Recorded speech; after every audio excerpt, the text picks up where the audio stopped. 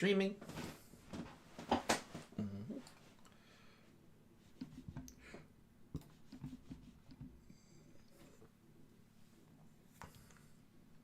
And should be live. All right.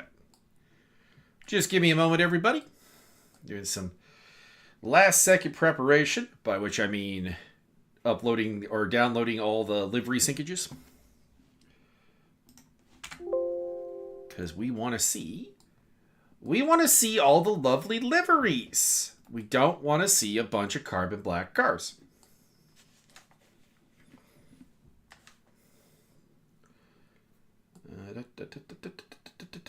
Come on. Come on. Go. Go. Go. This is the longest sync ever. There we go. Actually, it's probably not the longest sync ever. Probably the longest sync ever was the Drive for Dean race at Bathurst that we did. That was probably the answer. Okay. Let's rock it. Except corsa competizione, please boot. Now that you have the appropriate stuff.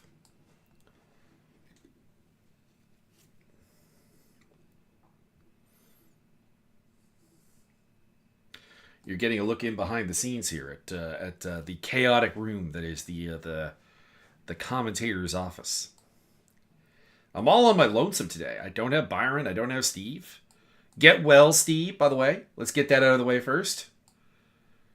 He is. Well, I don't know how much I should share.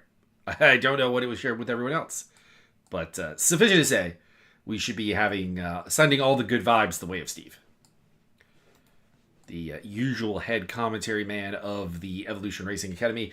I am Michael Magus. I am the voice of the Server 2 streams normally. If you watch those, you've heard me before. And I will be here for most of the festivities. I do have something I need to do, and it's with some other people. So I'm putting off that as long as I can, and we'll see how long that can be done for. ACC, what's going on? What's going on? Oh, this is concerning. Come on, come on. So I booted up ACC and then it refused to actually get into the game.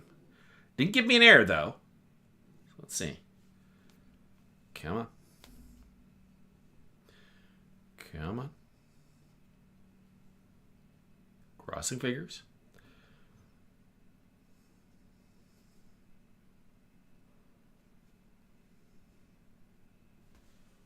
There we go. That's further than it got last time. Okay, so hopefully just a one-off problem.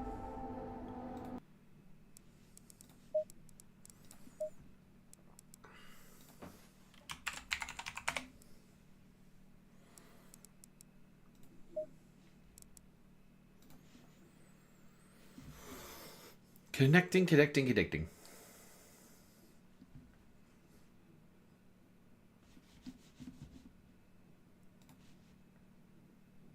light. Go. Go. Now I just need to get my race control up.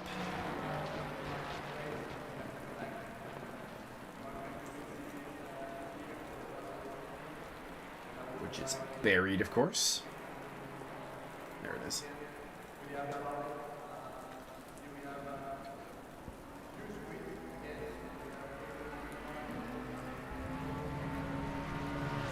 See some names I do not know, so apologies for the usual. Apologies for mispronunciations if they occur. It's gonna happen. There's gonna be moments where I don't get things correctly. We got 21 cars on the circuit right now. Let's hop on with one of them. This is Jason Farmer, one of the Griffin boys. I believe, if memory serves, he's at server 1. Stunt Possums in the house, yeah.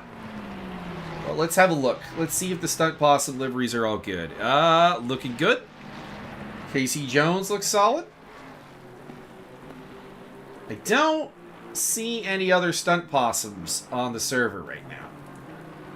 But we'll see. Ooh, Miles Stone is with the Stunt Possums today. He's driving along with Bram Cox, Diogo Matos, and Casey Jones. Which, that seems like a little bit of a too large team, if you don't mind me saying. Couple of solo entries out there. Let's see here. Who's on the who's rocking the Iron Man today? Lucas Joubert for Griffins in the 575 BMW. Chris Heineke for Griffin Sim Racing in the 37. Come on, guys. You're both on the same team. Just team up.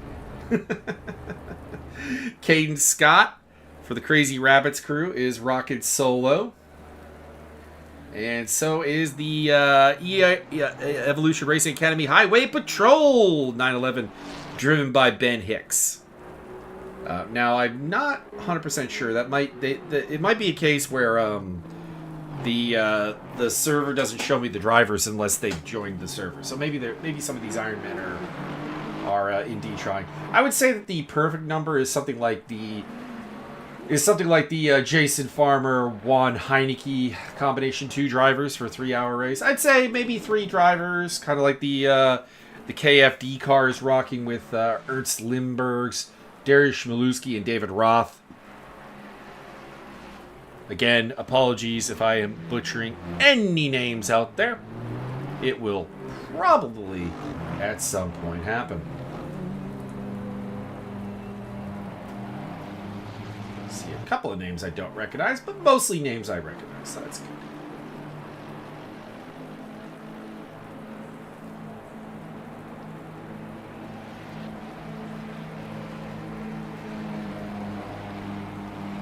Check out the KFD car, the number 1 car heading out on track here at Misano. I like Misano. It's a track I enjoy. I don't know if I would love it over an enduro. I don't think I've ever done an enduro here. I've done 1 hour race here, obviously. I've done 2 hours. I wouldn't consider either of those enduros. I think endurance is, strictly speaking, technically kicks off at the 3-hour mark. And I think some people would say like less than 6 hours is not an enduro. But what I'm getting is I've never done a driver swap race here. I've done one where I was expected to do the entire length. Antonia Gamble in the chat. Welcome, Antonia.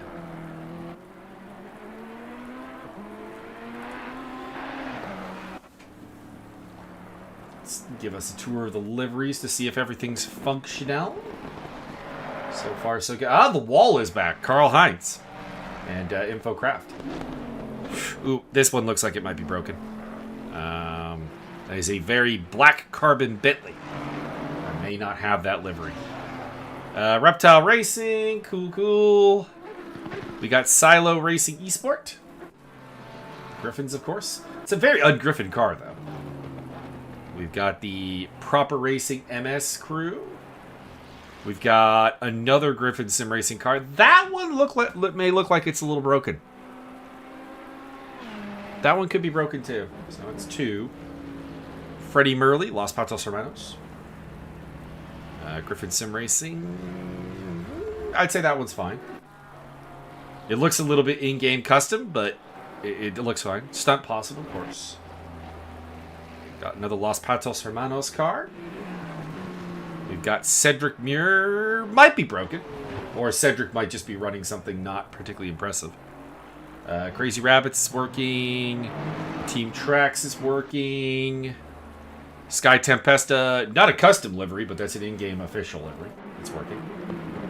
Paul Scrivaris with the Grinders. It's the Black Lung Bandits crew. Griffin Orange. And we also have Team Trax. So 1 livery that's for sure not working. And 2 liveries I have doubts about. But, They could just be running in-game customs. People do that, I'm told. I've never done that. I find the in-game customs, like the naked liveries, essentially, with no sponsorships. I don't know. It harshes my immersion. So I never run them.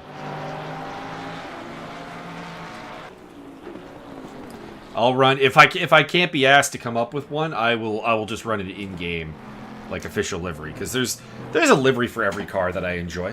The only exception maybe is I don't love any of the Lexus RCF liveries, but of course if you've watched the broadcast that I have an ample supply of Lexus RCF custom liveries. It is the car that I have commissioned by far the most liveries for my Vortex Mafia crew, for my what else? We've had Vortex Mafia, we've had Division Velocity, we've had 3 guys in a boat, which was a Bentley team technically, but we ran a Lexus. I've yet to convince my endurance team to run a Lexus. That disappoints me. We've run a BMW M4. We've done a BMW M6. We ran a Jag at one point. That was stupid. I managed to get them to run an Audi once, and they hated it, and never again. Unfortunate. Aston Martin, Bentley, and Nissan, predominantly. They like their front end engine beasties. As a general rule, move the microphone here a little bit. Haven't tried the Mustang. I've not driven the Mustang yet. Anyone have any thoughts? Anyone want to warn me off the Mustang?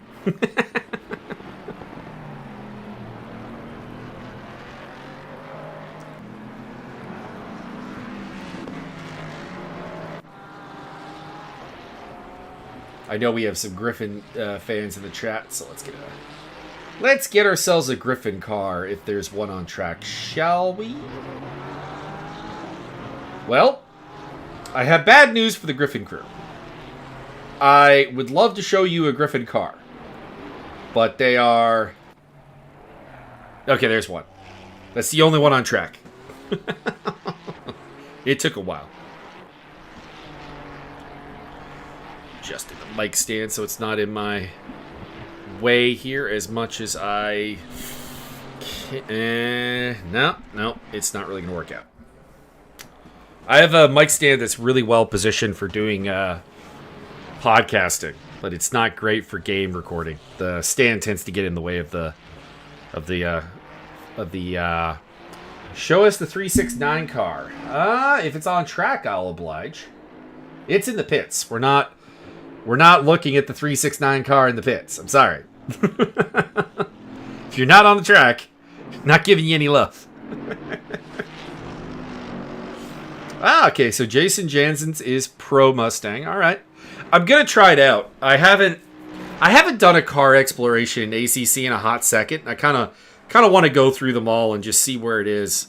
I always do it where I run all of them and I bank my times at a couple of certain tracks. Classic tracks. Monza, Zandvoort, I use Brands Hatch, and I use Imola. I'll do those tracks, and I'll kind of benchmark myself. And if I do terribly in the car, obviously I don't touch it. But if I do well in the car, it's a candidate. Hey, we have a steward in the chat. Those filthy heathens in the stewarding office. Don't worry, I get to be a steward over in ESR all the time, so... So I'm not a steward in ESR. What I am is the voice of the steward's office. The head steward over at ESR is a gentleman named Joachim, and he has an interesting backstory, like where he was born and where he grew up and everything. So his accent is... in a word, all over the damn place, and to the point where like people have a hard time understanding him, even if they're native English speakers. So he doesn't like talking, like in a recorded setting. So he gets me to hop on and be his voice, basically.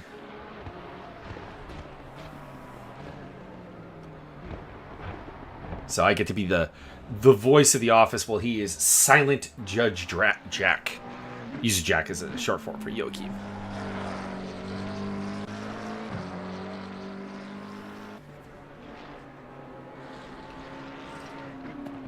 Wet races are fun. I'm a big fan of the wet races. Some of my favorite races in motorsport are wet.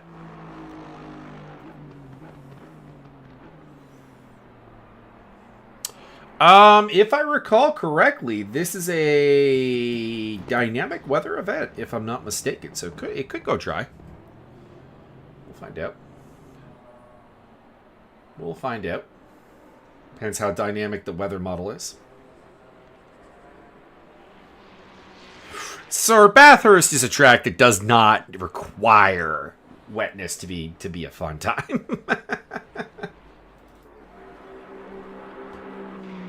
That's just a good time, period. All right, 21 cars. We were up to 22, so somebody left. Hopefully they pop back in.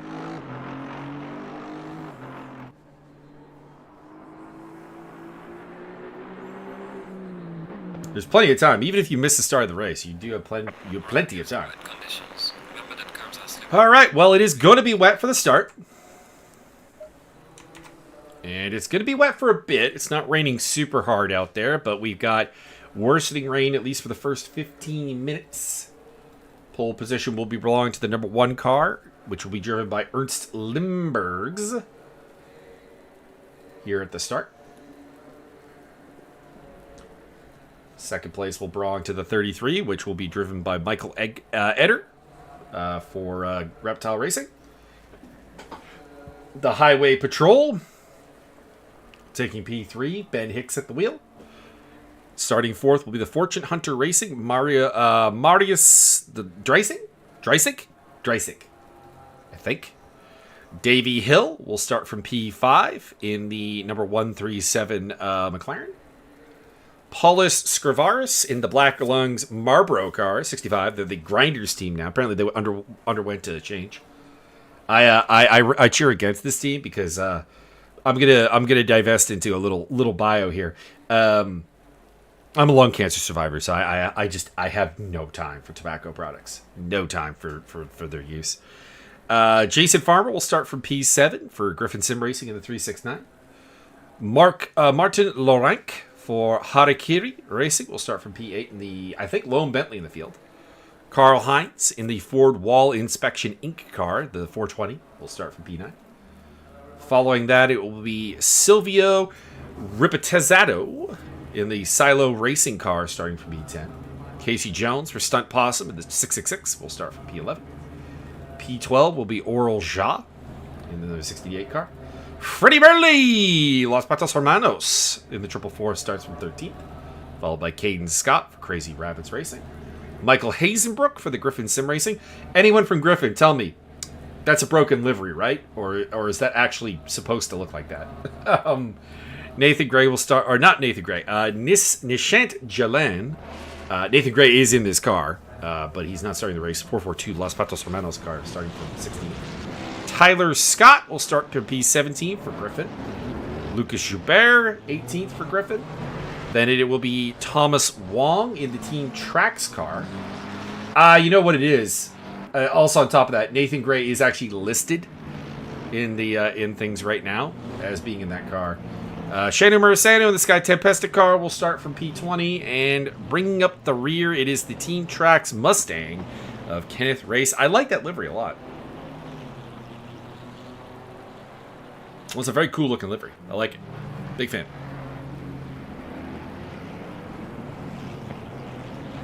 I think the livery... I assume so. Griffin liveries usually are very, very eye-catching, and that looks very, very in-game custom. Casey Jones will be starting from the pit lane. It looks like maybe a driver change. Miles Stone. That to me suggests that Casey might be having some technical difficulties. If they're popping in another driver already. Because it was Casey Jones at the start. It'll be interesting.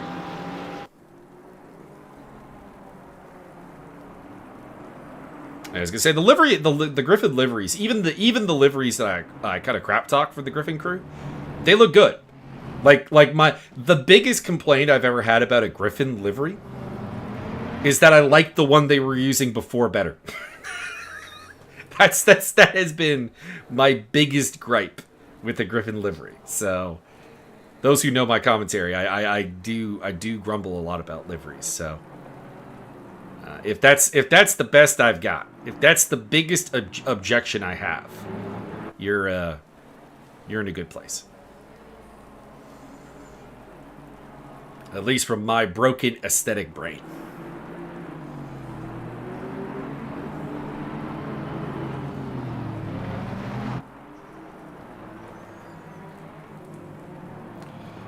Don't worry about it, Antonia. The unfortunate thing about a broken livery at the start is that there's no way to fix it. It's loaded into my machine now. So even if they go out, they come back in, they fix the livery selection, etc., it's still going to be broken. So the only thing I can say is that after the race, they may want to double check the Awesome Sim Racing skin pack for the endurance. Make sure that the livery is there. Make sure the right one was selected. All that stuff. They can troubleshoot afterwards, but there is no live fix that can be done. So Ernst Lindberghs leads us away in the number 1 KFD car. Here we go. 2 cars starting for the pit lane, and here we are off. Lindbergh's going down the inside of turn 1. He will retain the lead. Throw this up into Hellcam. He leads the way for the Reptile Racing car of Michael Eder. The Evolution Racing Academy Highway Patrol, 3rd place. Followed by, I believe that's Dreisig in 4th place. Going side by side with Davey Hill, is my guess. Yes. A couple cars off. Looks like just your standard first lap issues in the wet. A lot of cars coming through. A couple of cars off in the mid-grid.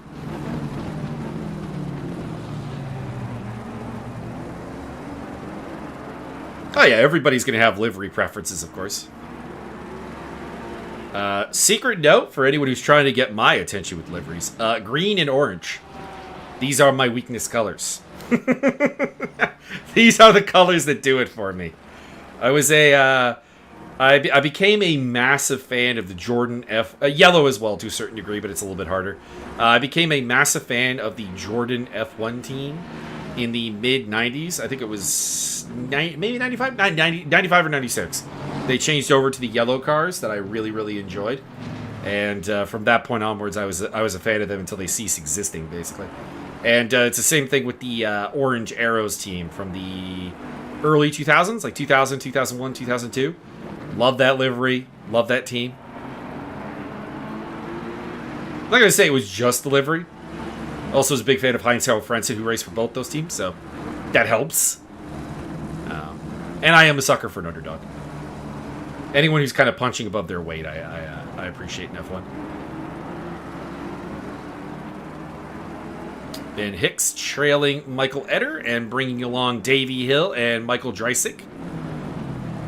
It is Jason Farmer in 6th place. I keep wanting to say John Farmer, and I apologize if that happens. I'm pretty sure it's Jason. Yes.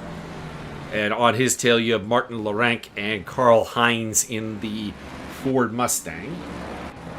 Solid run so far for Caden Scott. Very early days. Tyler Scott in 10th. Freddie Murley. Kenneth Race, who started dead last, if memory serves, is up to 12th place. Michael Hazenbrook. Lucas Joubert, Oral Ja, Shanu Murasanu, running in 16th place ahead of Nishant Jalan. If I'm pronouncing any names wrong, please let me know. Silvio Ribitezato is running in 18th place, 19th for Miles Stone, 20th for Chris Heineke, and 21st for Paulus Scrivaris, who is rejoining the race from the pit lane. Davey Hill, Eder. Ooh, I missed something here because Ben Hicks has gone backwards from P3 to P5. And Michael Eder has gone backwards as well. So let's see if we can get it on the 30-second replay here. Ooh, it looks like we're going to. All right. Is this an overtake from the highway patrol gone wrong? Let's see. Yep.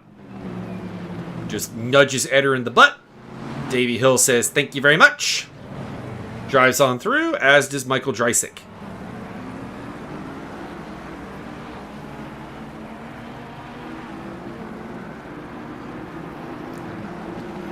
So from battling for second to battling for fourth for those two.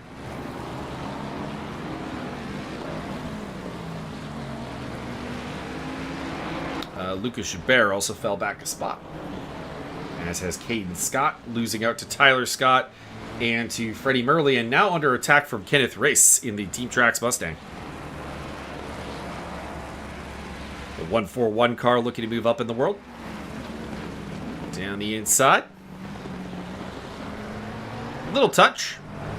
Too bad. He'll get through as well. We also have Thomas Wong in the pit lane in the Garage 59 car.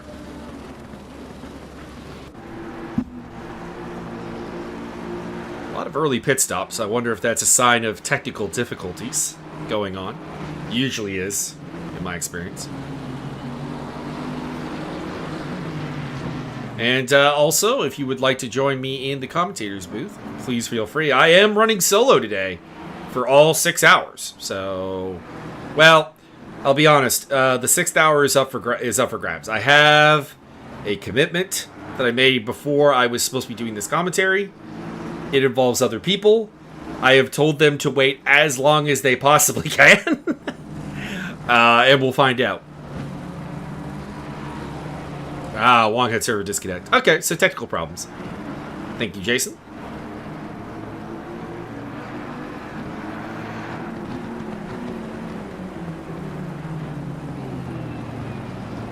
Things are fairly settled for now, but things are, in close proximity. Lindbergh's continues to lead by 3.1 seconds over Davey Hill. And they have about 1.5 on Dreisig, who is the red car at the head of this line here. It is Eder, Hicks, Farmer, Larank, Heinz, all very close together.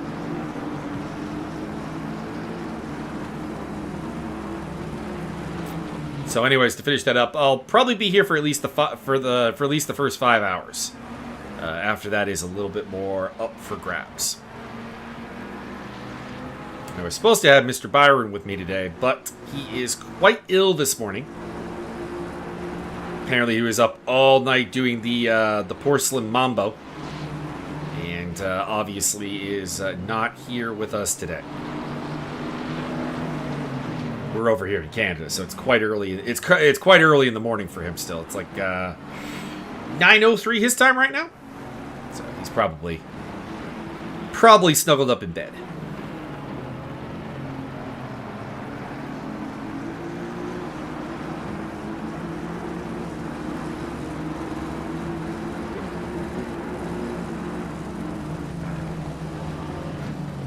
Martin Larank looks a little frisky. He's definitely kind of pushing that car behind Jason Farmer. And Karl Heinz is just kind of sliding up behind him. Larank's car has a broken livery for sure. That's the only one that I'm positive. Because, well, you know what? I can't say that I'm positive. I'm 99.9% positive because there's, I guess, a 0.1% chance that he actually is running a all-carbon black car. I guess that is a possibility that I didn't consider on the grid walk, but I have doubts.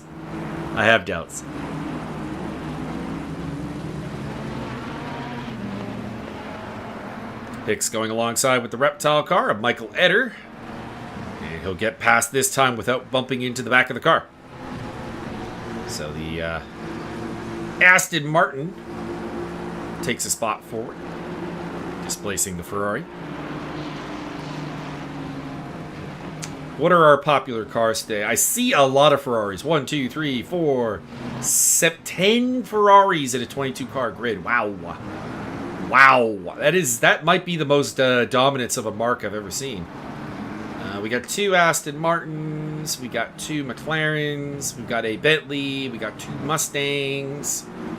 We've got only 1 Beamer. I'm very unused to seeing that. It's been a while. It's a lapped car. That is the Thomas Wong, the car that was having difficulties with server connection. And 1 Porsche. Only 1 Porsche is surprising. 1 Lambo. I do have to update. 3 McLarens. I missed 1. Karl Heinz going up the inside of Martin Lorenk. And both of them have gotten past Farmer. I apologize. We missed Jason Farmer dropping a pair of spots. It's Thomas Wong in the Garage 59 car getting out of the way.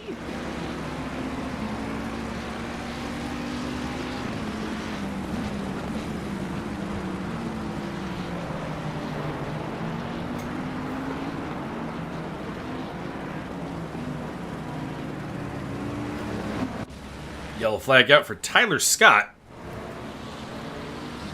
Oh. That's Kenneth Race who got in the back of him in the Mustang. It'll happen. But wouldn't be surprised if there was a stewarding action to take there. Race, in the meantime, going side by side with the other Scott. The Cade Scott. Moving into the top 10.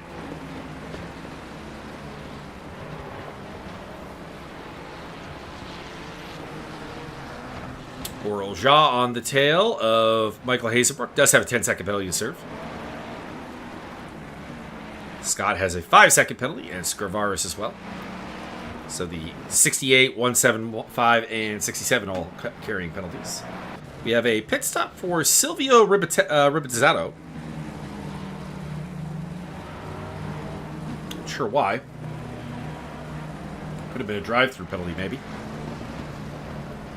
As Oral Jaw picks up a spot there over Michael Hazenbrook.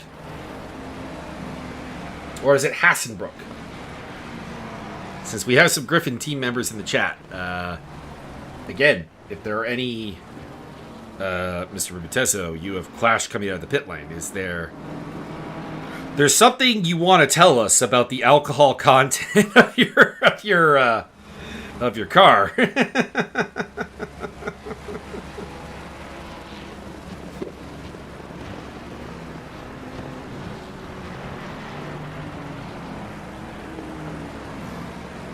I'm not saying I've never crashed coming out of the pit lane while totally sober. I'm just saying the percentages are not high.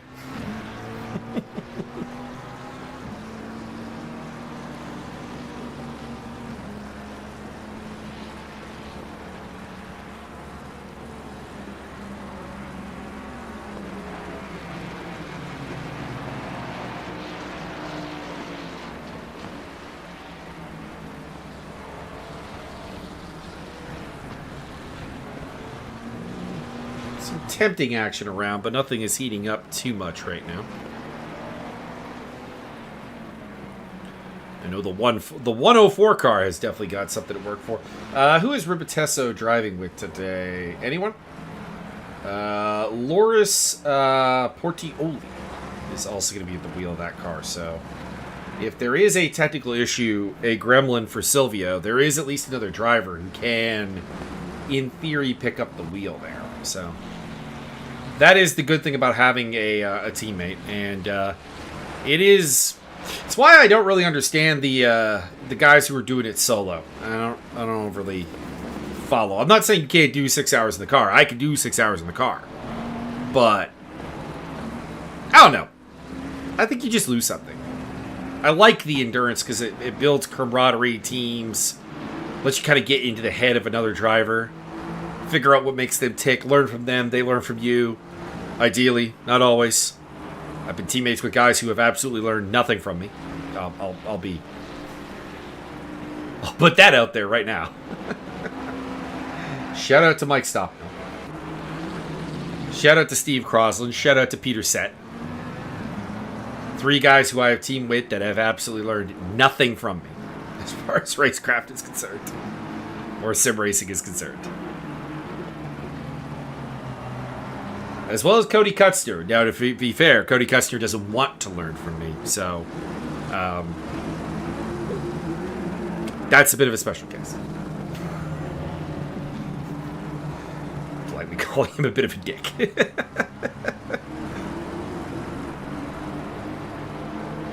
Not quite having a James Hunt, Ricardo Patrese though. But we have a couple of cars off. We'll pick up what happened to Nishant Jalan. Doesn't look like anything. Looks like he just got wide here. Is it going to be too much curb, or is it just going to be... Oh, no! It's just going to be losing the back end. And the Merc spins around.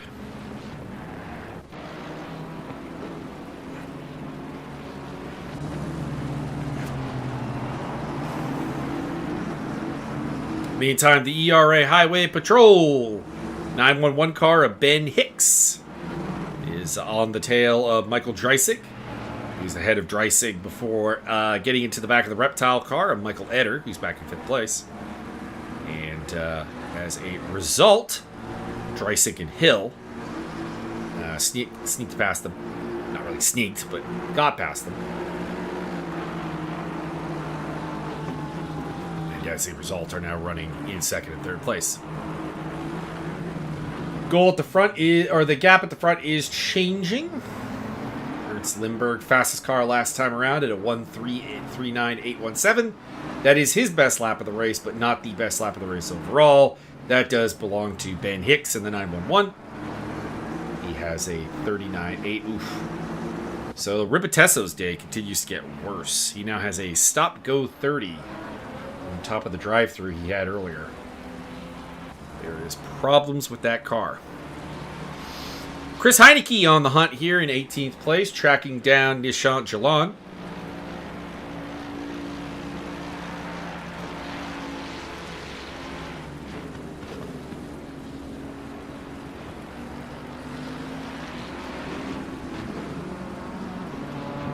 Let's see, respective best laps are about 1.3 seconds apart, so I would say that Heineke's definitely got the pace to make the move here.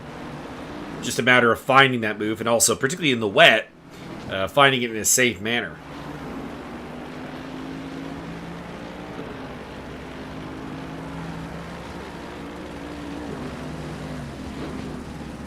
Yeah, last time around, he was 7/10 faster.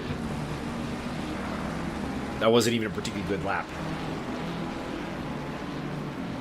Karl Heinz putting some pressure on Martin Laurent again. Hicks has got pressure on Dreisig for 3rd. The 911 versus the 181. Ben Hicks going all the way today, all 6 hours, Ironman style. Is he? I'm pretty sure he's the top Ironman in the field right now. Yep.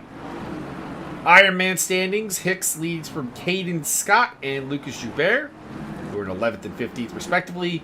Chris Heineke is the only other car going the distance. He is 18th at the moment.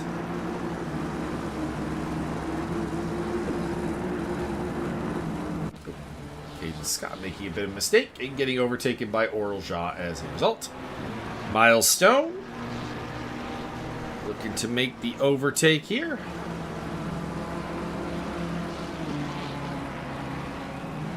Lucas, that should be... Oh, that's... Right, I'm so used to Miles being in a front-engine car. My instant thought was he was the Beamer. My apologies. He's the Ferrari. That's what was screwing me up. Lucas Joubert in the Beamer. Interesting to see a Griffin Beamer. I'm entirely certain I've not seen Lucas drive a front-engine car during my time commentating. I could be wrong. And I mean, I assume I'm wrong in the sense that he's definitely done it at some point. And that this isn't like a debut. But the Griffins, in my experience, have been mid-engine guys. Caden Scott on the tail of Oral Jha.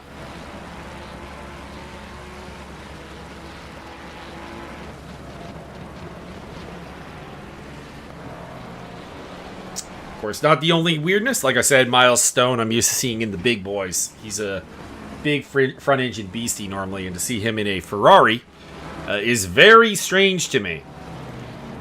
But making the move there on Lucas Joubert for 15th place. Battle of two dudes in cars I'm not used to seeing them in. First Heineke still on the tail of Nishant Jalan for 17th place. That is Thomas Wong in the background. Down a couple laps. The 104 and the 219 are kind of just out there circulating and, you know, hoping that over the hours to come that they come back into play. But right now they are not really racing anybody as Heineke does make the move. Ben Hicks wants it. 911 car all over the back end of Michael Dreisig.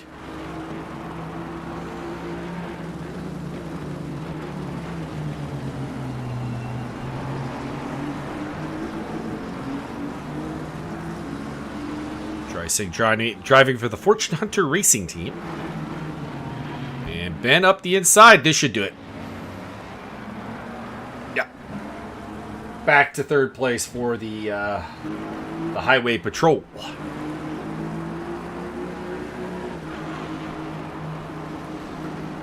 Yellow flag out for Jalan. Ooh, that does not look good. Well, he's on his own, so this is...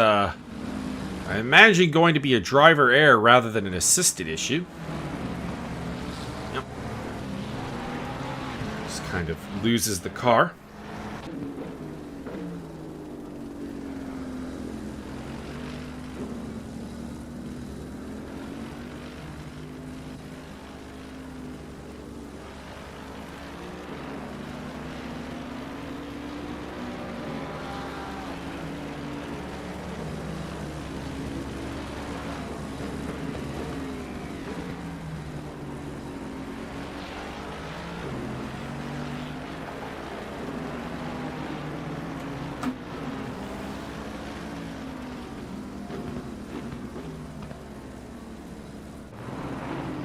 Martin Larenk on the attack.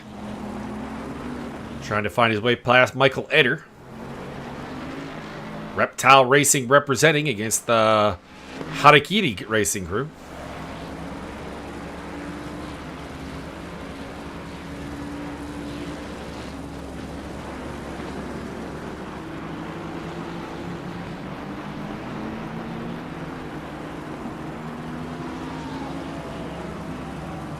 Side note, if any of the admins or Discord admins are listening to me, I seem to have lost the server 1 chat, and I have no idea where it went. Martin Larenk picking up 5th place. Not a big deal. I don't think I've ever posted in there. Drive-through penalty for Karl Heinz. That's the 420 Mustang. He'll have to go in and serve that. We'll drop him through the field a bit.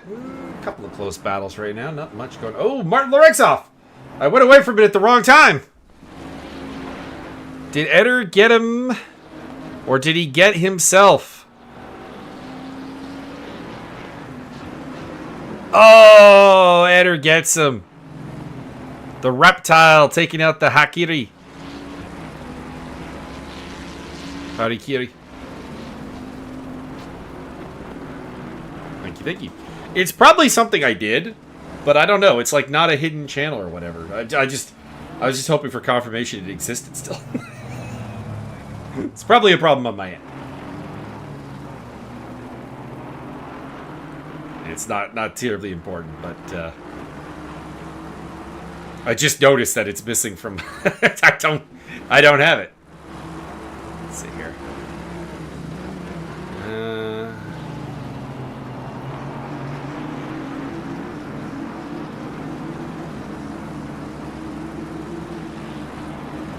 I know. Someone can maybe tag me and I'll see if it pops back up. I don't know. Laurel Shaw put the pressure on Kenneth Reis. Actually, that's Karl Heinz, pardon me. He's been in for his drive-through penalty. And the tower just hadn't updated for me. Anyways, that is the other Mustang. Victim of a drive-through already.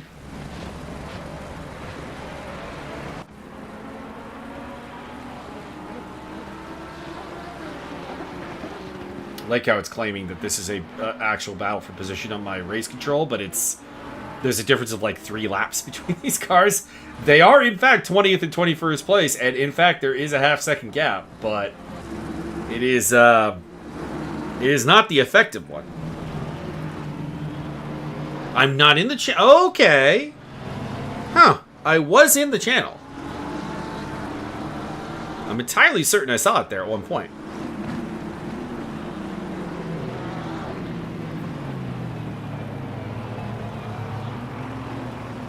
Not important. Not important. This is just the point of the race where I'm kind of filling time.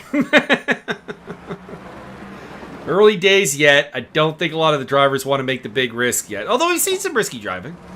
Carl Hines looking down the inside of Kenneth Race, and he'll have that for 9th place.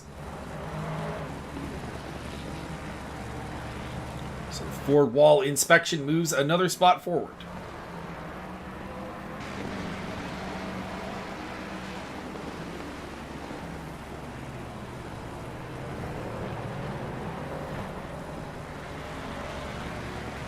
Caden Scott. On the tail of Oral Ja.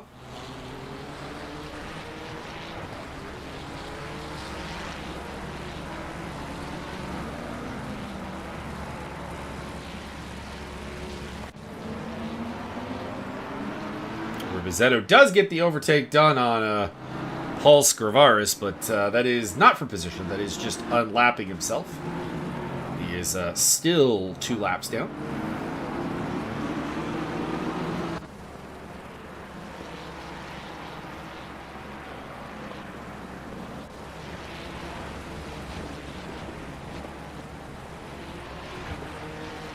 And this is the only battle that's within 1 second, so... Michael Hazenbrook and Miles Stone, you have center stage. At least for the time being. Battle for 14th place here. We're still not even a half hour into this race, so 1/12 distance. Just about. Ooh, Hazenbrook. Not sure if he gave up that spot or if he just really messed up his braking there, but one or the other. Milestone claims another spot.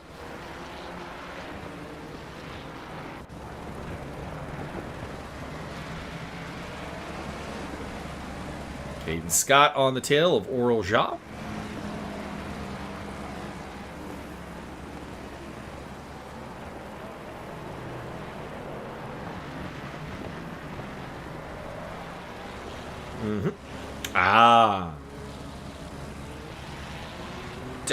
Definitely a quite possible option.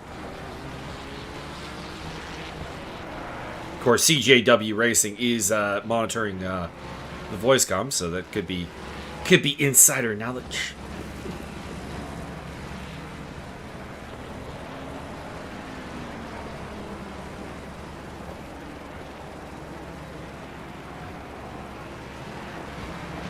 It's the only battle right now that is within a second of one another.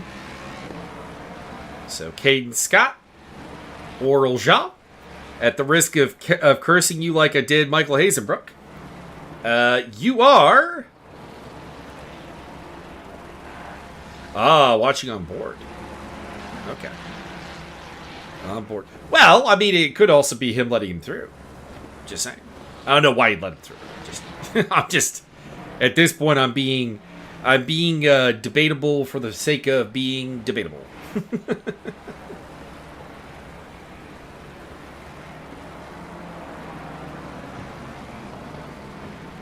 Nope, pit stop for Oral Ja. That's a little early.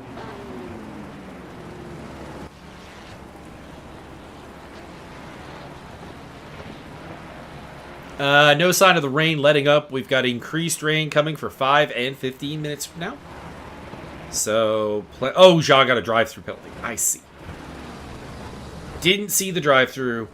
My apologies. When I'm looking at race control, there's no drive-through indicator, which kind of is, if I could suggest an addition to the framework, that would be appreciated.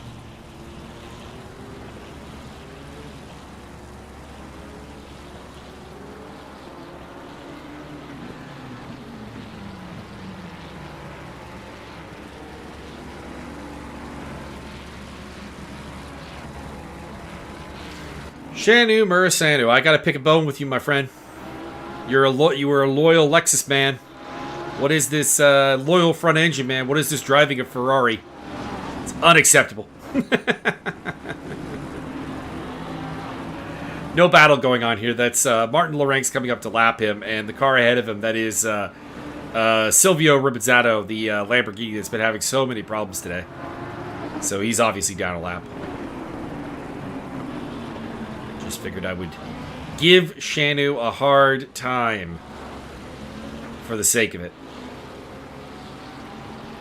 And next on the list to get through is the reptile racing car of Michael Eder.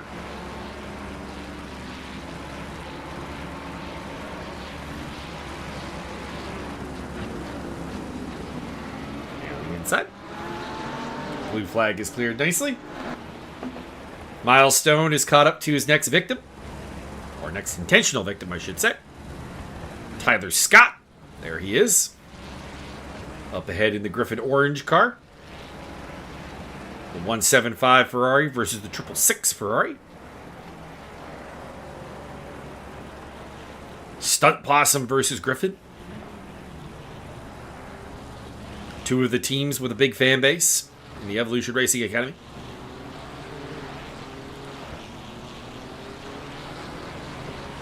We'll see how it goes.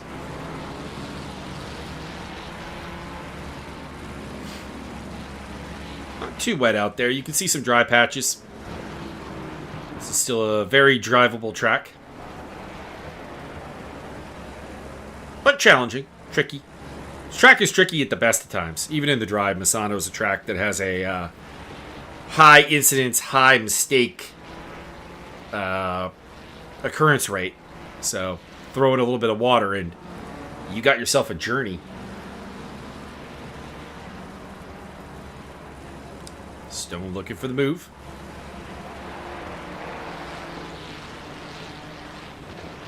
Turning on the heat. Oh, no! Tyler Scott loses the back end.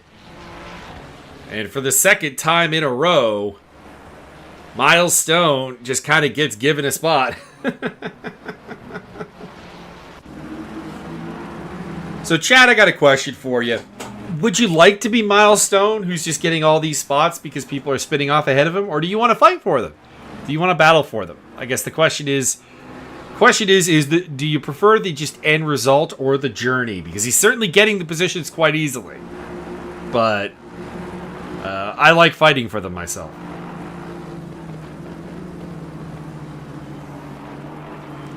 It's what I'm there for. There for the wheel-to-wheel battling. It's the kart racer inside of me. As well as the motocross guy.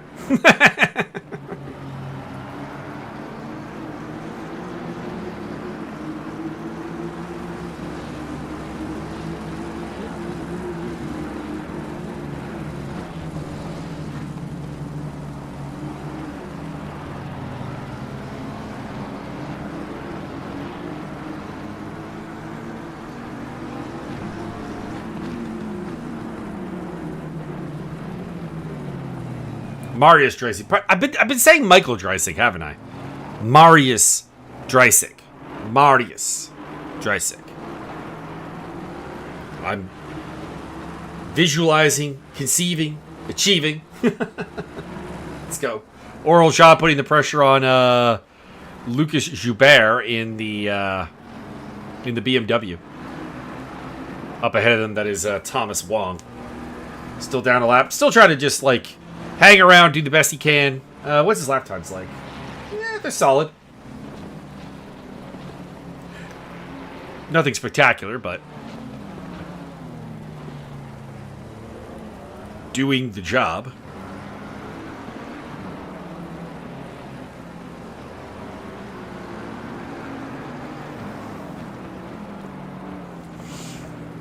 Today's commentary fuel is, as always... Well, not as always. I think last time it was something else. But as usual... No name Pete Trick. I have no sponsorship on the matter. It's just really cheap. I think actually it's really cheap and I don't get tired of it. I guess that's the other key. Get 4 liters of it for $3. I also think it's a uniquely Canadian thing, so I imagine that there is no one in the audience that could actually buy this lovely product. Oop. Mistake there by Lucas. Drive-through penalty, by the way, for Thomas Wong. Oral Shaw picking up the spot. Moving to 16 spot. Not really any other battles going on, so let's hop up to the front and check out what the KFD number 1 car. Our race leader since the start, Ernst Limbergs, the Latvian rocket. Still running away with it. Some blue flag activity in behind.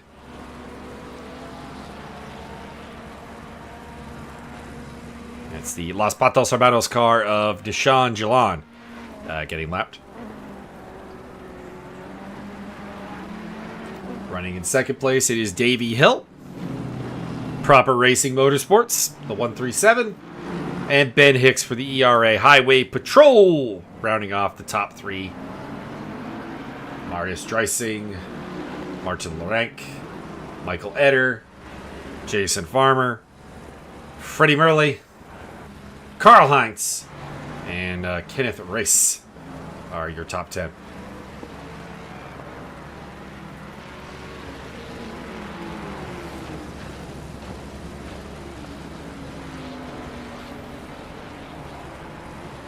Chris Heineke continuing the Griffin versus Stunt Possum battle. He's caught up to Miles Stone. We'll see if Miles can keep it on track. We've seen that he's a bit of a voodoo curse on the Griffins. And we'll see if Chris Heineke is the one to break the spell and take the fight to him.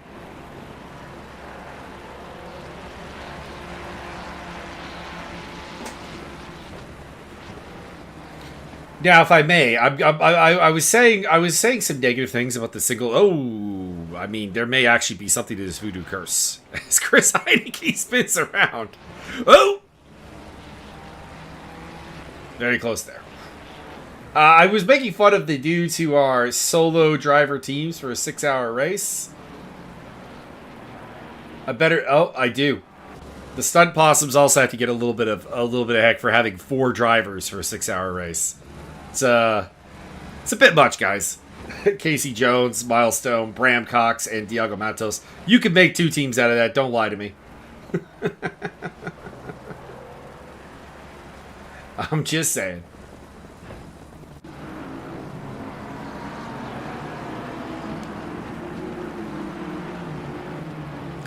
Drive-through penalty for Caden Scott. He's in to serve that. The 211 Crazy Rabbits Ferrari. And also in for a drive-through is Thomas Wong in the 219 McLaren.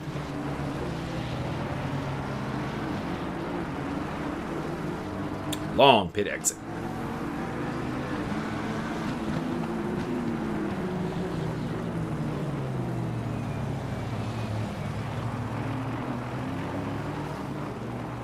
Oh, I see Casey. I see one Casey Jones. Ah, he has raised his hand.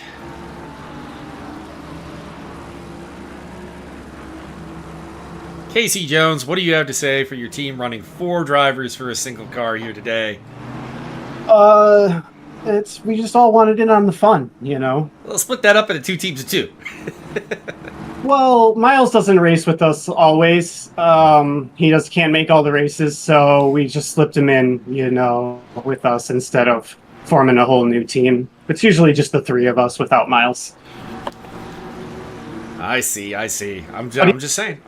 He's cooking right now, isn't he, though? Oh, he's cast a voodoo curse on the Griffins. They keep spinning out around him. It's the 666 demon car. We sacrificed our race start to Satan, and now we are blessed with a beautiful race. I see. So what is the recipe for a curse on a Griffin? Well, you have to sacrifice your race start by starting from the pits. That's, you know. You have to sell your soul. It seems a bit weird that that's the specific price for a griffin. I don't know. Yeah, I don't know. We don't make the rules. Have you considered that the fact that there are so many griffins in the field is the only reason this is working? Yeah, why aren't you on them for having like 6 cars and instead of us having like all the teammates? They could probably of those sir, I made fun of them for having solo car entries too. Like I'm on both. I am pro 2 and 3 driver teams. Yeah, four is too many. 1 is too few. Well, we got to do is that many tire swaps anyway, so it's not like it hinders us to have 4 going today at all. I didn't say it hindered you. Yeah, I just said plus, it's dull. Adding miles is just bringing our times down, right? So he's like a ringer. It's like we brought in a ringer for this week. Couple of cars losing control. Thomas Wong, Cade Scott having a moment. All right, but I'm going to go get ready. I'm driving the next stint, so I just wanted to pop in and say hi. All right. Have a good one, Casey. Enjoy the rest. Thank you. It was Casey Jones who will be taking over the 666 car and its curse to the Griffins. And yeah, I see that, CJW. There is a lot of drive-thrus, including current third-place car, the ERA Highway Patrol. Ben Hicks. And has got one now. Tyler Scott also adding one.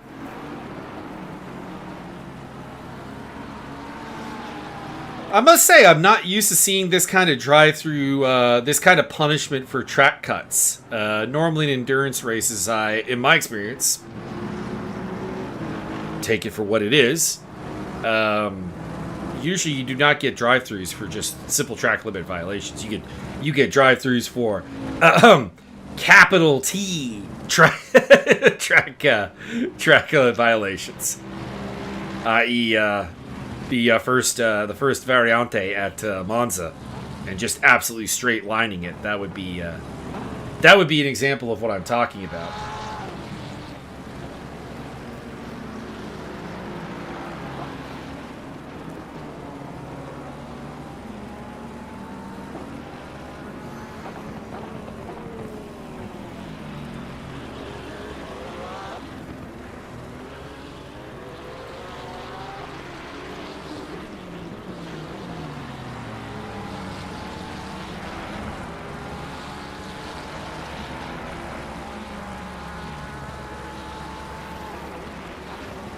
Most of these sliding offs are they kind of punish themselves.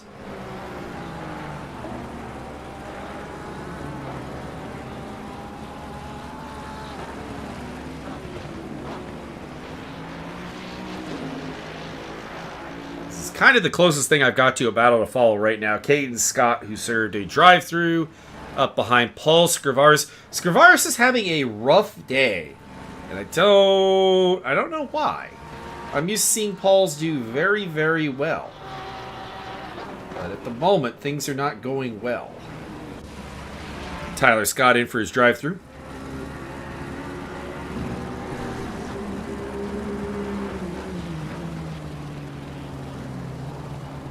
Another victim of the track cuts.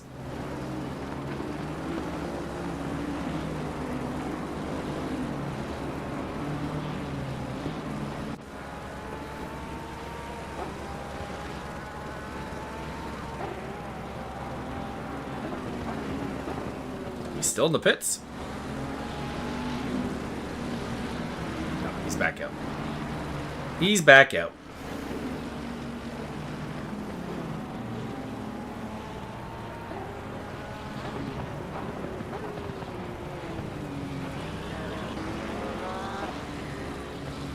Not sure who that is in behind them.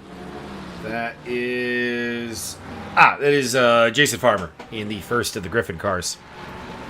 Currently running in 6th place, so that is a blue flag scenario.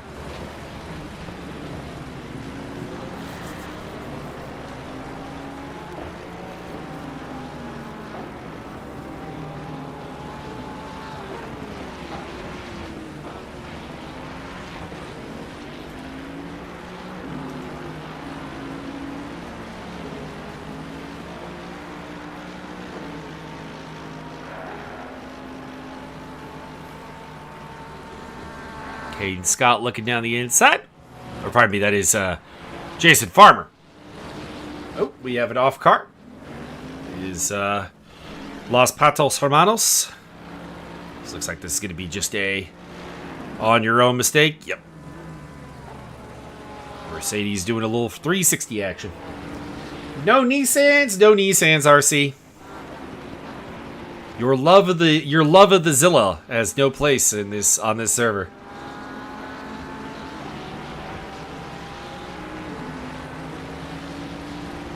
It's odd, honestly. I find the Nissan to be like a really, really solid endurance car.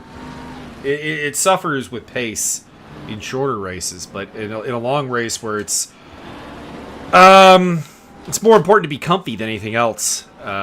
It works. Shannon Misano off. What has happened to the Sky Tempesta?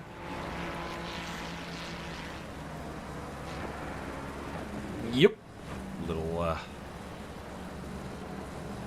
Little, what is that? 270? Spit.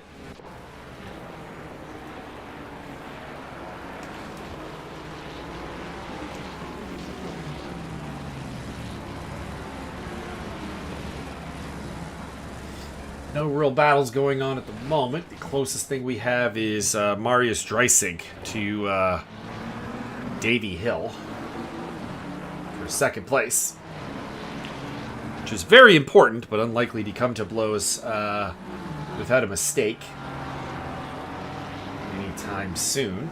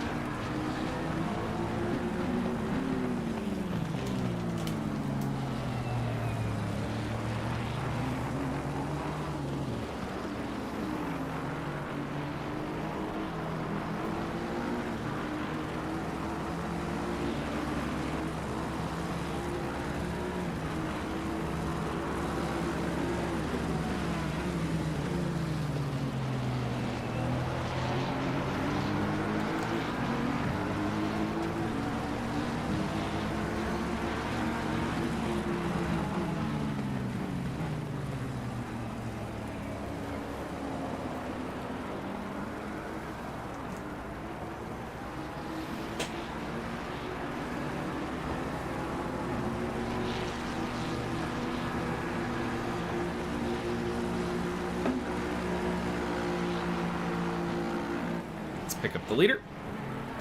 KFD number 1 car, Ernst Lindbergs. Making his way through.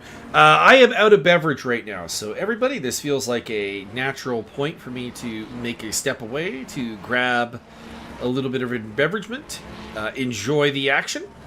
We'll leave Lindbergs to have some spotlight time, and I'll be right back in like a minute.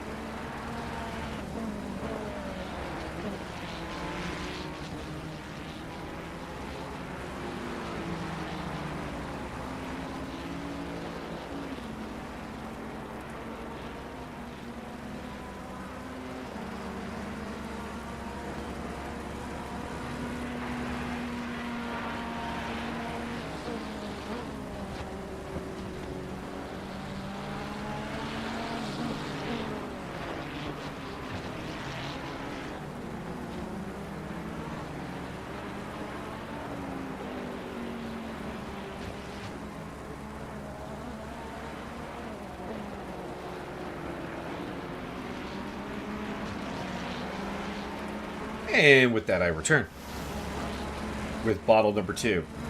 I have not drank a whole bottle. I started with like a quarter one.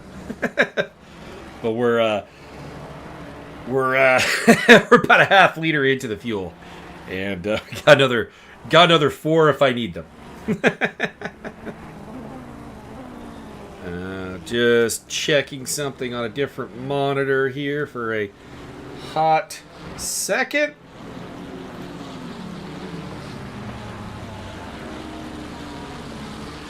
Okay.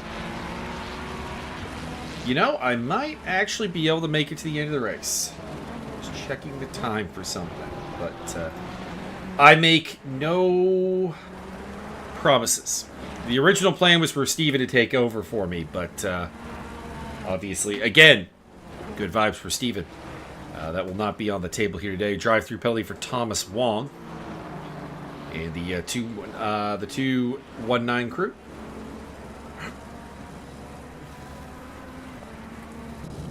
And a pit stop from Nishant Jalan. Could be a driver swap.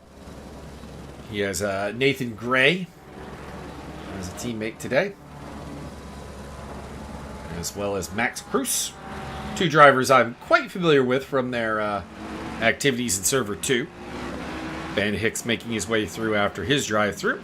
It is Freddie Murley that he is overtaking, who was the silver champion the first year I did commentary. So there you go. A little bit of lore building. Chris Heineke and Michael Hazenbrook, the 2 Griffin cars, having a little bit of a dust up. Michael makes that pretty easy for Chris to get through. And the car behind them is the lapped car of Shanu Misano, and that is Thomas Wong rejoining from his drive-through penalty. I assume it's Thomas Wong. Kind of feel like I'd get Thomas out of that car ASAP if I were that team. Nothing against Thomas. Thomas is a fine driver, but I think it's very, very, very clear that there is something wrong today, and he is back to the pits again. So, kind of making my point for me. Something is not right for him today, and they've got extra drivers, so I'd be trying to make that play. That's Nishan Jalant rejoining. Driver swap? Nope. He's still in. Oh! Carl Hines with a bit of a late move there. The contact he had was with a blue flag car, so that makes it interesting. I am going to not put my stewarding hat on, because I haven't reviewed the specific rules for this race enough to make that opinion. But I'm going to put my coach's hat on, and Carl, that was a bit much. Not the worst thing I've ever seen, but there was probably so far for this race. That was outside of the rear endings. That was a lunge. Oral jaw off. Probably just another spin. Yeah. Picking up the back end of that. Another spin. It's Michael Etter going through. In the meantime, we have a pit stop from Marius Dreisig from the lead. Carl Hines going for it again. All right. This time they got one of the Griffin cars. I think that's Tyler Scott to be lapped. He's on the tail of Freddie Murley. Needs to make the move without collecting a blue flag car this time. Drive-through penalty for Shannon Murisanu and the 400 crew. Not respecting track limits. Not respecting the law, gentlemen.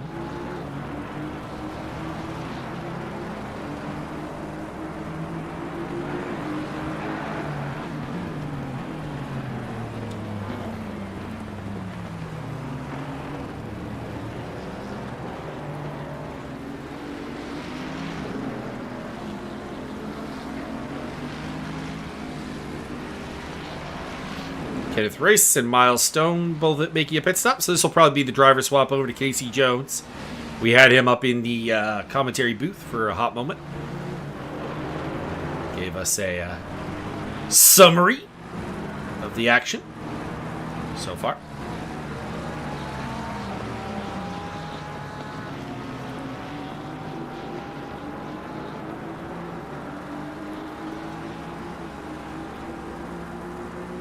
Couple of pit stops. A lot of teams probably looking to make driver swaps this time. Cade Scott in, Michael Hazenbrook, Chris Heineke's in, Shannon Misano. That'll be for a drive-through penalty though.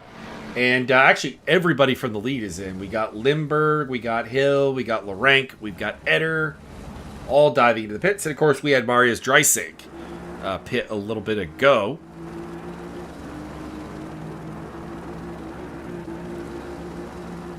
And he'll move to the front of the pack for the time being. So that was a good pit stop by him. What was the pit stop time on that? Total pit time, 40 seconds. Okay. No time stop. Did he get a drive-through and I just didn't realize it? And that was not a proper pit stop? Yes, guys. Got a lot of cars coming in. Freddie Murley's in. Carl Heinz, Ben Hicks. So we got a big load of pit stops going on here.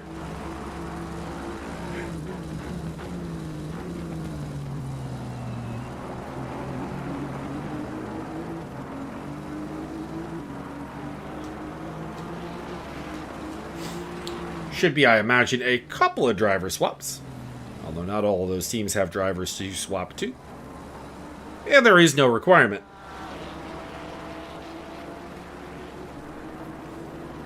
But should see a couple of new bodies. All right, football. Oops. No, I don't want a short to play. I was just checking my messages.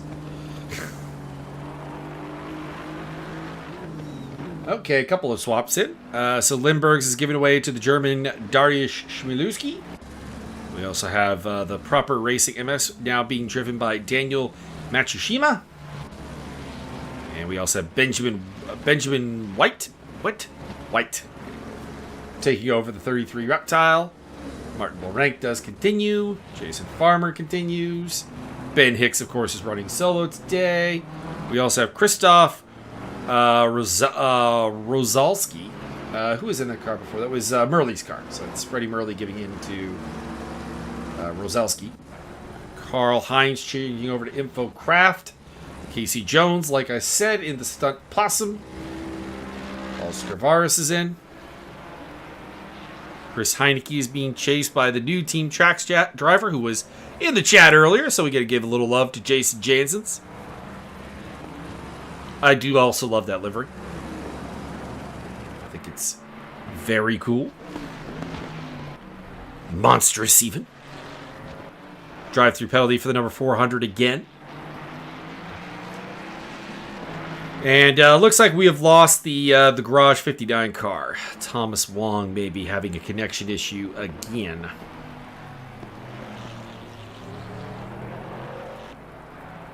Which is a shame. We do love a Gulf Oil liveried car.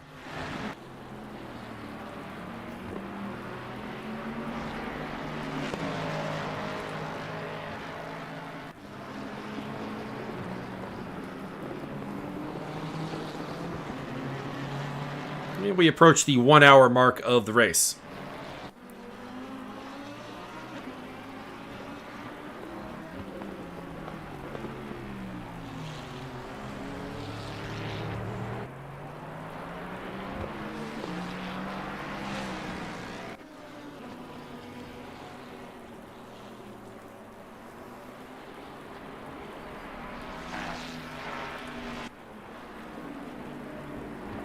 Shannon Misano in for a drive-through penalty again. We also have Robert Stoltz out on track. Pull off there for Janssens. Paul Scrivaris being overtaken by Stoltz. Stoltz, I believe, is the co-driver for Tyler Scott today. I am correct. Scrivaris getting a little abuse there from the race leader, Dreisig. 181.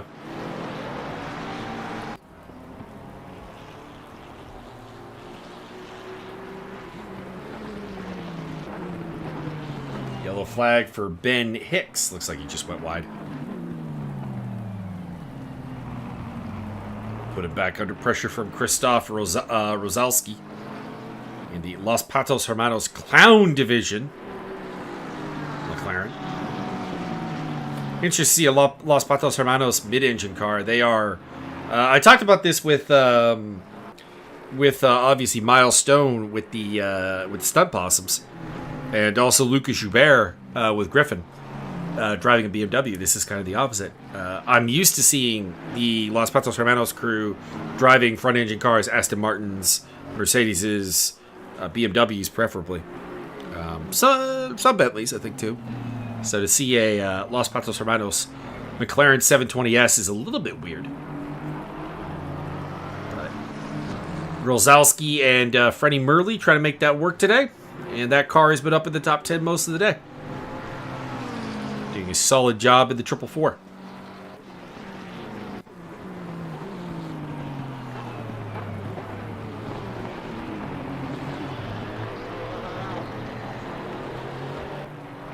It's good to see the various teams having a little bit of variety of cars, though. It kind of adds to their legacy as outfits. The ability to adapt to different cars and to have different kind of driving styles and what they want from them. Drive-through penalty, by the way, for Paul Scrivaris. So Robert Stoltz and Scrivaris' tango here for 17th place. Should be coming to an end shortly. The 420 behind them, the car driven by Infocraft, is looking to lap them. So that is not a positional battle. It's just the Ford Wall Inspection Division coming through. Looking to inspect how things are going.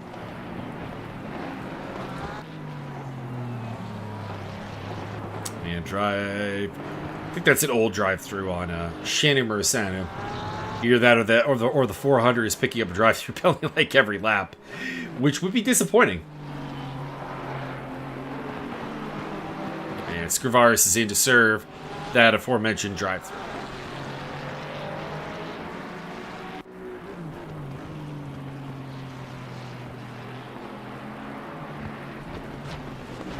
Oh, how's it been so far? Pretty good. We've had some good action. We've had some interesting storylines. Got some interesting liveries out there, which is nice. And it doesn't feel like we have one car that's really dominating. I mean, for a long time, it was the number one. At the time, driven by Ernst Limburgs. But the 181 has taken the lead. And seemingly... by naturally. So that's good to see.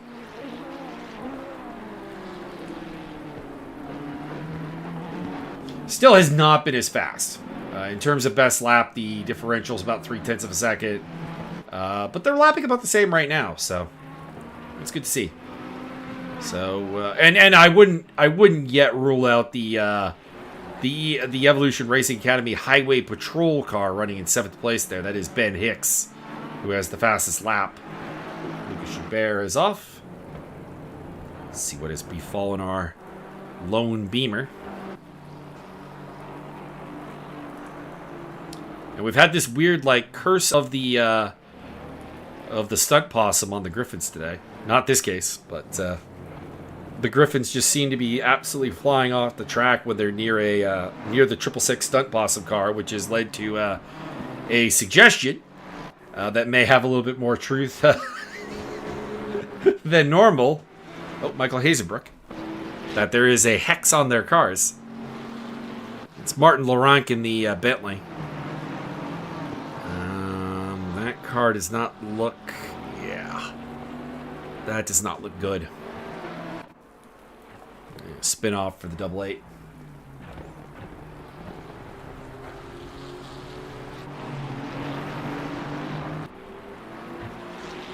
Aston Martin at the front. Marius Dreisig still leading the way for the Fortune Hunter Racing team. 181 is at the front for now.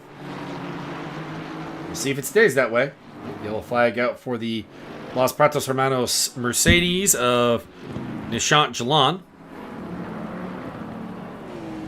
Looks like just gets off in the S's here. And the 442 will rejoin the festivities.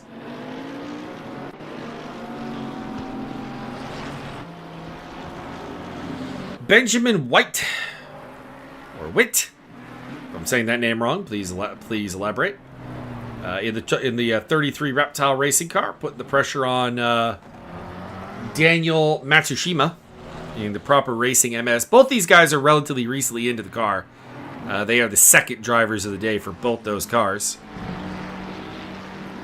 So just kind of still getting into the feel of things. The battle is on. These two cars have been pretty close to each other all day, battling in that top 5. Matsushita in the 137. I shouldn't say him, but that car has been as high as second place, as has the 33. Neither have led, but they have both been into second place, and definitely have some presence. Martin Larenk in the background in the Bentley. The big black boat.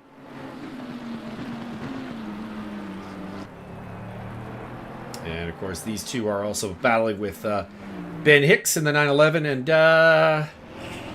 not sure if the 369 with Jason Farmer at the wheel is really in this fight, but maybe. It's within 20 seconds of them. Just hasn't really been duking it out with them today. It just seems to be like that little fractional slower on every lap. And over the course of 6 hours, that will add up. So, not saying Jason needs to put the pedal to the metal now. Maybe a lack of mistakes will help him out. Who knows? But it seems like he's a little bit on the outside looking in as far as the top 6 is concerned. Even though he is running in 6th place. To be clear, the reason he is running in 6th place is because of that drive-through penalty to Ben Hicks. And that may equalize out eventually, but I think Hicks is artificially low. I think that's that 911 car is it's a podium capable car. So don't let the 7th place fool you today. I think it definitely has the edge on the 396, 369. Pardon me. And it's a matter of getting up with the 181, the 1, the 137, the 33, and the 107, which is where it belongs.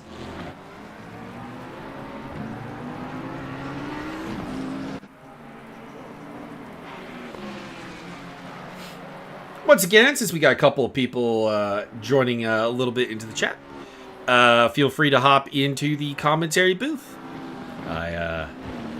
I'm alone in here and slowly going mad, so anything to assist is appreciated. Drive-through penalties for the number 37 and the 442. They are both in to serve their penalties. Some track violations there.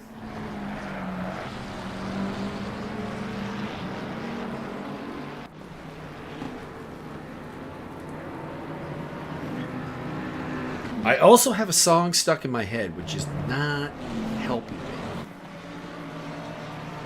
The song is Planets by a band called Edema. And it is jammed in my brain. It's not so much the lyrics of the song. It's the melody. The reverb of the guitar. Digs into my gray matter.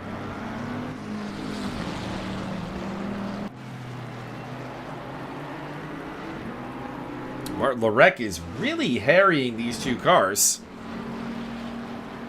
Bentley looking to move up a spot. Take it on the Reptile. Around the outside. And he'll get it. The Bentley has historically been a very good wet weather car. Which makes sense. It has the hydrodynamics of a boat after all.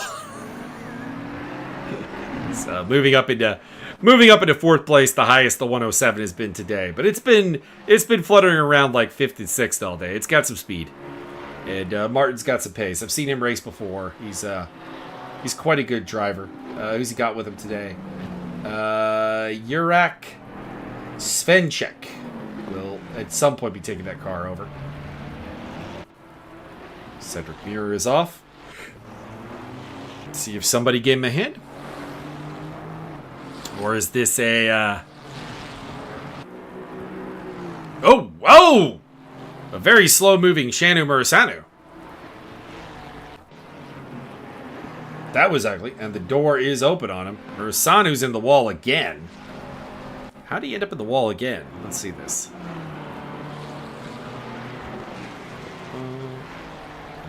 Oh! This is kind of embarrassing. That 400 car is not having a good day today. Not been a good one. And Cedric Muir losing a spot here to Robert Stoltz as he tries to get that car to cooperate and get it around to the pit lane. Drive-throughs for Caden Scott and also, I forget your first name, apologies, Loris Portioli in the 104. Three-way fight still on for third place. Martin Lorek in a mid-engine car sandwich. The McLaren of Matsushima. And the Ferrari of White.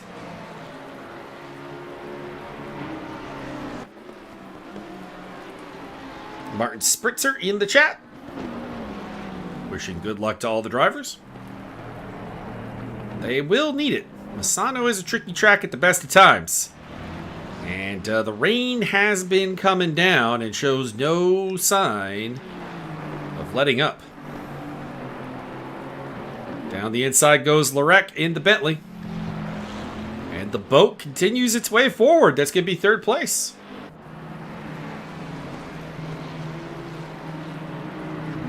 Making his way back home. Greg White wants also to get through on Matsushita.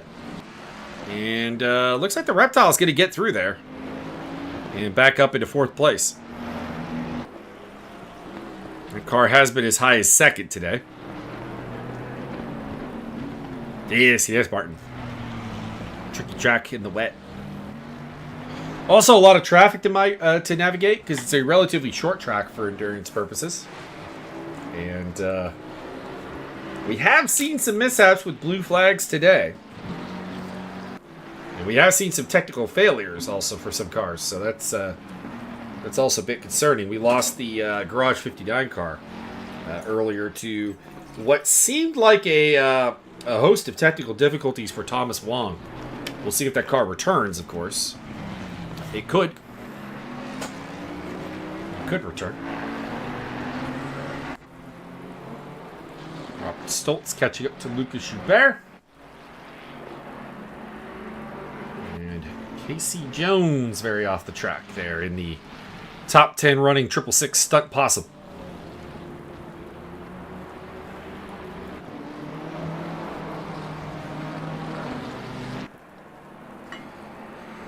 I will lose my life interviewing time. Leave it all behind. I won't cry wolf. Show me a sign. The planets will align. Sorry, it's stuck in my head. Can't be helped.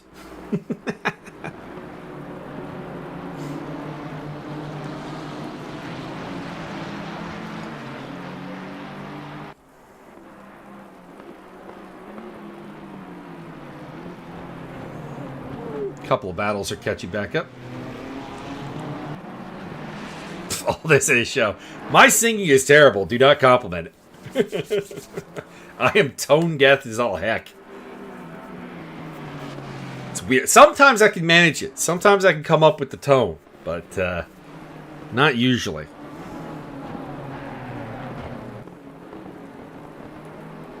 Also helps that I don't really know the lyrics to the song, or doesn't help. Robert Stoltz going off there. That's a blue flag being covered. That's the race leader. Second place part coming through.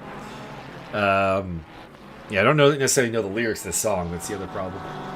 It's a song that gets stuck into my head for the melody and the guitar reverb, not for the high quality of the lyrics. Edema is not a lyrically genius band. I enjoy their stuff. I enjoy their stuff, but it's not for the lyrics. It's for the guitars. Call it like electric melodic metal. Oh, Tyler Scott is in the... Got Tyler Scott here in the commentary room. Tyler, if you want to talk, throw up your hand and I'll invite you to the stage.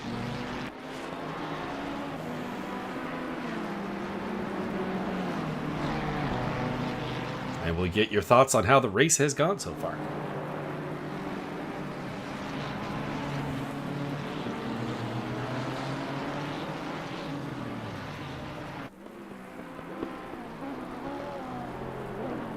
Be good timing because we are watching your car, the 175, currently being driven by Robert Stoltz as he battles with the Griffin Motorsports car, the other Griffin Motorsports car, the 575 BMW of Lucas Joubert.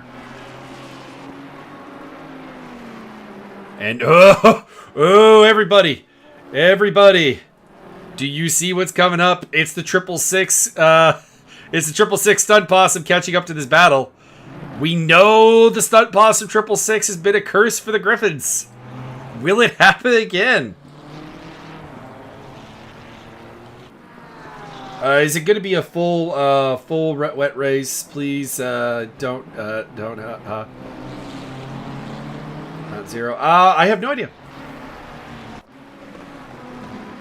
Freddie Murley in the chat. Also giving great runs so far. Yeah, Freddie, you guys are in the top 10. The 444. I haven't seen you in a bit. I haven't seen you since you won the Silver Championship. Actually, no, that's wrong. I think I saw you in like a couple of endurance races I've been called upon to sub in for.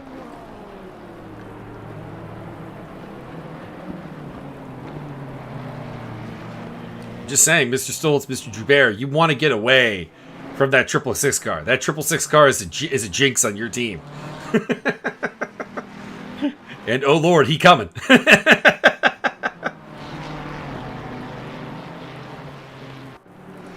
Yeah, but you're in server 1 these days, which means I don't get to see it. I mean, I could, but I don't get to see it live because I'm over in the server 2 commentary. 666 car meta.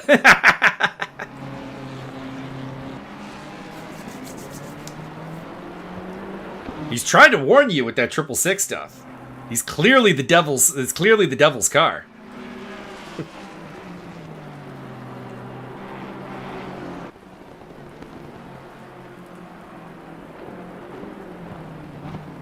It's the only battle going on track right now. Of any. Oh, there we go. Tyler has found the hand raise.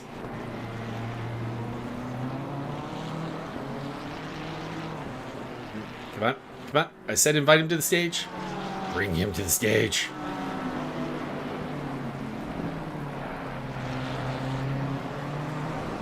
There we go. Took hitting the second time. Tyler Scott, co-driver of the 175 car that we are looking at on screen right now, being driven by Robert Stoltz. How did your first run go, and what are your guys' thoughts for the race as we go forward? Wet race has been, that's tough. And yeah, if the race stays wet, it's going to be a tough race to the end. So it's going to be a tough wasn't race much luck everyone. in the beginning stages. Yeah. So we'll see how it goes.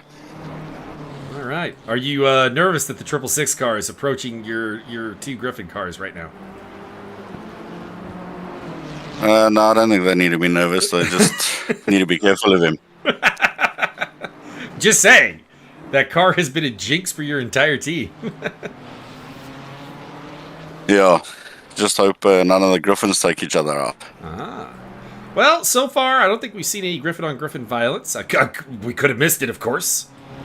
But seems good. You guys got a lot of cars out there today. What is it, like 6 or 7? Yeah, that's right.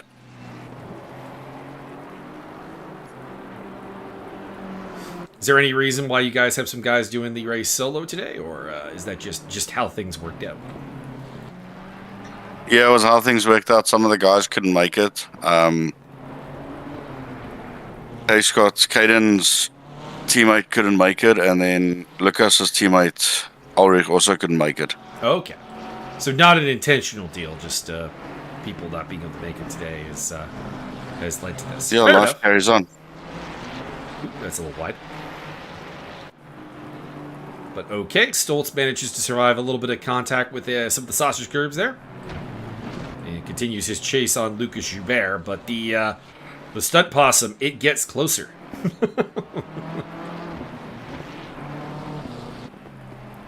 When are you going to be back in the car there, Tyler? What's Robert will most likely do a session, maybe 2. We're still deciding. Okay. And then, yeah. Otherwise, it'll be maybe just hour for hour, 55 minutes. Swap. Gotcha. That'll work.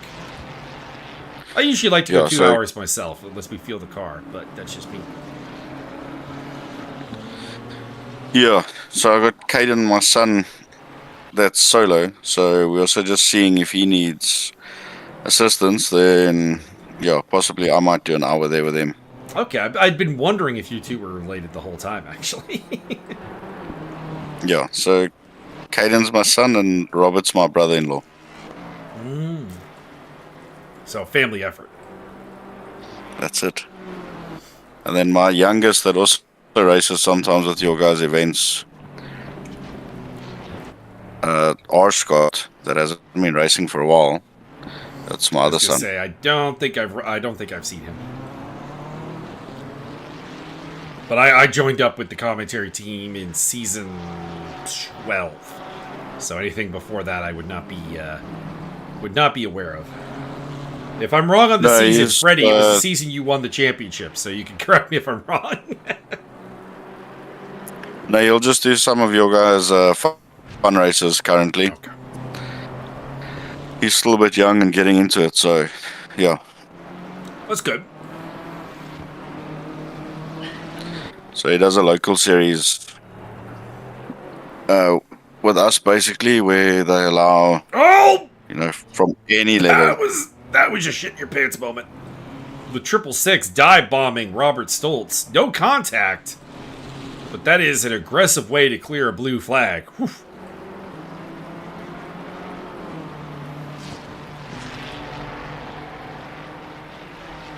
But anyways, continue. Yeah, so he races a bit more in that league because they got 3 lobbies that run basically from any level, complete beginners up to the pro guys. So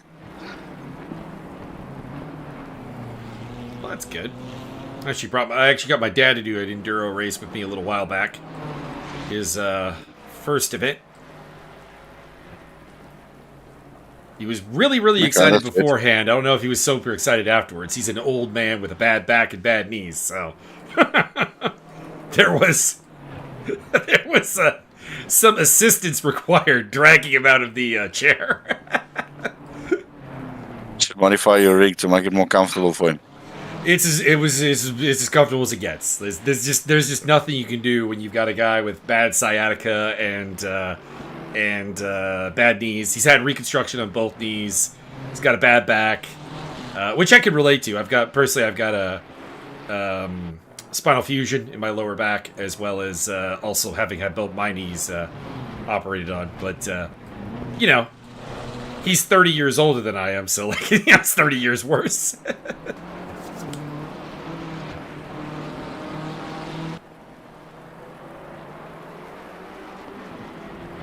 He did pretty well, though.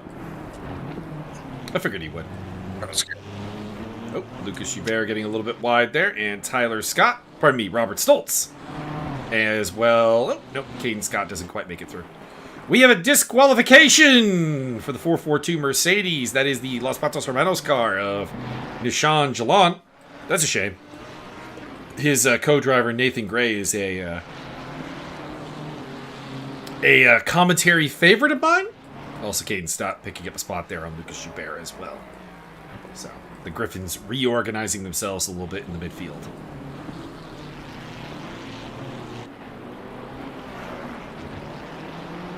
That will put us at 20 cars running. Of course, I do like the fact that in ACC, unlike some other sims, you can rejoin if there's been problems. So we have had 2 cars have problems today, technically speaking. So theoretically, if they could sort that out, They could rejoin, although they would be significant lappage down, but they could try.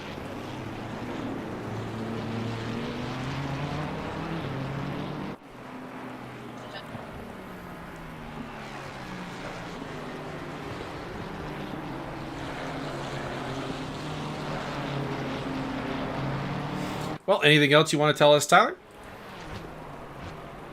No, just came to listen to some of your commentary and watch some of the racing with you. I see it's a bit spread out currently. I thought maybe there was some action going on with the leaders and that. No. Smiluski is about 20 seconds ahead of Laurent. White is about 5 seconds behind that. 6.5 back, Matt Shida. Dragon, who is in the car now, so that's a driver swap in the 181 that I missed. Is 2.3 back of that, 10.5, and then 22.4, 5. Yeah, it's pretty spread out. The only thing going on right now is this battle between your brother-in-law and your son, as Robert Stoltz and Caden Scott are dominating the camera attention right now in the 175 and the 211, respectively.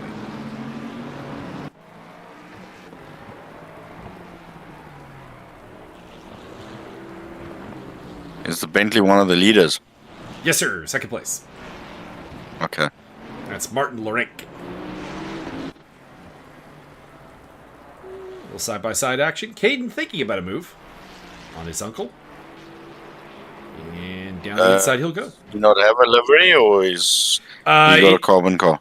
That is the broken livery of the field. Either that or he's intentionally running that livery. I guess that's possible.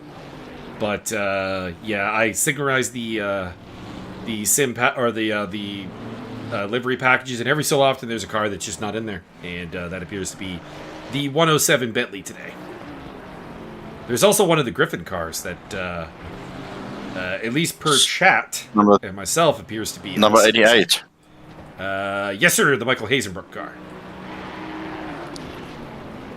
I also noticed it wasn't. I think they loaded it incorrectly, perhaps. Could be. There's a lot of things that can go wrong, obviously. It happens.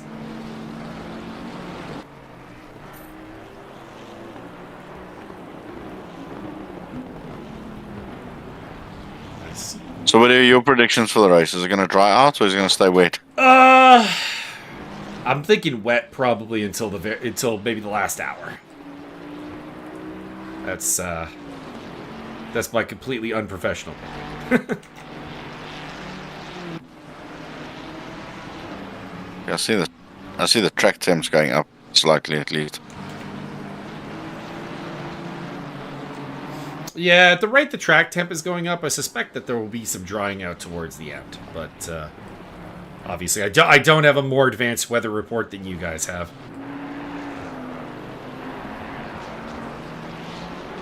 Well, I'm sure anyone watching the stream is obviously listening for any little tips. I would not take my tips seriously. I'm just going to throw that out there right now. I do a lot of racing, but I'm not very good.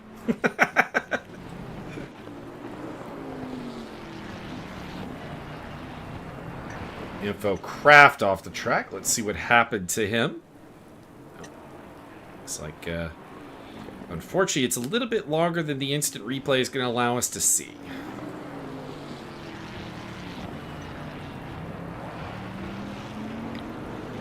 Nice little rejoin. And that's Jason Farmer. Looks like he just got a little bit wide. But we'll pick up a replay of that. Yeah, just a little wide. A little bit out on the sand. No big deal. It's actually the nice thing about the wet dynamics is you can clean up the tires relatively quickly. Car making a comeback right now is the 101 Lamborghini, currently being driven by Loris Portioli. He was handed a massive deficit, multiple laps down. And since he's taken that car over, it's been a bit of a rocket ship. Not like I'm going for the lead or anything, but he just overtook Shanu Murasanu, which honestly I didn't expect that car to make a move for position until at least 3 hours into this race. It was multiple laps down, but it is on the charge, so might want to look out for that, Mr. Tyler Scott. Yeah, hopefully we don't end up so many laps down. But Well, anything could happen. It's still a long race. Well, right now, let's see here. You're 3 laps ahead of the 104, and I can tell you were as much as 7 laps up on it, so it's coming back. The only thing is he might have to give that car back to Silvio at some point, and Silvio was having all kinds of problems, so that might kind of ruin it. Unless Loris is going to take it all the way to the end. Van Hicks is looking to put some pressure on the 444 of Krzysztof Rosalski. It is the Sky Tempesta car of Shannon Misano he's lapping. And next up on his list is indeed that 444. The McLaren of Los Patos Hermanos, which is an odd choice for them. They are normally, like I said this earlier in the stream, obviously. The Los Patos Hermanos team is usually a front-engine car team, so to see them running a McLaren is an oddity. And as good as a holiday. Did one of the leaders pit, or did something go on there? We did have a pit stop from the number 1 car. So that is Shmielewski, who has dropped back in 5th place.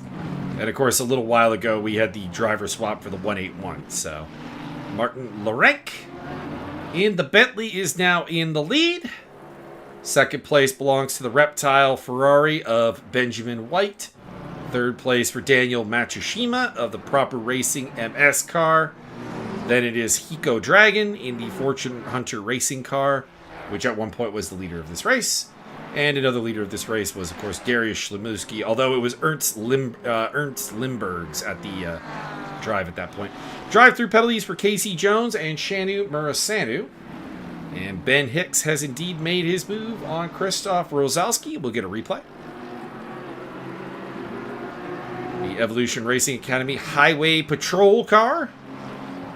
To be honest, that was given up pretty easy by the 444. Not a lot of defensive effort. Maybe realizing that their battle long term is not with Ben Hicks.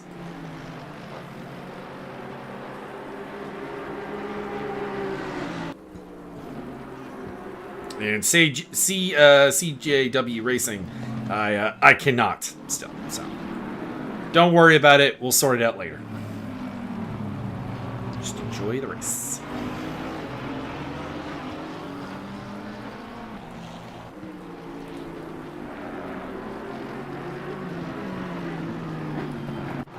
Paul Scrivaris making an overtake stick on Lucas Joubert around the outside. Very nice work.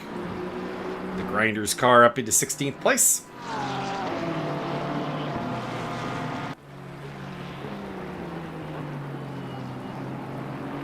We'll follow the race leader for a moment. We've seen a bit of the 107 today, but not since it's taken the lead. So, Martin Lorenk, you are the star of the show. So interesting note, it appears that the disqualification for the 442 car has been revoked. Max Cruz is on the track in that car. So it looks like either the administrative team accepted an appeal and has allowed that car to continue. I don't know what the source of their disqualification was, of course. It looks like they are back out there. We are back up to 21 cars.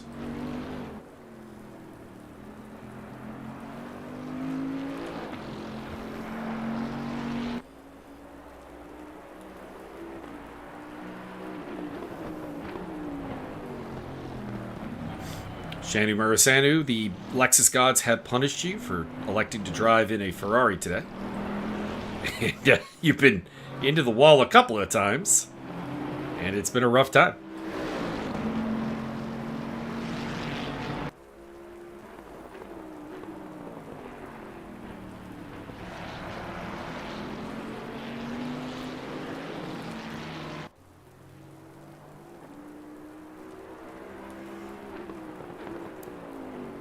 It does still feel like we have 6 cars that are live for a win here today.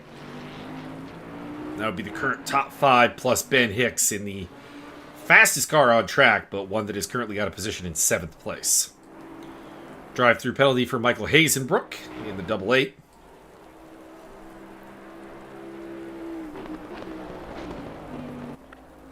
We got a battle going on between the two Mustangs. Info Craft in the Ford wall inspection team versus the Team Tracks Racing of Jason Janssens.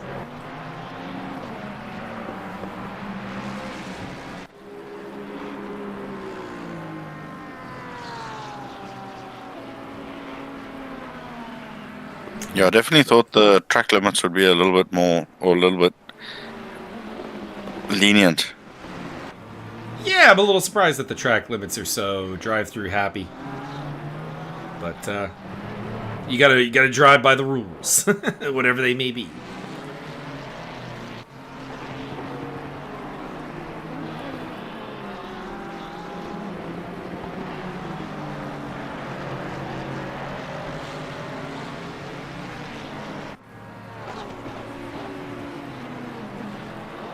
Mustang on Mustang action. Two of the more interesting liveries in the field, I will say. And in behind them, that is one of the Griffins, but I'm honestly not sure which of the field. Might be Farmer.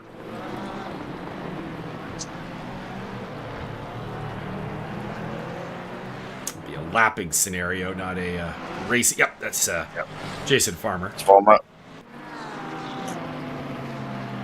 So that'd be a blue flag scenario. So this is a two-car battle. No Ford v Ferrari jokes required.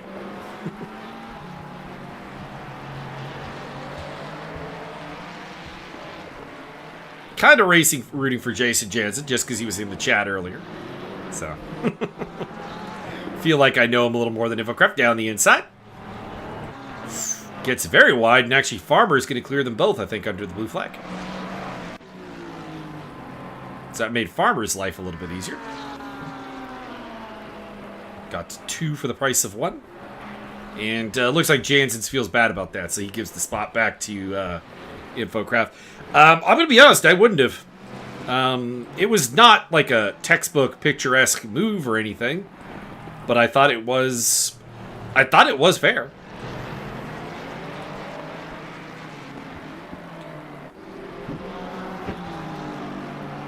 Drive-through penalty for Robert Stoltz.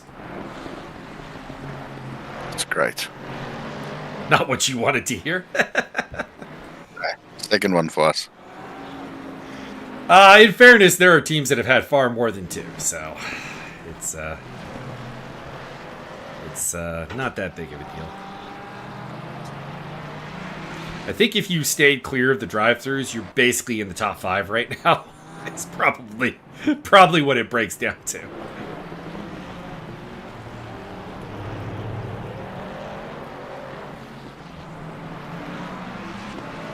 Or at the very least, top 10.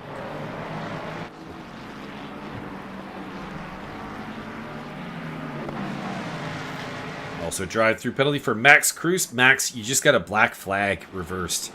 You might want to stay out of the sin bin. Janssens gets right up in behind Infocraft that has to take evasive action, so overtakes him, but obviously loses too much speed to hold on to the spot. Yellow flag out for Max Cruz. Let's see what the source of that is. No, nothing special. Just a power slide from the Mercedes.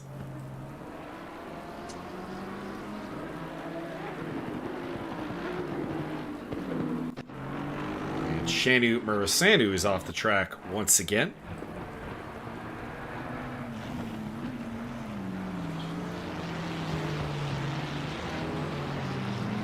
Not really sure what the deal was there.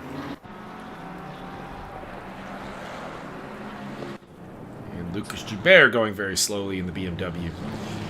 Another drive-through handed out. This one's for Caden Scott.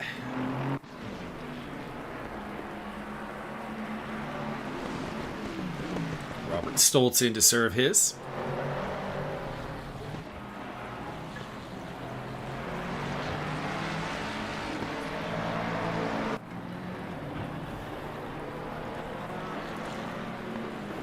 Oh, Shanu in the background getting really out of shape. That 400 car looks like a bit of a menace on the track right now. But hopefully Shanu can figure it out. Who's his teammate today? Matthew East. I don't want to say discouraging things about Matthew, but if that car is not set up appropriately for the track conditions, I don't think Matthew's going to tame it. So that could be a rough time for the cyber racing boys.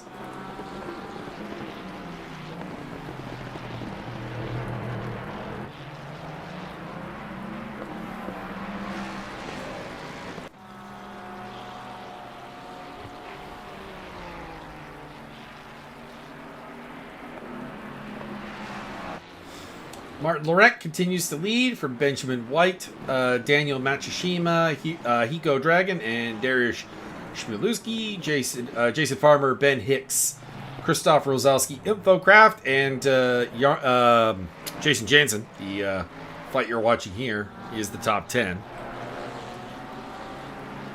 So that's 3 Ferraris in the top 10, 2 Aston Martins, 2 Mustangs, 2 McLarens, and 1 Bentley.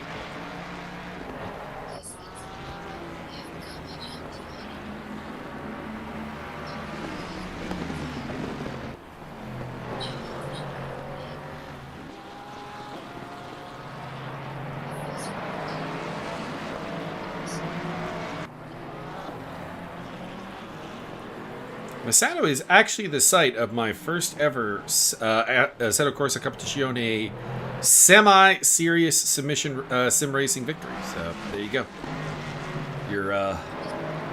Your little random tidbit about the commentator today.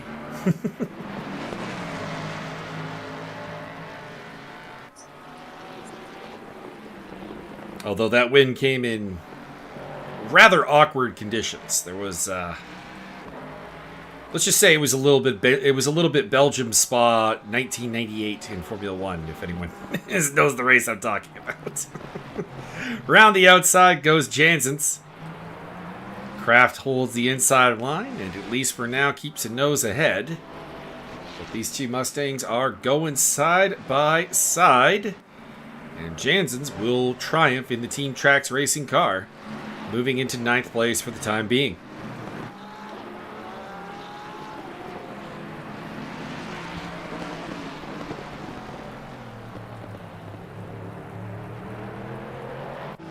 Checking on Hiko Dragon, he has been pretty consistently taking time out of Matsushima for 3rd place. So the 181, which was the race leading car at one point, appears to be on the march.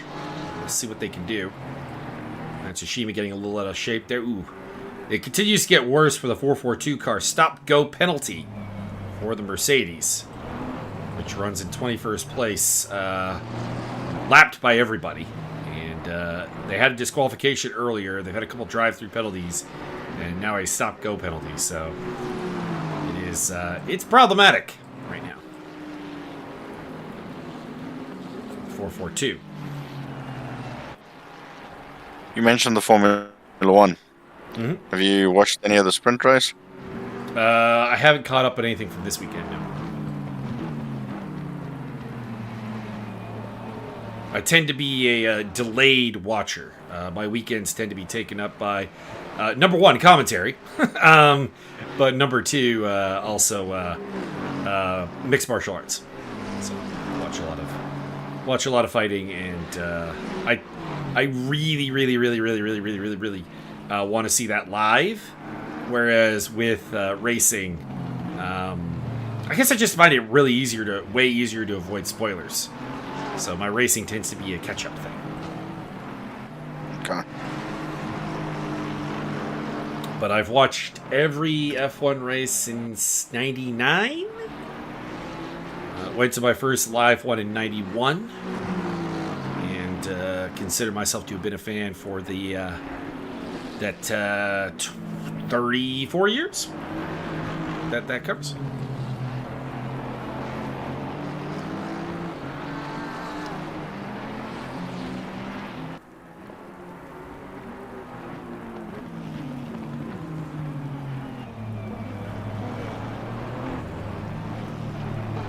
And then other than that, I'm also a big fan of Rallycross, as well as GT Racing. Used to be big on touring cars. Kind of, it's been a little bit harder around here to find good coverage of WTCR now. So I've kind of fallen behind there. Used to be big on DTM. I'm not as big on it now that it's just basically another GT3 series, but still kind of cool. And Super GT's fun stuff too. Cool, I'll join you guys just now. Robert's looking for me. Okay. Good luck. Thanks, Chad. Lad. All right, we stick with Hiko Dragon, still in 4th place, but it clearly seems like he's got the pace to overtake Matsushima. It's just a matter of, 1, getting close enough, and then 2, navigating the overtake safely. It's about the only battle going on track right now. There's some other developing battles. I'm seeing some gaps closing, but they're not at the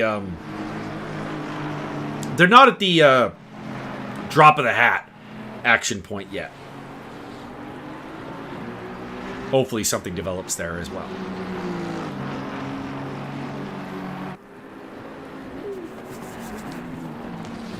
I will lose my mind. Victory this time.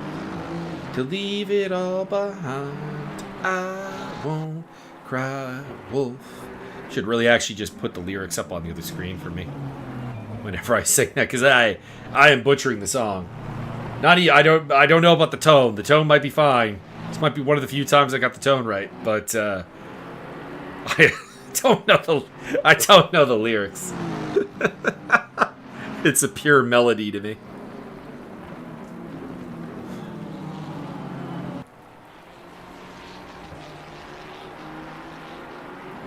Lucas Joubert in the pit line in the 575 BMW.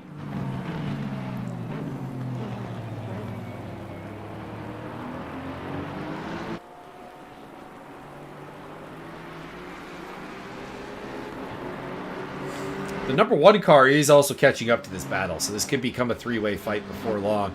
Last lap, Dariusz Chmielewski was a full second faster than Hiko Dragon, and very close to that on Matsushima. So this could be interesting. The 68 getting out of the way. That is Cedric Muir. So the battle for 3rd place is interesting. 1st and 2nd are kind of on their own. They're kind of off in the distance. But there is action behind that. Ben Hicks also managed to get past Krzysztof Rosalski a while back for 7th place. So that car is moving forward once again, but it has had a number of problems. A prolonged yellow flag out here for Caden Scott as he rejoins.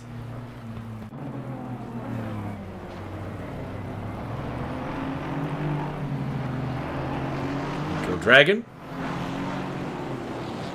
on the tail of Daniel Matsushima, who Matsushima feels like he's the junior partner in that team, by which I mean it feels like their success is going to be more on driver Davey Hill.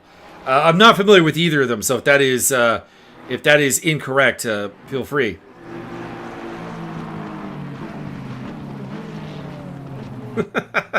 Well, feel free to give the song a listen to. I have no idea if I'm getting the tone right, and I know I'm not getting the lyrics right. I mean, there's certain lyrics I know I'm getting right, but it's very much one of those songs that comes on in my Spotify shuffle list that when I'm out for a jog or whatever, and I don't really hear the lyrics. I just hear the guitar. Probably makes sense because I'm a guitar player and not a singer. So there you go. No one has ever paid me to sing. People have paid me to play guitar. Matsushima into the pits. So, Dragon does get the spot. I completely forgot the band is. Not a big band, not a big band. They had a couple of albums. Did a weird style change. I was big on them in high school. And they went from being like more... How should I put this? Oh, Eco Dragon off and into the wall. Collected some curb. Makes the spin. And it's going to let a couple of cars through. Still going to rejoin in 5th place, I think. Ben Hicks is the next car up. He's still about 10 seconds back. It's not even him in the background. That is Lucas Joubert, and the 211 car would be Caden Scott. So, safe for now. Race leader Martin Lorek is in the 107 Bentley. So that, and second place is also in Benjamin White. So we'll see if the KFD car hits the lead again.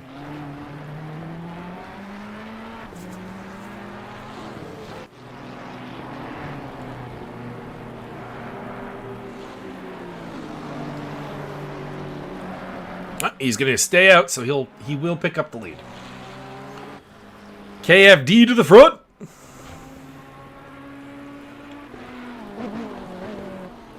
In the hands of Darius Schmielewski. Jason Farmer's into the pit lane. Eco Dragon will continue. Ben Hicks is in. And Matsushima has given the car back to, at least in my field, the team leader, Davey Hill, returning to the car.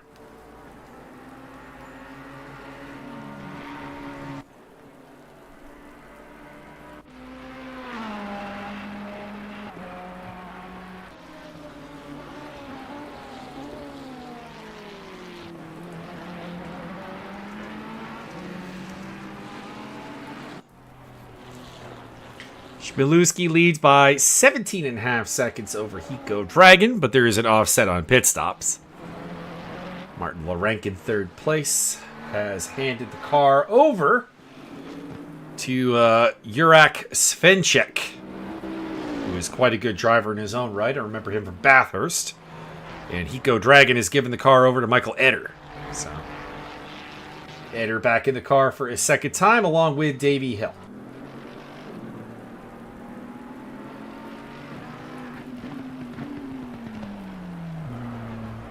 See if Jason Farmer is going to give the car over, to Juan Heineke. Yellow flag out for Dieter Van Heuvel. Vanden Heuvel. Oh, so he's here today. Okay. Michael Hazenbrook was going to be running solo, I thought, but it appears that Dieter has made it. So we have a very short notice substitution in the 88 car. Dieter Vanden Heuvel back in the car. Karl Heinz is back in for his second stint as well in the Ford Wall inspection car. And Schmielewski is in. That will mean Hiko Dragon goes to the front. I'm surprised Dragon has not pitted to fix that front end.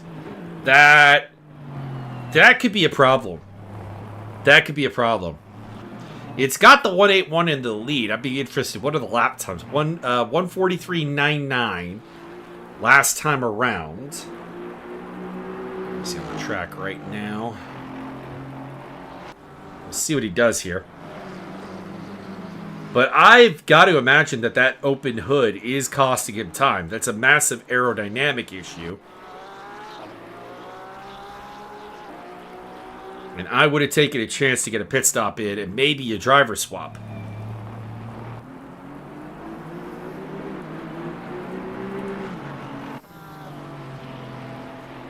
But alas, that does not appear to be the case for the Fortune Hunter Racing team. They're admittedly on an offset pit strategy to everybody else, so that could be the case. RC looking up the lyrics to make sure that I know that I am indeed wrong. Finally able to see my brother Juan racing again. All right. we'll try and get a look. Right now, I'm interested in what Dragon's lap time is, though. It's not terrible, but he is losing time. I don't know. I don't know about this move. This move to me is not good. Chris Heineke under pressure from Karl Heinz. Mustang v Ferrari.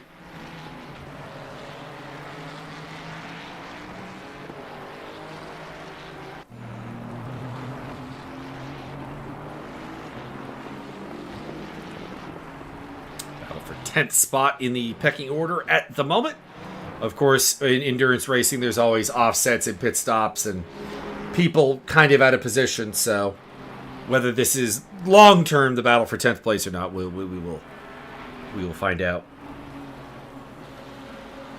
later on. Oh, stop-go penalty for Freddie Murley in the 444.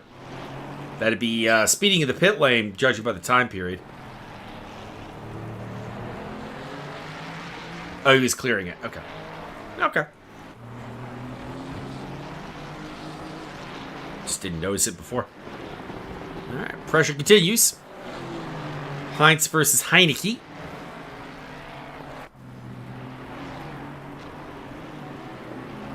Battle for 10th.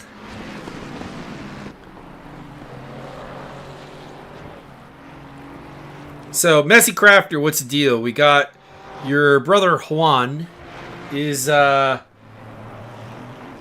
Chris Heineke related to you? Losing a spot there to Karl Heinz. Moving on through.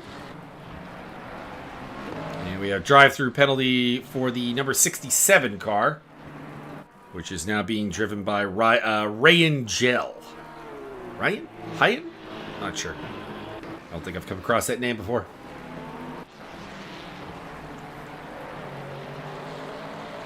I'm always interested in the lore behind these teams and, like, you know, the numerous familial ties that we have in the field. Obviously, we had Tyler Scott on.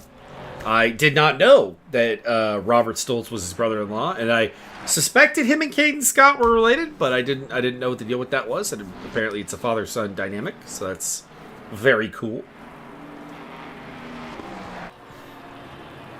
We have cousin-nephew, if I recall correctly, with the Van der Veldes. Not here today, but they routinely race in Server 2.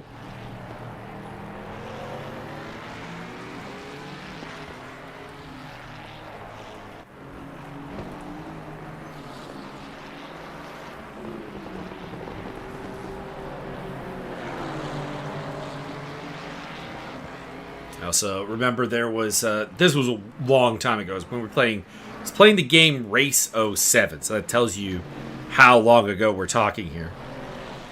About 20 years now, I feel old. There was a father-son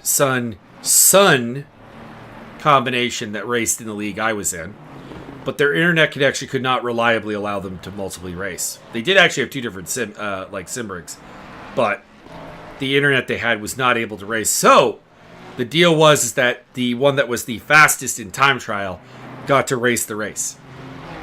I don't think I ever saw the one son race. I don't think he ever had the I don't think he ever had the pace. We just knew we were told he existed. We don't actually know if he did. But that was always an interesting dynamic. And when I was running the ESR Racing Academy, we had a pair of twin sisters who, actually, this is probably one of my favorite stories. So the deal was that the one sister married a guy who was a sim racer, bought him a rig, you know, the whole thing. She made good money. He left her. I don't know why. She kept the rig and out of spite started to learn to race. So she ended up at the ESR Academy with her sister. And yeah, they only had one rig. They had one steering wheel between them, one set of pedals between them. So yeah, the one that was faster and cleaner based on the Academy instructor's evaluation was the one that got to race when the Academy race happened.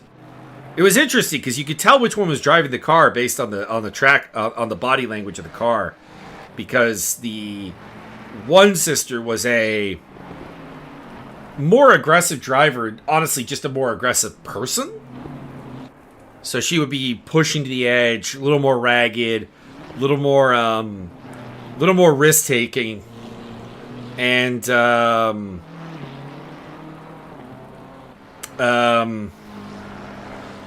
the other sister was more passive, less likely to make a move, less likely to defend hard, but less likely to make a mistake. So it was an interesting dichotomy. Yeah, Juan and Chris are brothers in real life. One sister by choice, watching from Italy. Okay.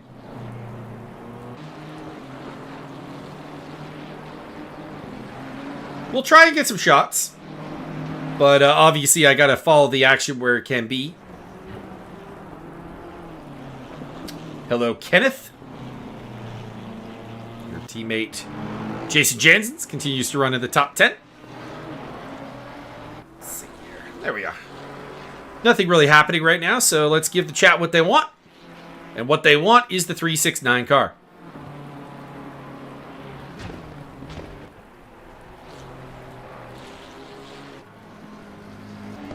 Let's hop on board. I don't use the onboard shots nearly enough.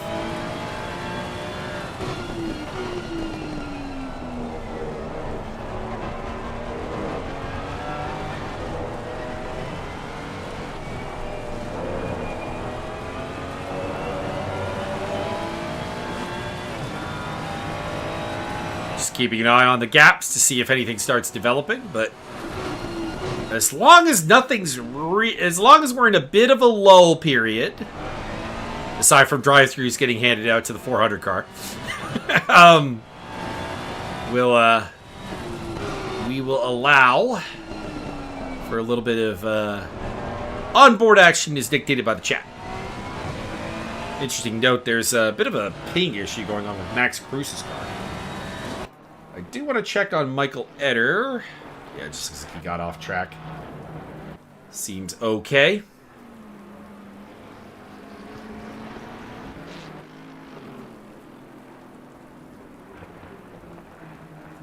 Top 10 rundown. The 181 leads for Aston Martin, followed by the number 1 Ferrari, followed by the 107 Aston Martin.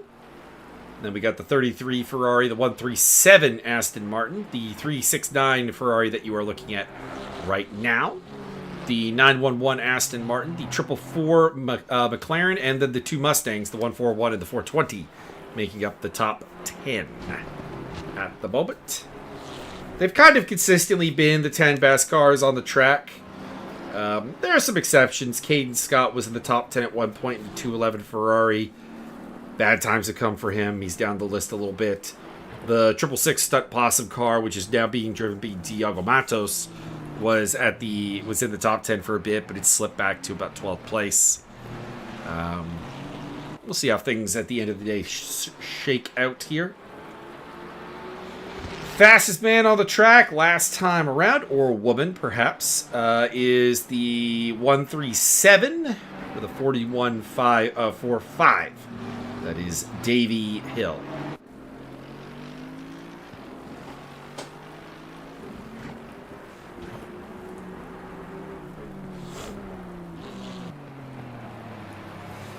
And of course, as I've mentioned a couple of times, we have the open commentary room today. If you want to join in, please feel free. We've had stop-ins from Tyler Scott as well as Casey Jones today. Tyler Scott's back out there in the 175.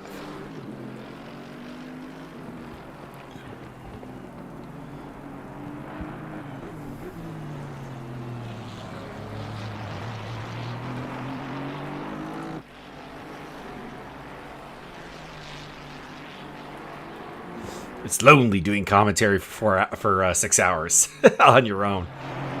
I would normally at least have one other person in here with me, but he is quite ill today, so I am rocking it solo and doing my best.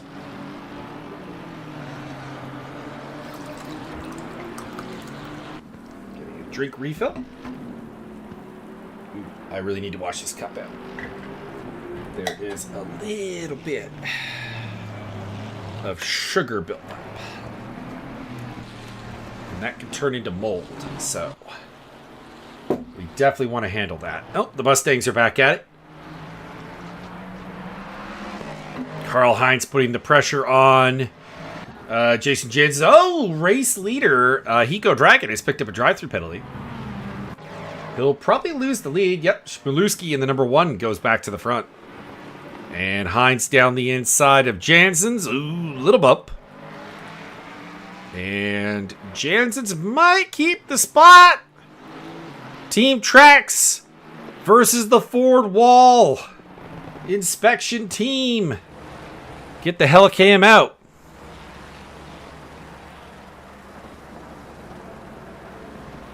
Mustang on Mustang action.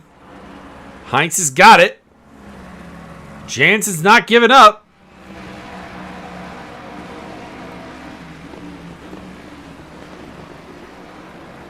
Looking for a way through. Looking for a way through. Nothing there yet.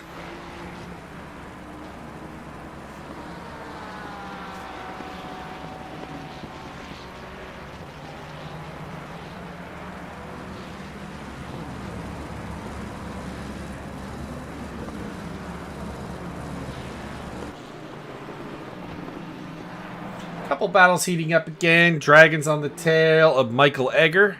And we also have Lucas Schubert going head-to-head with Tyler Scott. Tyler Scott making the move. Let's get a replay of that because Tyler was up in the commentary booth saving me from my insanity. Down the inside. Griffin on Griffin action. Ferrari v VNW. Scott makes the move.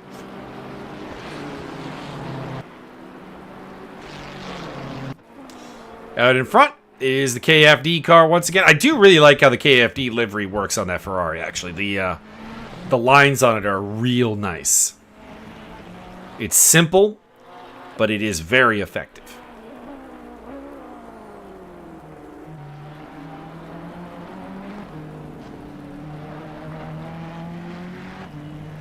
Drive-through penalty for Lucas Schubert.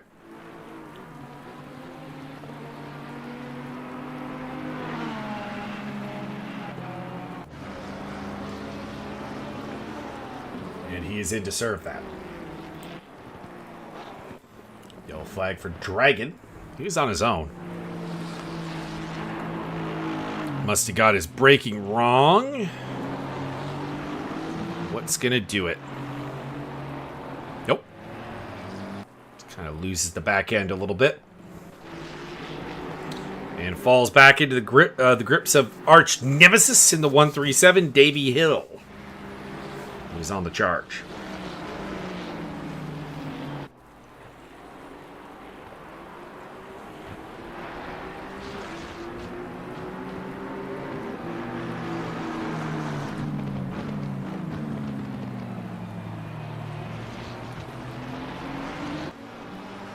Looks down the inside, trying to open things up. Can I get a Helicam, please? Eco Dragon, the 181 versus the 137 of Davey Hill. Hill is through.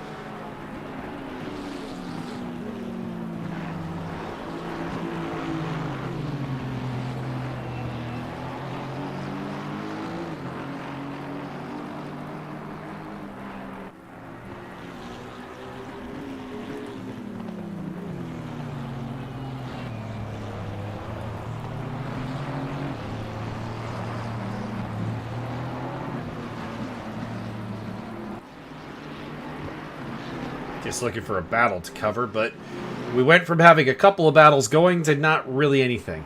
Things are back in simmer mode here around Misano. Here in the Italian peninsula. No sign of the rain letting up, although it is not getting more intense anymore, so... Oh, and a DSQ handed out for Shanu Murasanu. We did see that get reversed, and it gets reversed again. We saw it get reversed on the 442 car, and it looks like the number 400 car has been given that same leniency here today.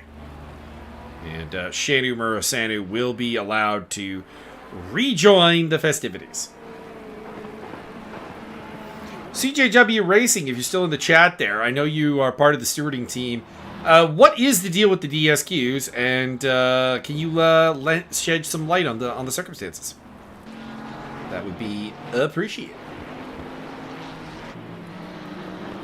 Because we've now had 2 of them, and they have just gotten cleared.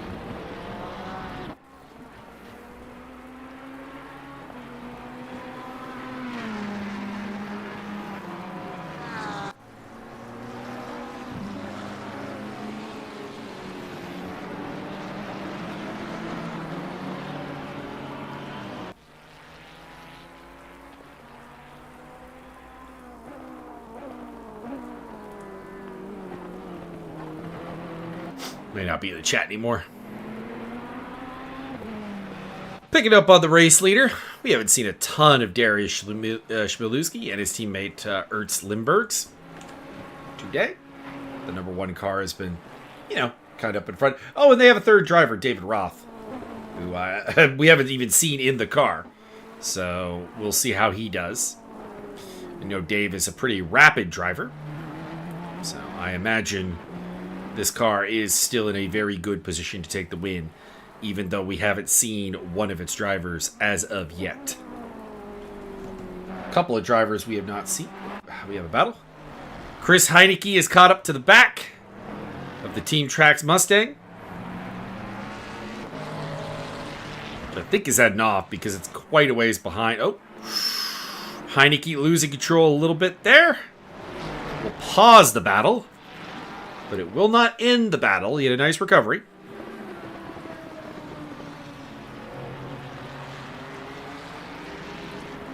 I like that Griffin livery, but I do have to say it's not one of their best. The green ones tickle me something special. Although the orange is very nicely done there, actually. So I don't know. It's good, but I do have preferences for others.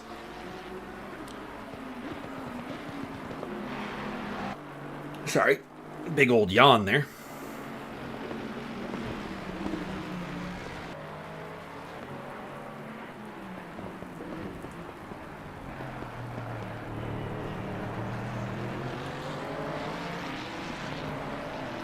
Pressure is on. Drive-through penalty handed out to the 444.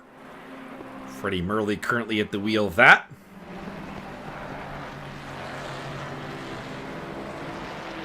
Normally a drive-through would be a big thing, but today they've been kind of been given out like candy on Trick or Treat. Maybe not quite that frequently, but they are definitely in full swing.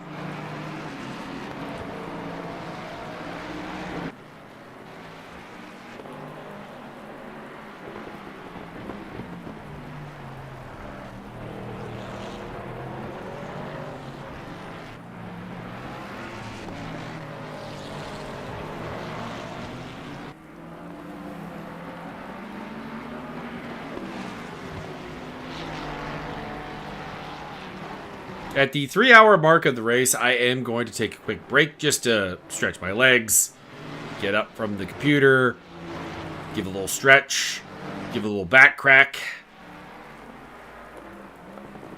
Call it 5 minutes. So we'll hopefully be at a little bit of a simmer then. That way I can just kind of stick whoever the chat wants on screen for a little bit. But I am getting to that stiff as a board point.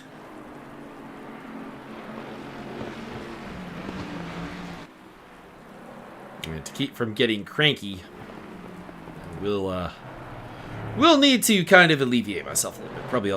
Probably also, let's be honest, probably will need a pee. So get ready for that.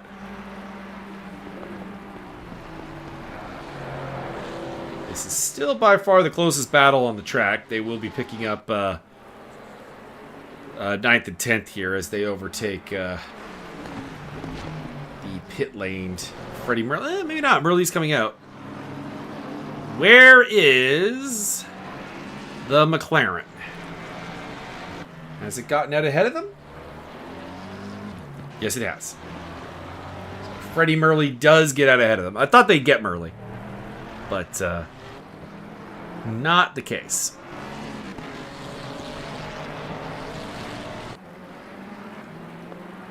And Heineke's worst nightmares in his background there. That is Diogo Matos, the 666 stunt possum Ferrari, which has been a hexing curse on the Griffins all day. For those who believe in voodoo, this is for you. Or Satanism. The 666 is a trouble spot. It's got a bubble around it. And they would love to get the Team Tracks car in between the two of them. Heineke is through and into 10th place. The 37 is on the march. It wants to stamp its foot.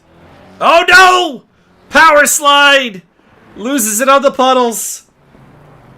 Matos might get them both. Diogo Matos. The stunt possum curse continues. The Griffins. They just need to not be within a second of this car. Matos into the top 10. I'm sorry, Griffin Racing fans.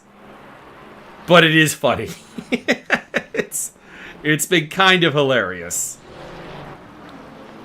to watch the 666 car just kind of approach you guys and something bad happens. I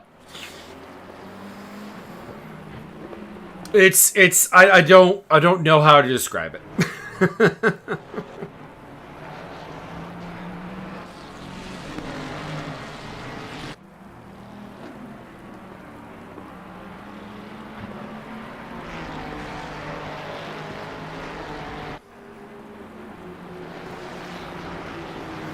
We shall be the only Ferrari standing when it is all done. We are the 666.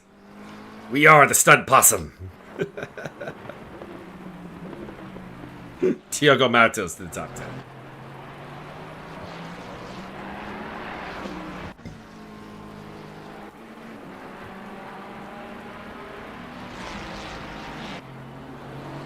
Drive-through is being handed out to the 175 and the 67. It's 13th and 15th place. And we have a pit stop from the 181, which I still think has damaged front end. That is not fully fixed. And Heineke off the track again. Let's get a replay. Gut tells me this will not be much. Yeah, it's getting kind of wide. I think that's the same turn he got wide last time through, too. So maybe a turn that is fouling the Ferraris and a drive-through for Max Cruz. So, a bunch on the table. There's Dragon going to come out. They're going to lose out to the 911. Should get out well ahead of the 420.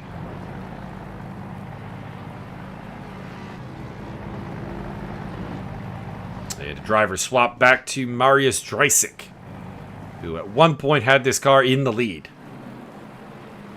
And I still see that bonnet being open.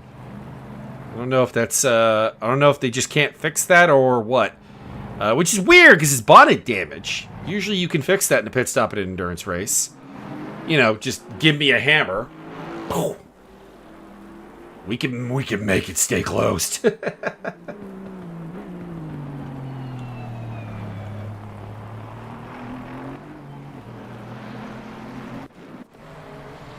KFD still leading. Darius Shluski, second place for the Boatley. with Uri Svenchek at the wheel. Michael Eder in the Reptile Racing crew is in 3rd place. Davey Hill, not familiar with your work, but you've had a phenomenal day. For Proper Racing MS, you're in 4th place. Ben Hicks in the fastest car on the field, the 911 ERA Highway Patrol. And then it's the first of the Griffins with Juan Heineke, Marius Dreisig, Karl Heinz, Freddie Murley, and Diago Matos. Your top 10.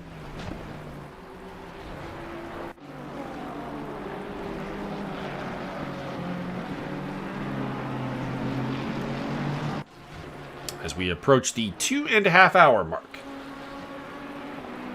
Drive-through being handed out to the 104 car, as well as the 137.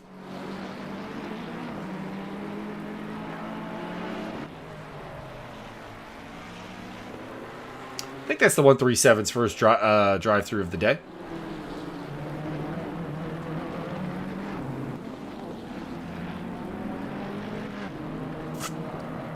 Could be wrong.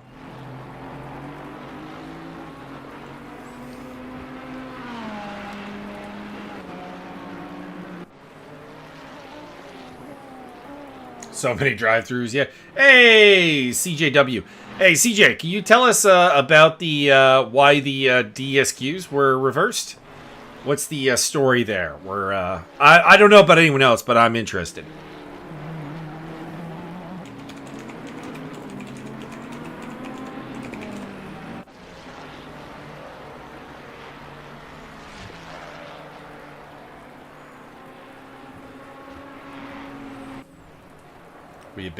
I've been intrigued by the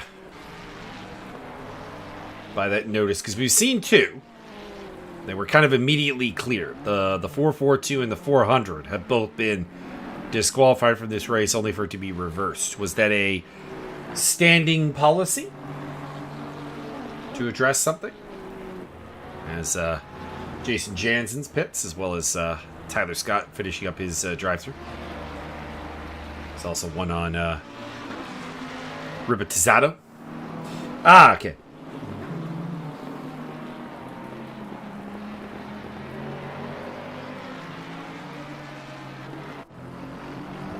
Okay. So the game issued black flags, and you guys decided that there was a better way of handling it. I'd say that's correct. I think that's a good idea.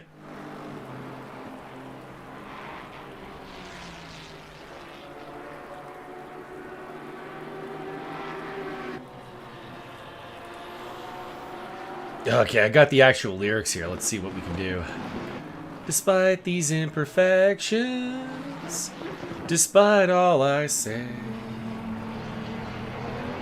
insight and recollection, I'm done with yesterday. I will lose my mind and make it real this time, to leave it all behind. I won't cry wolf. Show me a sign. The planets will align. I'm gonna blow my mind. I won't cry wolf. The one I trusted sold me. This is overblown. But I didn't want to believe. Everyone I trusted deceived me. I will lose my mind and make it real this time, to leave it all behind. I won't cry wolf. Show me a sign. Planets will align. I'm gonna blow my mind. I won't cry wolf. Boom, there you go. We have the lyrics finally. And I do agree. Keeping them in the race is the right move.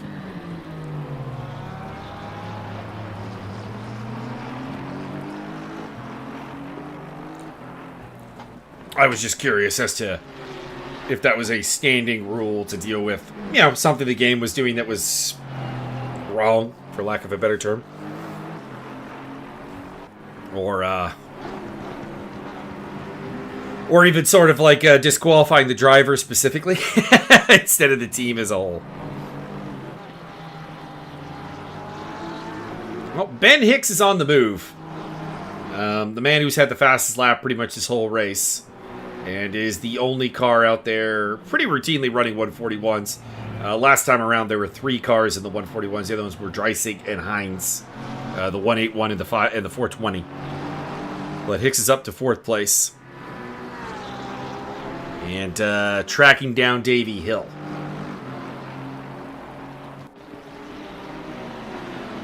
No, that's good. It's good to know.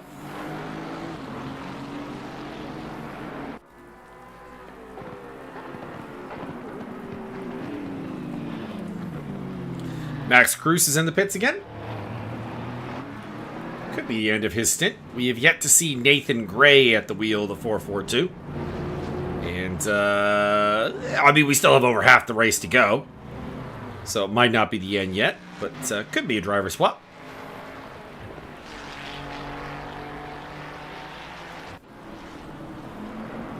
In the meantime, the lead has transferred to the 107 Boatley again as David Roth has taken over the KFD racing car.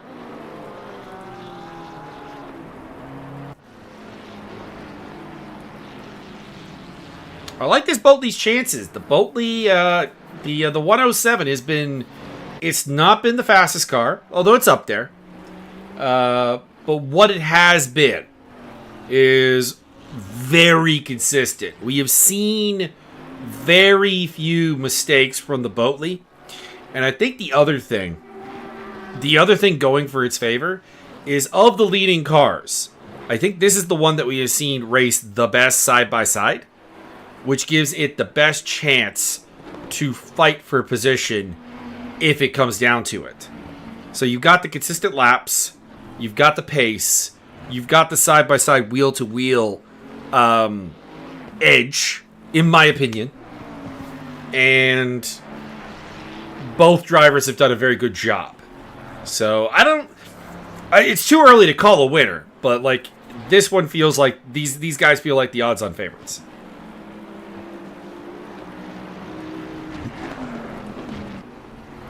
Like Ben Hicks has got the speed. The 137's been very impressive in the hands of Davey Hill, but his co-driver was a little bit underwhelming. The Reptile racing car has been solid all day. It's definitely in the mix.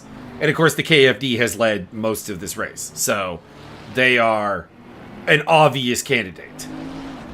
I wouldn't rule out the 181 quite yet.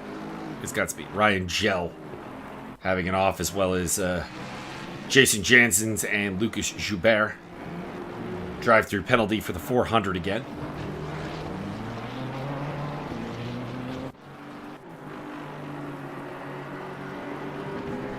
So I don't know. I'd say there are 6. I still think there are 6 cars out here I could see winning.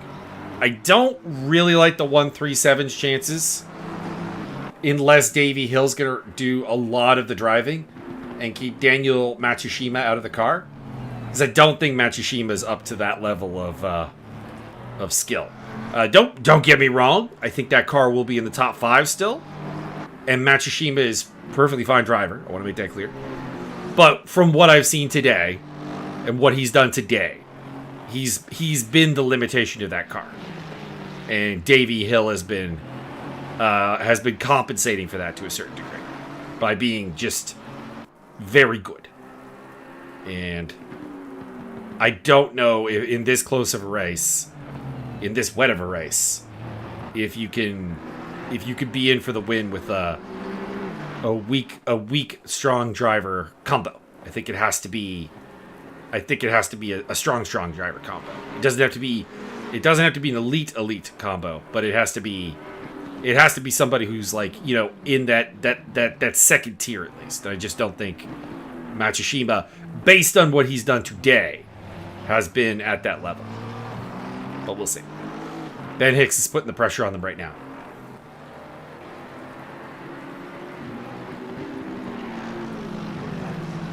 Oh, shoot. Here comes the Popo.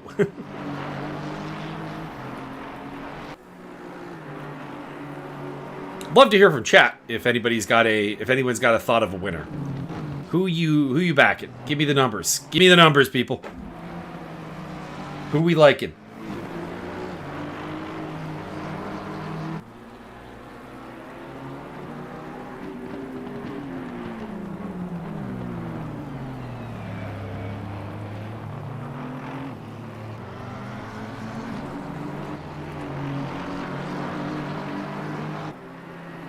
Pit stop for the 68 car. Oh, that's drive-through. World Jaw. Heading down the pit lane.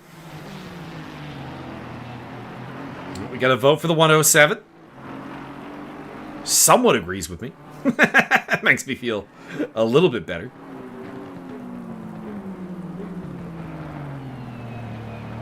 Of course, RC's logic tends to be whatever's closest to a Nissan. So, I mean, that probably is responsible for the Bentley one. CJ Racing has faith in the KFD guys. It's definitely a pick.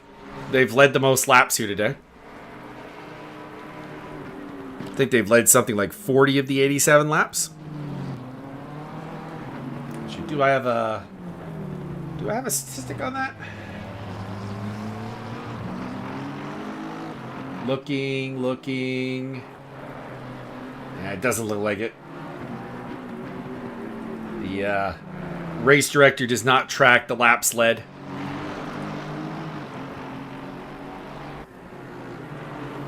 Honestly, the first time I've had an interest in looking at it.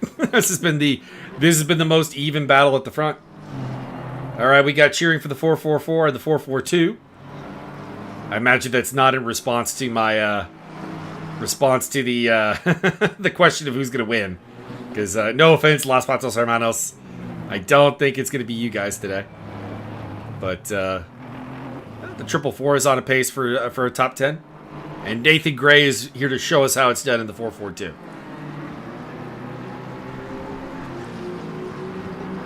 I've had the privilege of watching Nathan Gray become a more complete driver over time, and I appreciate it.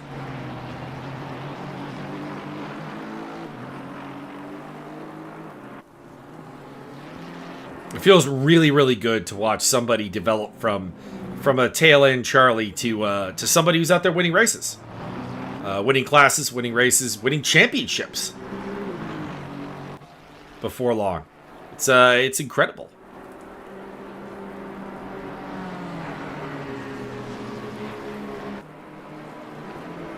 Honestly, it's not something you generally see in motorsport outside of course, F1, where there's, back in 2001, you're watching Fernando Alonso be a tail end Charlie, and,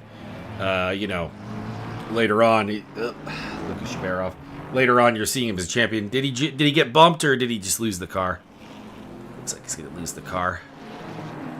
That's Davey Grant sliding down the inside, followed by Ben Hicks. Rights the ship and heads back down the right way. We have lost the 400 car. At least for now. They could rejoin. Ben Hicks continues the march. Looking to get back up into the top 3. Started, I forget, did he start on pole? No, it was the KFD car that was on pole. The 911 was in 3rd place. Front row was the Reptile and the KFD. Second row was the Highway Patrol and the Good Fortune car. And then it was Hill and Heineke. And of course the car making all the progress today is the 107, which started in P8. So, proof that there is something more than just single lap pace that is key to an endurance race. Any racing, honestly, but particularly endurance racing. It's the ability to string over that lap after lap. Yeah, I was thinking that the highway patrol is on pole just because their fastest lap is so impressive.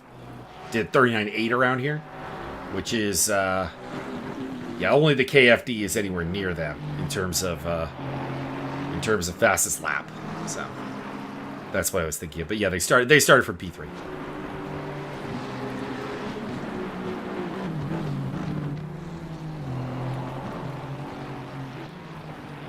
Of course, Ben Hicks running solo today for the Highway Patrol. He is the top solo running car. Second place is Chris Heineke in that department. Third place, Caden Scott. Fourth place, Lucas Schubert.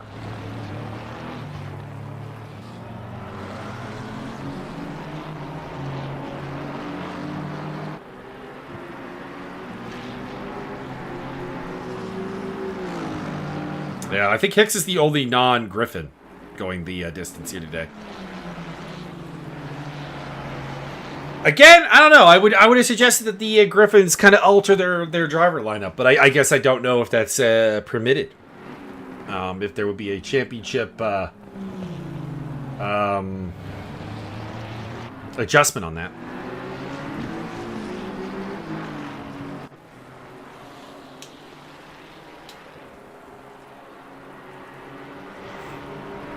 Steel platter sim racing. Absolutely. Absolutely.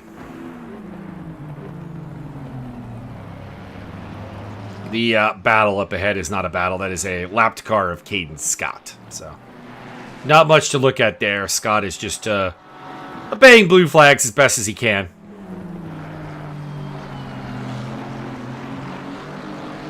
Moves to the inside. / outside, I should say.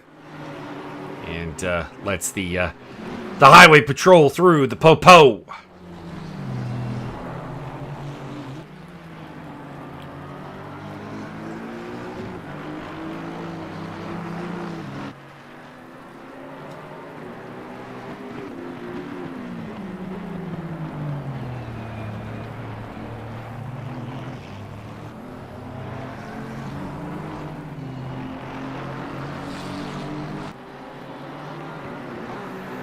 I will lose my mind and make it real this time to leave it all behind. I won't cry wolf. Show me a sign.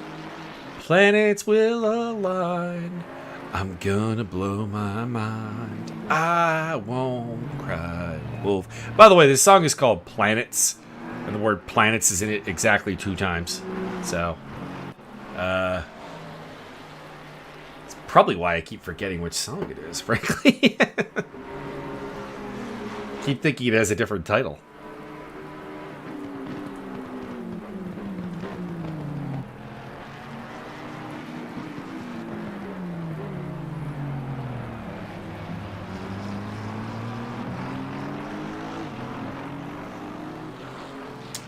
How did KFD end up in P5 and 107 went from 8th to 1st? The 107's been really, really consistent today. They're also on a slightly different pit stop strategy from the KFD number 1.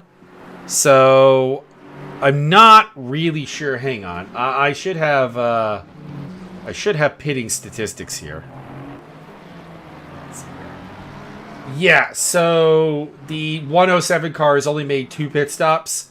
The number 1 has made 4. So the number 1 has picked up a drive-through penalty. I think has made 1 more pit stop, just in general. So yeah, I wouldn't read this as the running order, so to speak.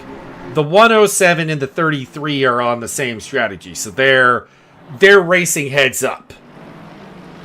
But the number 137, the 911, the 1, the 369, and the 181, which I think are all in the factor for a win, they've all made extra pit stops. So they're racing offset.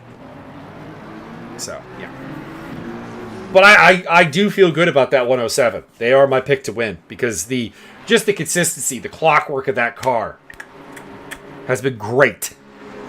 It's been phenomenal. And the advantage I think it has, and I said this earlier, but our chat fluctuates.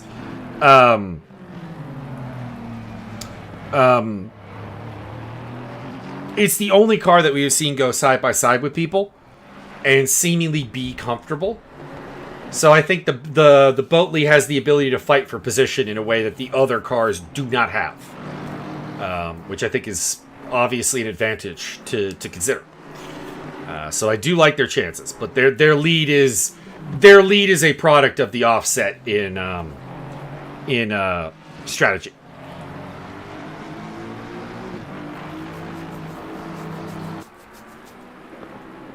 But they have been performing above their eighth on the grid. I'd be very, very shocked if they didn't finish in the top 5. Barring, technical difficulties. I don't want to cast a curse to anybody. The stunt bosses have been doing that for me.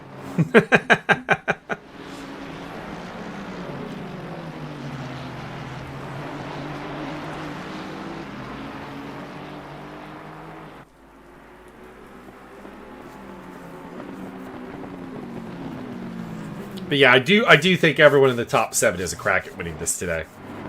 I don't think it's an even crack, obviously. I think the 137 has a problem. I think the 181 has a problem. They're both cars that have had a significant driver delta between the two drivers, which is a problem. And then you have the 369, which I just don't think has the pace to compete. But it's been very, very consistent between Jason Farmer and Juan Heineke as the Team Trax car comes in.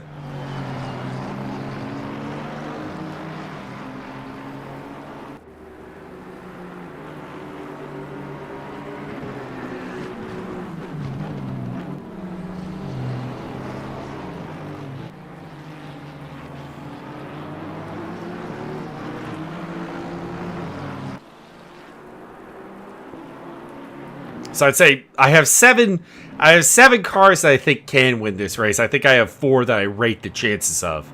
And that's the 107, the 33, the 911, and the 1. Those are the 4 that I think really have.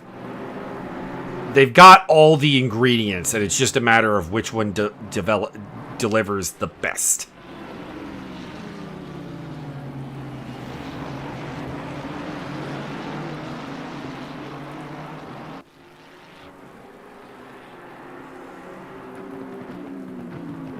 Triple Six is in as well. Could be the end of Diogo Matos' day. That team has 4 drivers in the car, so no guarantee that Matos is getting a second stint.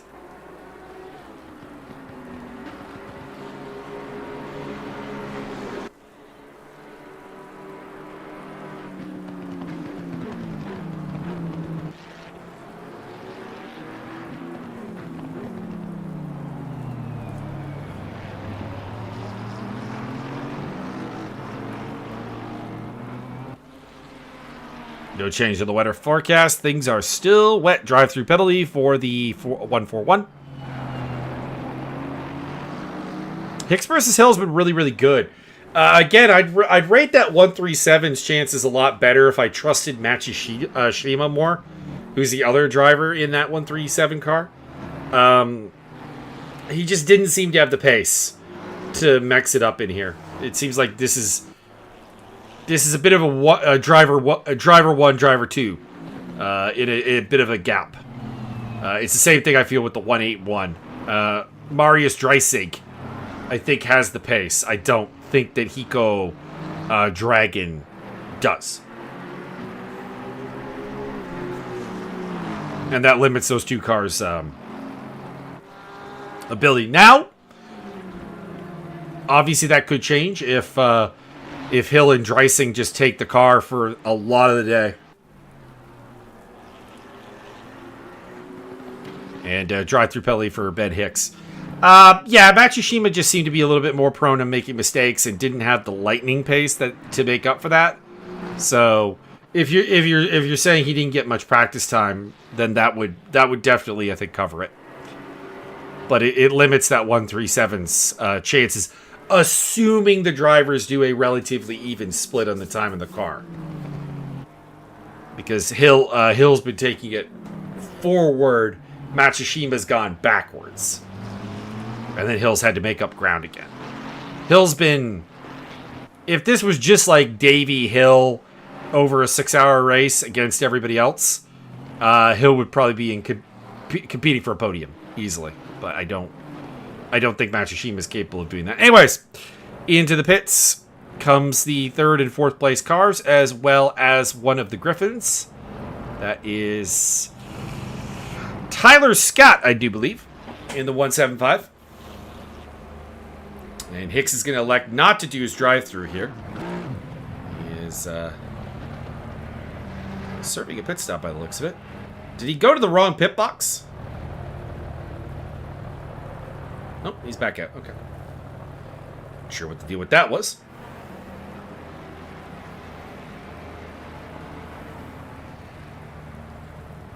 It was a very short pit stop. Must have been just a splash and dash for a little more fuel.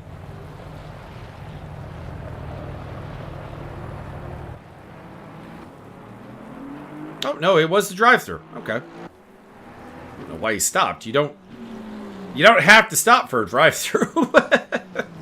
But, alas, he did.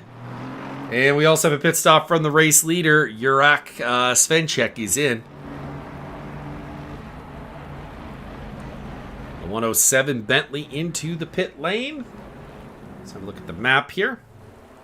The 33 will easily overtake him unless they go in the pits, which they do. So the number 1, which is on the back straight right now, is the car to look for here. Does it overtake the 107? Or does the 107 have an actual lead? That's Lucas Joubert off with a yellow flag. Waiting. One's making its way through the 3rd sector, and off goes the Boatley.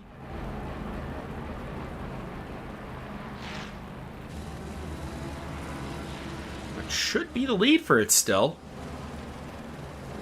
Where's Roth?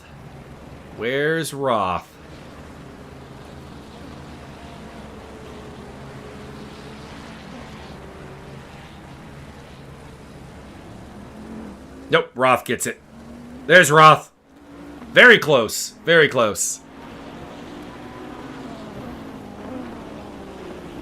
So the KFD back to the front. The 107 right behind. And there's Benjamin White rejoining the festivities in 3rd place. And Hicks is in for an actual pit stop. Puts Dreising up into 4th. And Davey Hill 5th. Hicks should come out ahead of Farmer.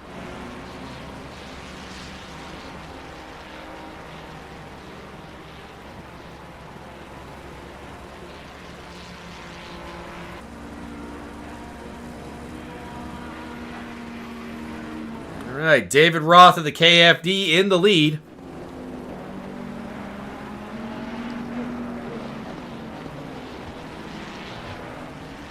We have driver swap in the 107. Nope, still Svenček in the car.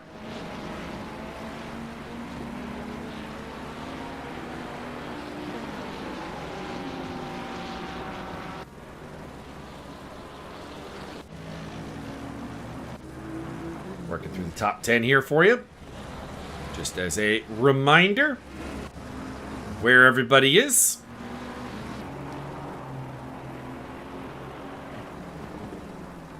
Good battle going on here between the Stunt Possums and the Griffins again. Griffin fans, hold your breath. You're racing a Stunt Possum once again.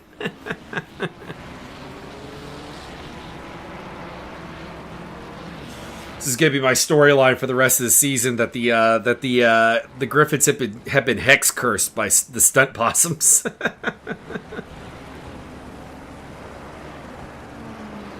Need to get my my Wicca friend Anita to pop in and give us all a guide to how to how to curse another team.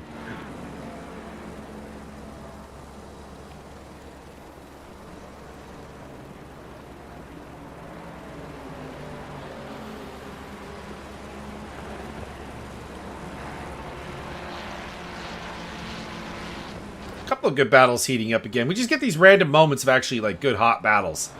We got Roth versus Svedchak for the lead. We've got Dreisig versus Hill for 4th place. We've got this battle for 10th between Stone and Heineke. Hang on. It's very close for the lead. Uri Svedchak is on the hunt. The Boatley must feast.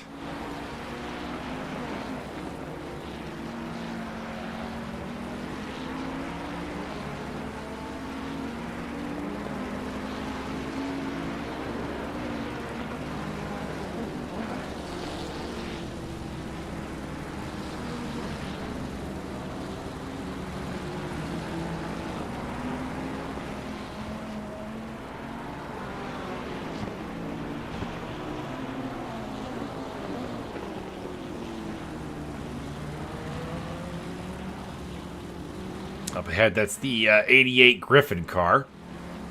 It's currently got Dieter van den Heuvel at the wheel. So they'll be coming up to him pretty shortly.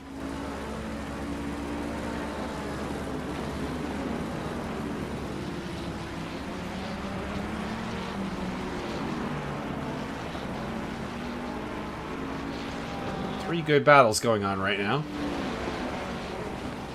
Just trying to keep an eye on all three.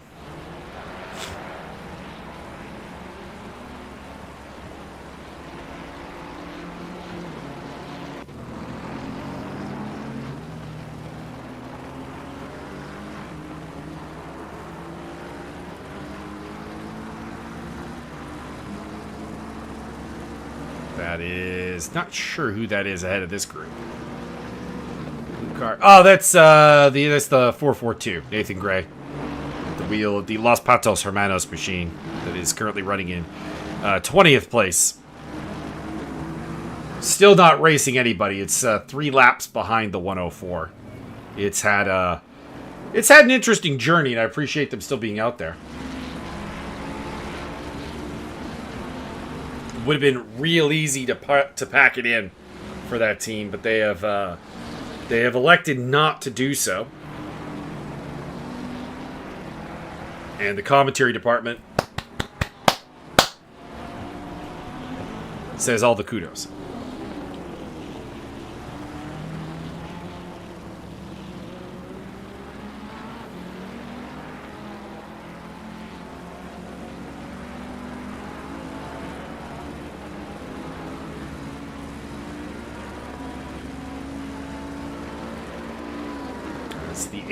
The 181 is in. That's the Dreisig car.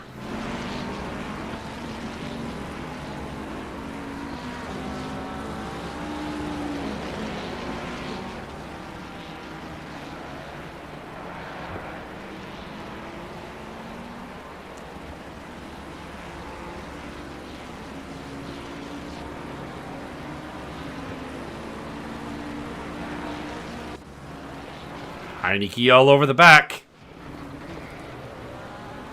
of Miles Stone, who's in his second stint in the 666.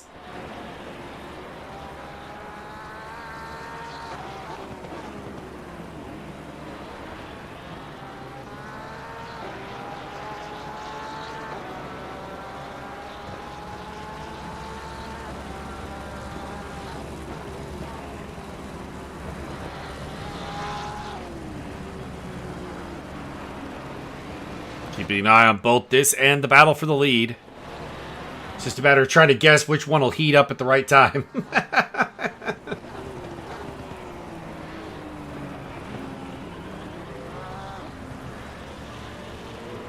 a hawk-eyed glance on the gaps. They're both very important battles. This is 10th place and 1st place. These are big deals.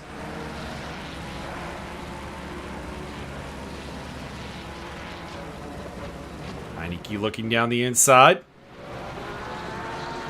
Not gonna happen this time. Maybe next time.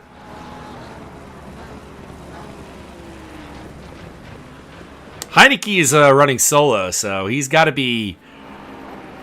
He's one of two things. He's either exhausted right now, or he's really in the groove. Like, there's no other option.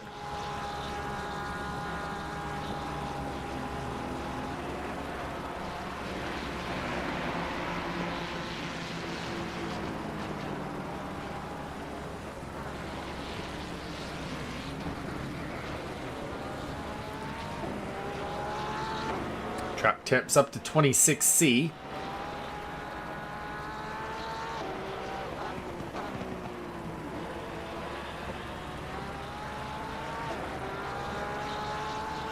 By the way, for those who are into numbers and stuff, we are officially on lap 100 of the race.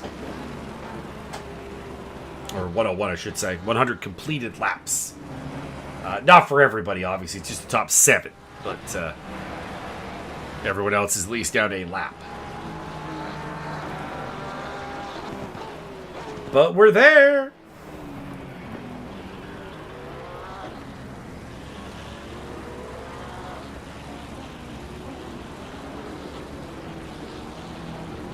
Looks like the 107 made a moderate mistake. It slipped back to about a second behind. Yeah, last lap was a 42.2 from them. 41.8 from David Roth. So, the KFD pulling out a little bit of a gap now. Not much of one, though. Not a safe gap. But a safe enough one that I'm not awaiting for a change in the lead anymore.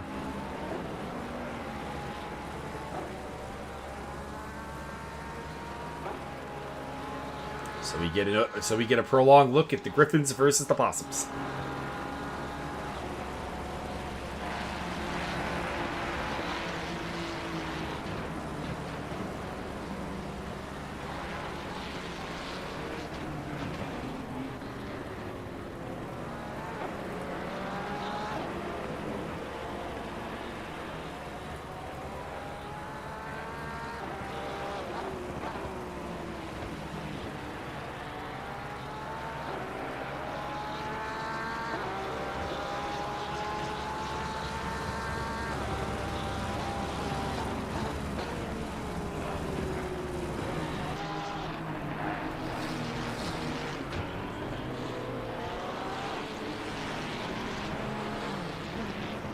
Another mistake by the 107.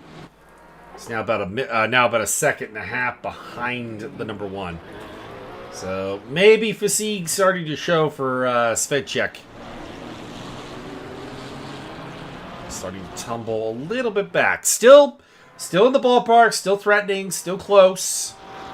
But those consistent laps I was talking about before are a little bit shaky right now. 42.495 last time around. And let's put it this way.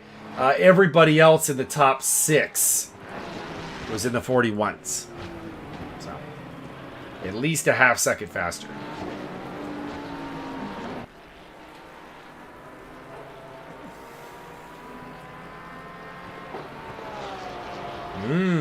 Okay, definitely an option. But I would think that everybody's having some level of overheating of tires right now. 26C is it's a little warm for these wets. But obviously, there's no way you could do anything but wets right now. So everybody should be a little bit in that same boat.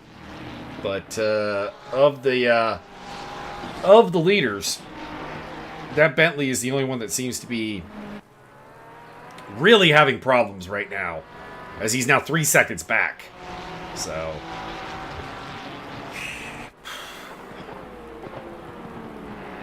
it's gonna be tough. Let's ride a little bit with the Bentley, shall we?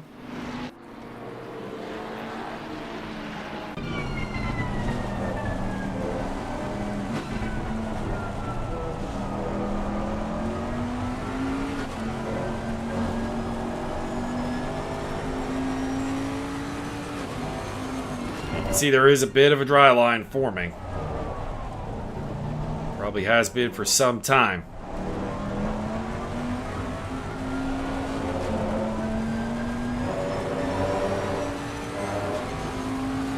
Admittedly, the drier this track gets, the harder the Bentley's going to have.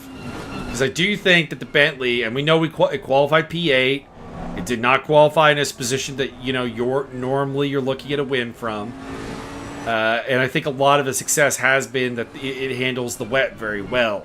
So if this track is indeed starting to dry enough that the wet tires are really having a problem, info crap, by the way, in the 420 picking up drive-through belly, that would definitely put it at a disadvantage against the number 1 or the 33 or the 137 or the 181 or the 911, which are, in theory, all just like faster cars around Misano. That the Bentley does need a bit of an edge against.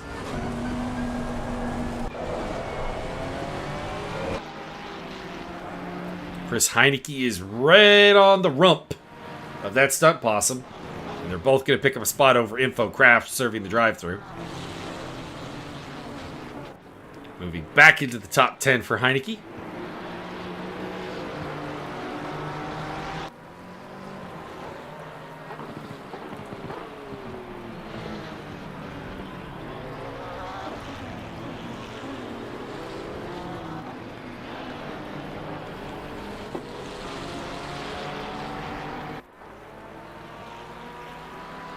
Said I would take a break at the halfway point, but there is a very interesting battle going on right now, so I'll stick around for a bit more. But I will be shortly having to take a break for a little stretch and a little just kind of jog around the apartment, basically, to try to get everything loose again.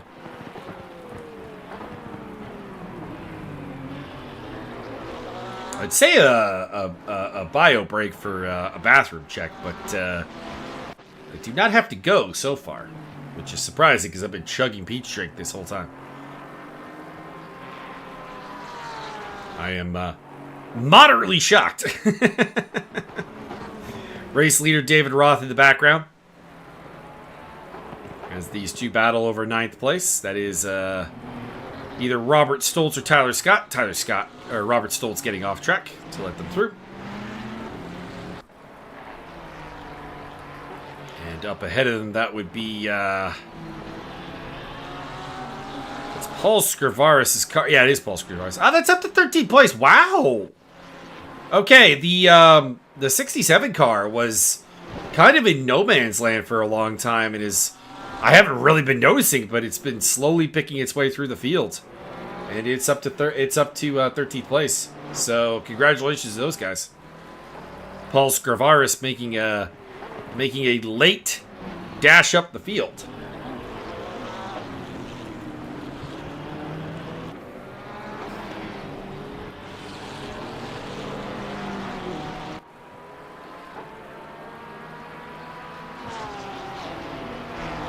Oh no, it's actually peach drink, Antonio.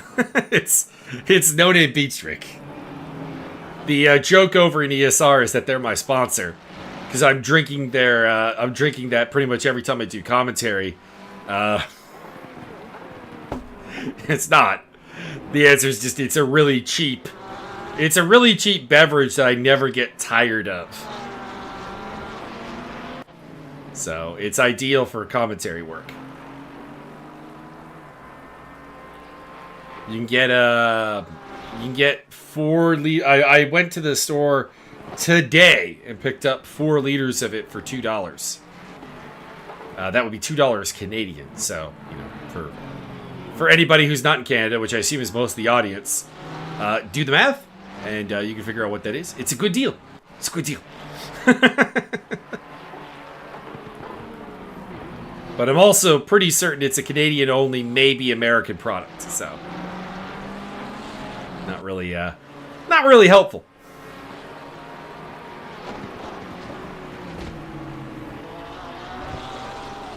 Now, if I had my co-commentator Byron here, his beverage would indeed... Well, no, I wouldn't say his beverage is code, because he'll just flat up tell you he's drunk.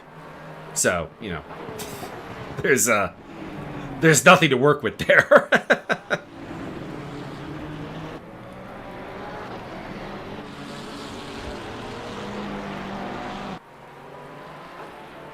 Good monster day. No, I'm not touching the monster. I'm not touching the monster. So Chris Heineke's got a drive-through penalty. That may terminate this fight with Miles Stone and let me get a... Yeah, it's really cheap. It's cheap. It's good. It's, I don't want to say it's healthy because the answer is it's probably not. Like, it is mostly sugar. But it's not the least healthy thing I could be drinking. We'll put it that way. Yeah, the leaders have been approaching this battle for a while. You can see the KFD car in the background. In the longer shots, you can see the 107 as well. Heineke's going to have to serve that drive-through soon enough, and that'll put the pressure off of Stone and probably make that relatively drama-free. Yep, there he goes for the drive-through.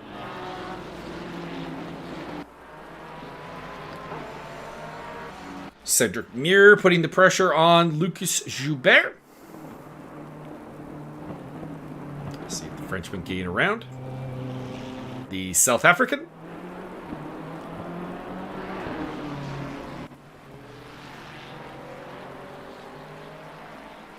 Yeah, I'd probably drink water, Jason, if I could. But... well, two problems. Obviously, if I was drinking water, I'd have to go in the kitchen and just keep getting it from the tap would be the option.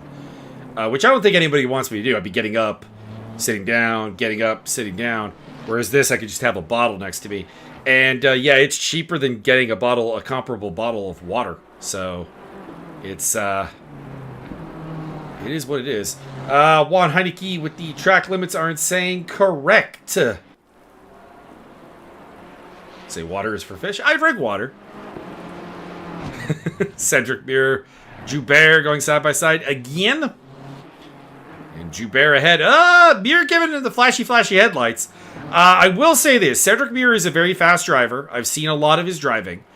But there is a hothead in there. There is an ability to lose the plot. And I always do worry about it, but it looks like he's through. And Joubert no longer with the fight. And ironically, Miles Stone, who had the pressure taken off of him by Heineke's drive-through, now has his own drive-through penalty. And he is in the pit lane to serve it. Once again, the commentary room is open if anyone wants to come join me for a bit. You don't have to stay here long, but, you know, we'd love to hear how the race is going for you guys. And it helps out the commentary because I can figure out what's going on. A little bit more than, you know, just I can from outside the car. Okay, so Jason is done for the day. Good work, Jason. You've got that car largely doing pretty well. You're a little outside the top 10 now, which is a bit disappointing. We'll see if you can overtake... No, it's not really on the cards here. Stone's going to rejoin without issue in front of you. Caden Scott with a twirling ballet. Water-assisted acrobatics. And Paul Scrivaris is on the tail of Kenneth Race in the Team Tracks Racing Ford Mustang. Right behind them, that is the race leader, the KFD car, with David Ruff at the wheel.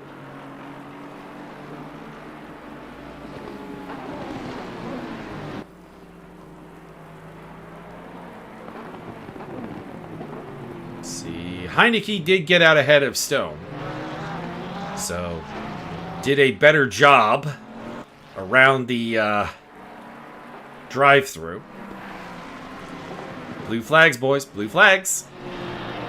Just be aware of them. Race leaders coming up! That was a nervous moment. Scrivar is getting a little sideways. And David Roth is like, yeah, I'm getting through here before it's too late.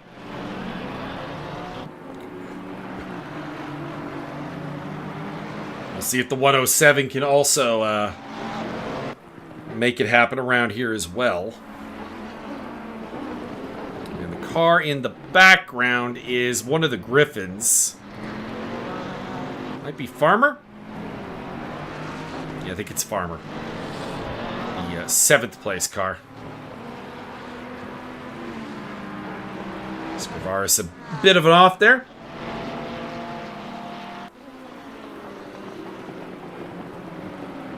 Yeah, it's Farmer. And a drive-through penalty for the Grinders car. So pressure is off the Team Tracks car for now.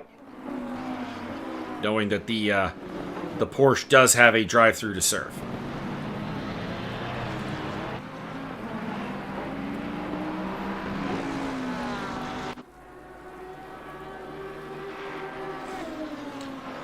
The Boatley is making a bit of a comeback. It's been faster in the last couple laps by a couple tenths over the KFD car. So, getting back into the swing of things, although getting very, very wide there. And currently in a bad spot because Scrivaris is not racing like somebody who's going to take that drive-through. He's putting the pressure on the Mustang. And the Mustang's just going to let him through. No sense dealing with him right now. He has a drive-through. Do not risk contact.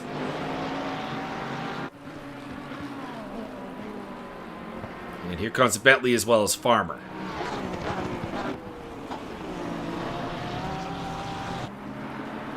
They are through.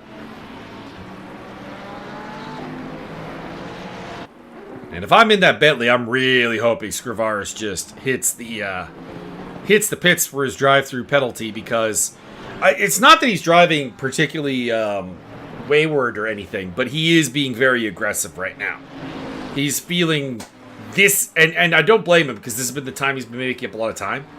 But he seems to be a guy who is feeling way better on the tires right now than the rest of the field. He feels like he can push, and it is causing some nail-biting, some hair-raising moments here. So if I'm the 2nd place car of Svenchek and the 7th place car of Farmer, I'm crossing some fingers and crossing some toes if I can that Porsche just gets his butt in the pits.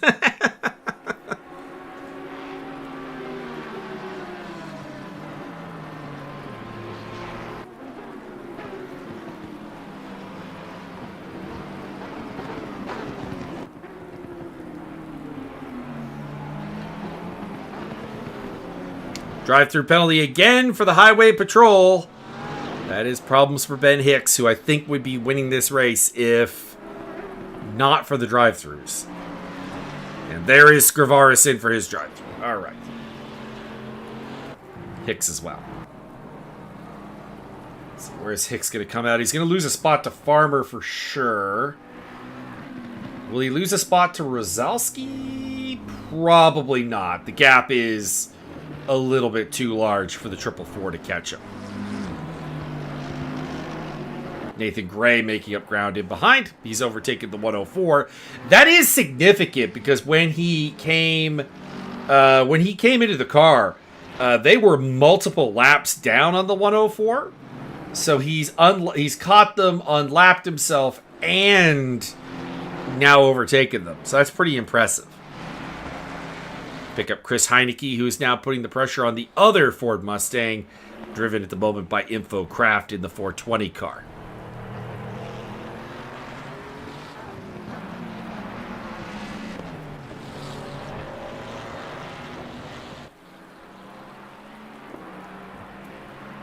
Goes to the inside. It makes the overtake pretty easily. The 37 seems to have some tires in it that the cars around it do not seem to have. Let me look at the... yeah, okay. He was 1.8 faster than Kraft that last lap. He was 8 tenths faster than Stone. Much faster than Race, but Race's lap time indicates a problem. And, of course, Scrivaris had drive-through. But yeah, this 37 is flying right now. It was the 5th fastest car last lap. The only cars faster were Roth, Svenchek, Hill, and Dreisig. So, like, you know, 4 of the top 5.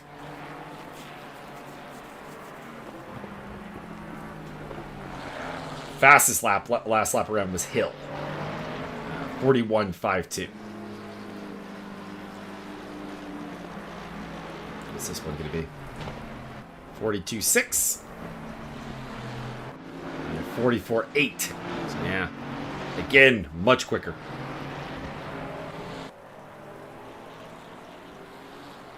Heineke on the charge.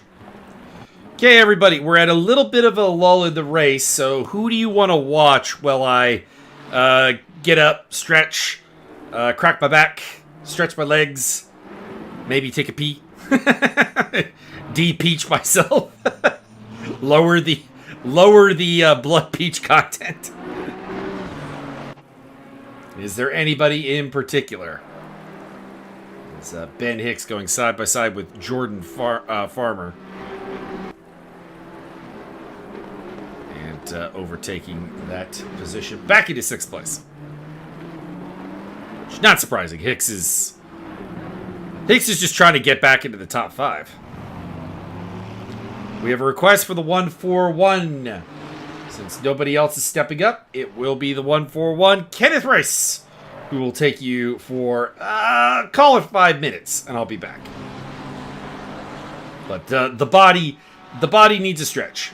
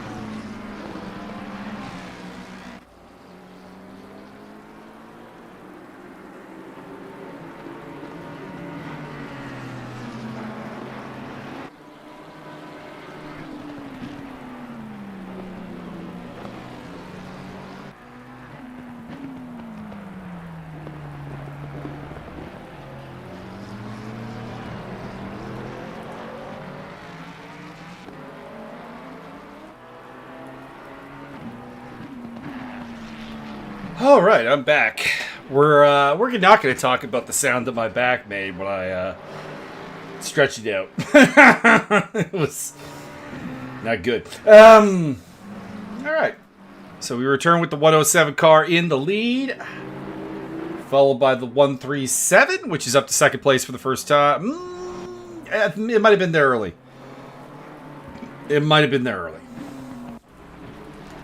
Third place for Dreising, fourth place for Roth, fifth place for Eder. And it's Benjamin Hicks, followed by Jason Farmer, Christoph Rosalski, Miles Stone, and Info Craft. Not under pressure from Scrivars. Scrivars is a couple laps behind him. But it's not that. As for why is the number one car in fourth place, it's an extra pit stop. We've kind of been going through this phase where the Bentley of the 107 Bentley, as well as the 137 and the... normally it's the 33 as well. Looks like they've lost that advantage, but they've been moving to the front as their little offset on pit stop strategy. And right now, the lead car has made 3 pit stops, which is less than anyone else in the field. 3, 4, 5, 5, 4, 7 for Ben Hicks. 4, 5, 6, and 5 pit stops for the top 10 at the moment. And we still got plenty of time. 2.5 hours to go around. Misano here. Time penalties coming out for Caden Scott and the 104 Lambo, driven by Loris Portioli. No real battles going on right now. Everything is, for the time being, calm down.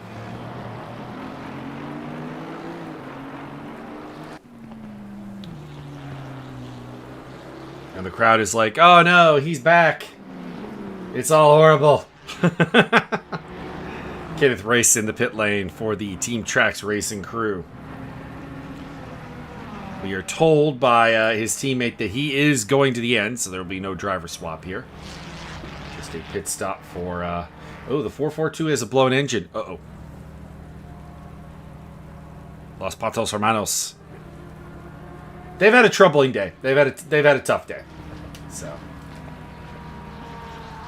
this is just another just another step on that road.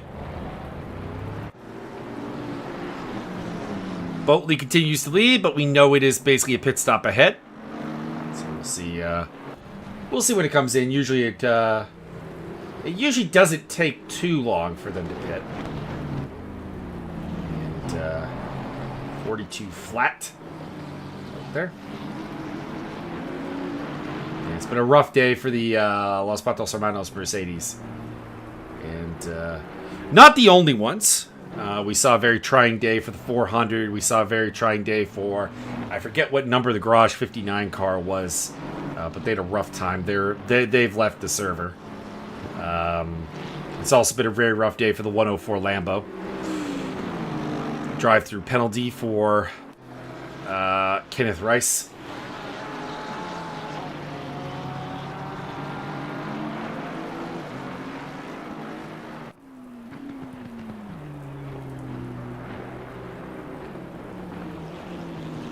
Odd to blow an engine in the wet, though.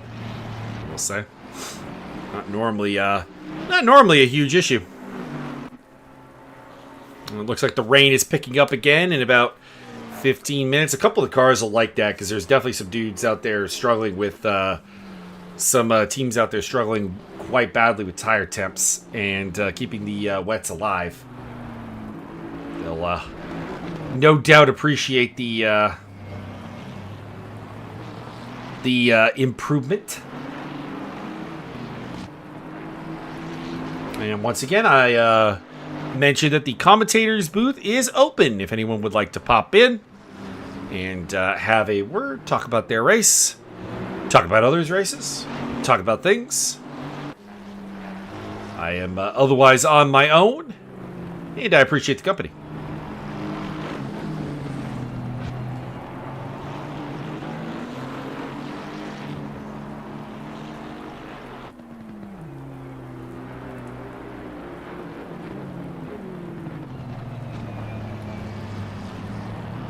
curse of the 666. I am more than happy to talk about the curse of the 666. One of my friends is trying to summon me on Steam.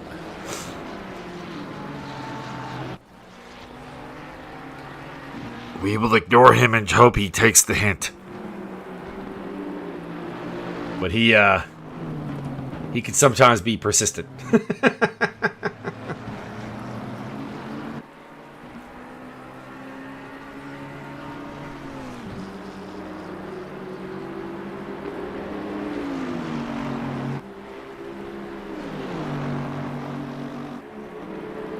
You know who's out there running great laps right now? I mean this. 7/10 faster than anyone else on track. Davey Hill, the 137. That car is a rocket ship right now. 41 flat. Right now. While everyone else is in the 42s, 43s, there's one other car in the 41s. And it's Ben Hicks. It's an insane lap.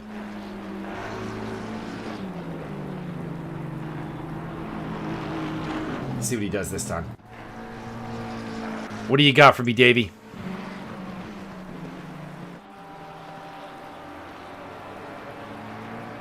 Coming to the line. And it is a 41-3. Another 5/10 taken out of the leader.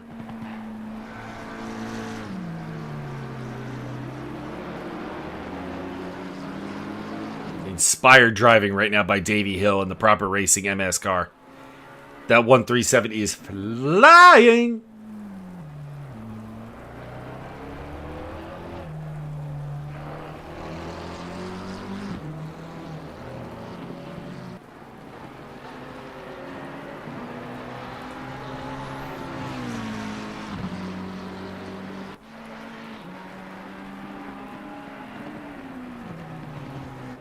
No real battles going on this second. Kenneth Race is back in the pits. What happened? What happened to the 141? Ooh, loses control. Gets it back. And just comes to a stop. Interesting. Interesting.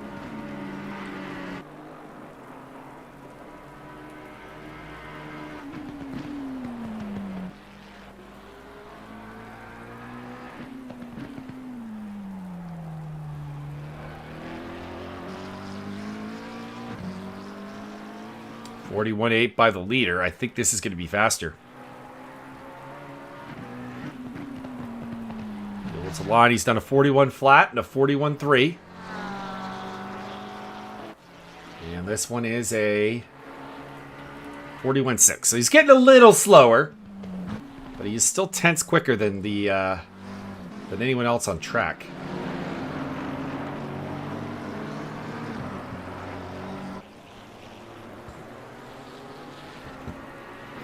Excuse me. Here I am burping. Michael Eder is also doing some very good laps right now, but Davey Hill is the star of the show right this second.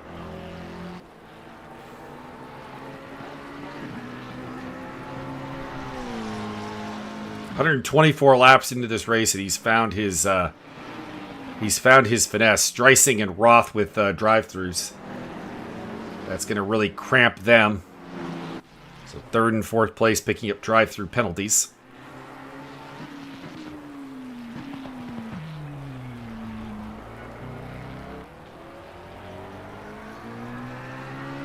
Looks like Hill made a mistake this lap.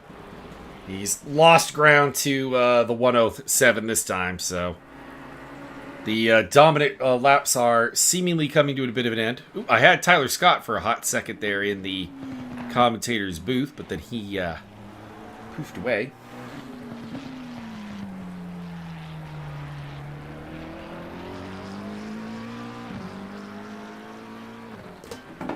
We're going to get another visit from the Griffin.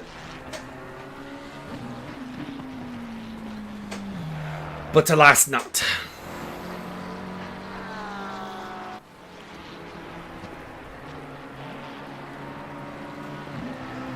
Still in the 41s. 41.8.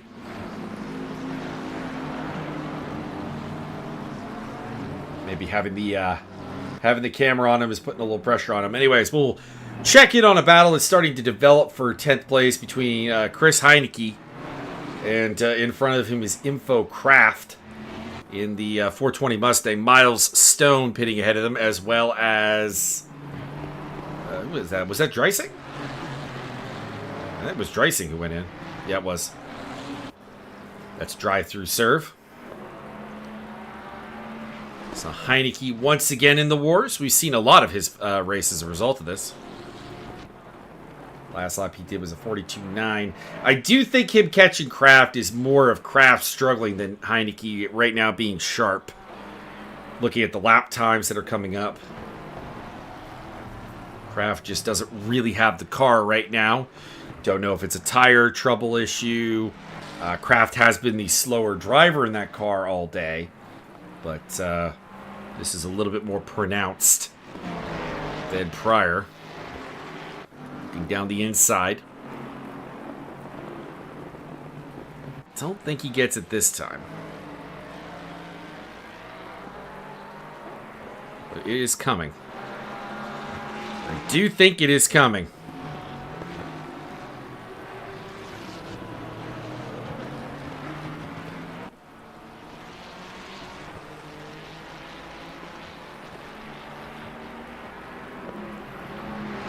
Down the inside again. No, not quite. Ford v Ferrari for 9th place.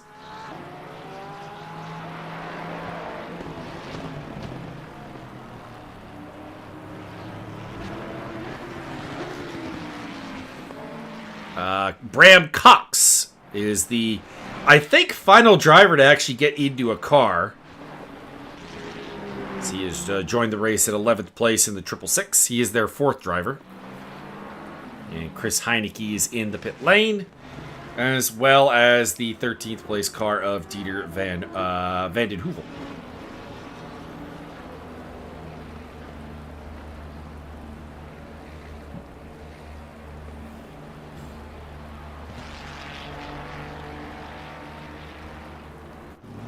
Svenchek continues to lead. He has let the rocket ship of Ben Hicks unlap himself.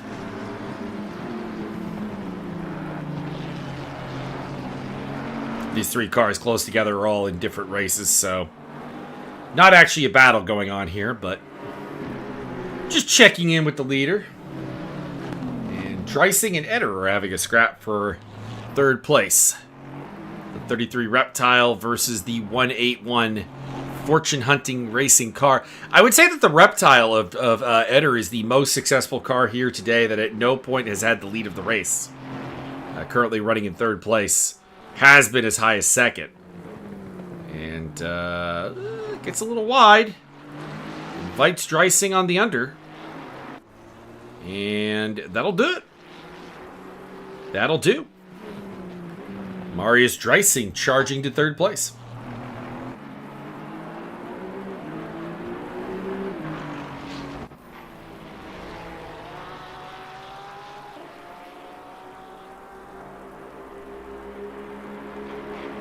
It's David Roth in behind them in the 5th place car. The number 1 for KFD.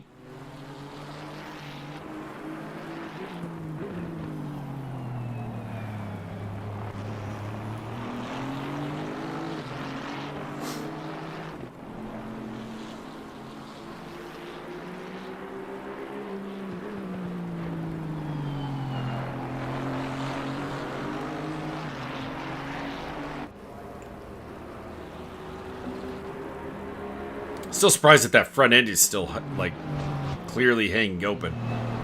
I wonder if it's been fixed and it's just a case of a graphical non-update here from my end, but I like to think that car has been driving around with the bonnet flapping basically this entire race. Leader pits. So that'll be Sven check in. Where is the 137 right now? On the... Not the back stretch, but like the middle stretch there. If I had a mouse, I'd point it out, but the mouse doesn't show up. Unfortunately. So you will have to use your eyeballs.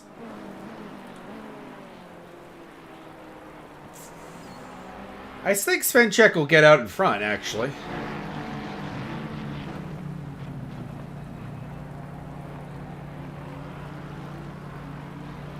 Into the pit stop, obviously. Yep, there he goes. Actually, we'll get out well clear. And far from the lead, Matsushima has to worry about Dreising and Eder being right on his tail.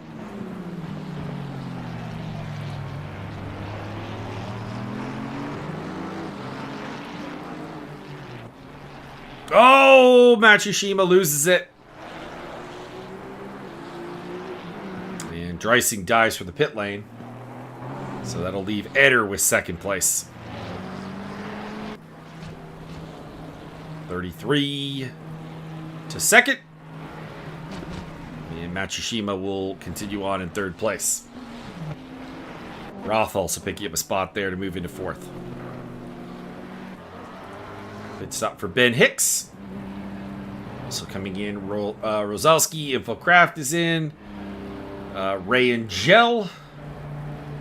And there is Loris Portioli rejoining the race in the 104 Lamborghini.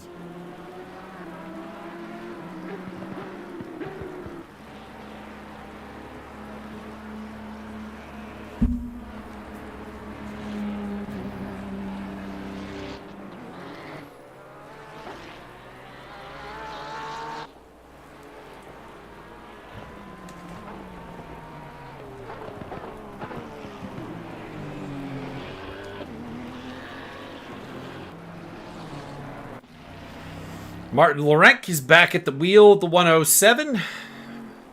Getting handed it in the lead this time. And I gotta say, my prediction's looking bolder. Or looking better. A little less bold.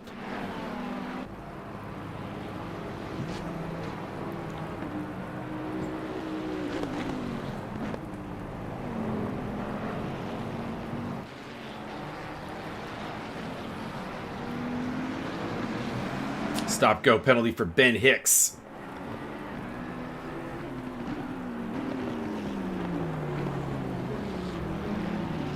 The Highway Patrol getting the law slapped on it.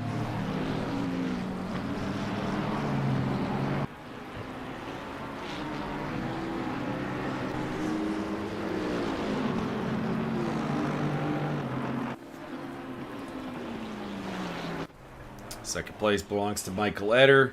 Third place to Daniel Matsushima. Fourth to David Roth. Fifth to Hiko Dragon. Sixth to Ben Hicks. Seventh for Juan Heineke. Eighth for Freddie Murley. Ninth for Bram Cox, although, let's be honest, he hasn't done a lot of work to get that spot. He's the fourth driver in that car. And Chris Heineke rounding off the top 10. I think that 420 is currently sitting outside the top 10 is probably going to be there when everything shakes out, but we'll see. What did Ben Hicks do? What is the Highway Patrol getting up to?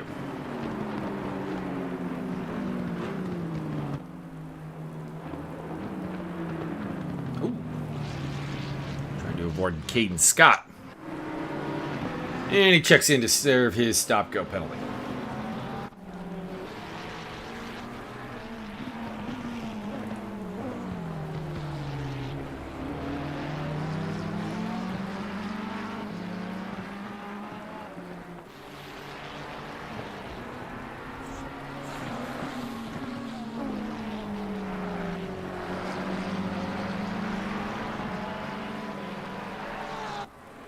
Dragon with a yellow flag. Oh, he's headbutted something. Boom. Into the wall. That's the second time he's done that. I cannot imagine that his co-driver is at all happy right this second. This is the second time Marius Dreisig has given Hiko Dragon a car that's running in the upper end of the field, and only for him to smack that wall.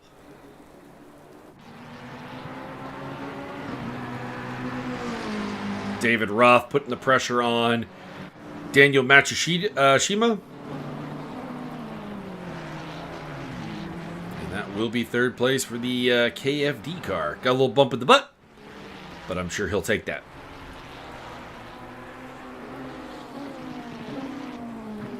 He'll say fair trade. And then his car explodes with 3 minutes left because that's actually like broken the car's exhaust system somehow. Juan Heineke having a spin. Hate to do this to you, everybody who's cheering for the Griffins. What? It's pirouette time.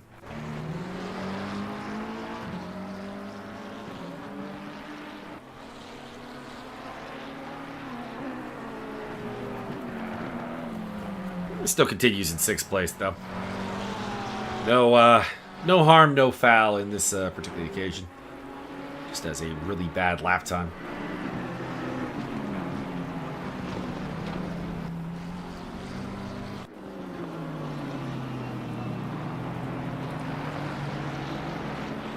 Martin Lorek continues to lead.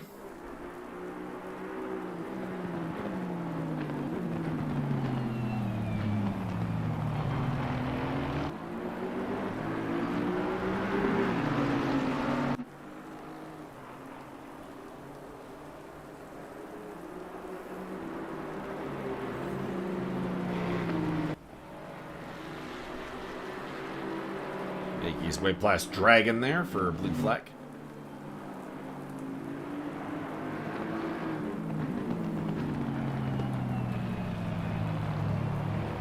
It's Freddie Murley in behind, trying to unlap himself from Dragon.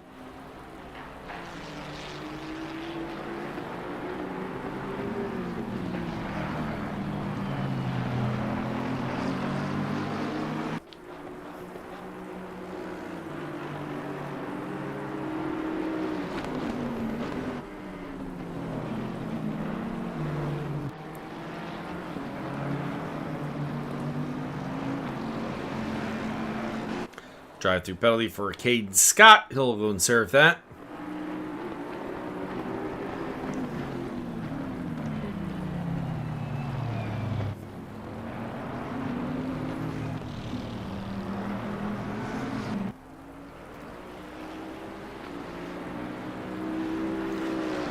We can hear back home.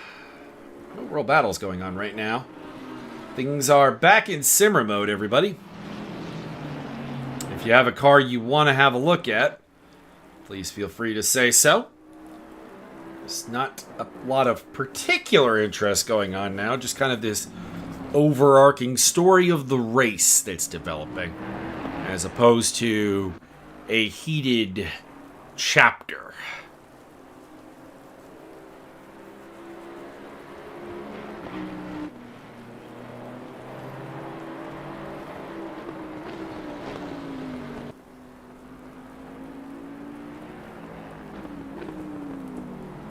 And I'm just going to take some sound sampling, so I'll be off mic for just a second as I check out, just seeing how things sound.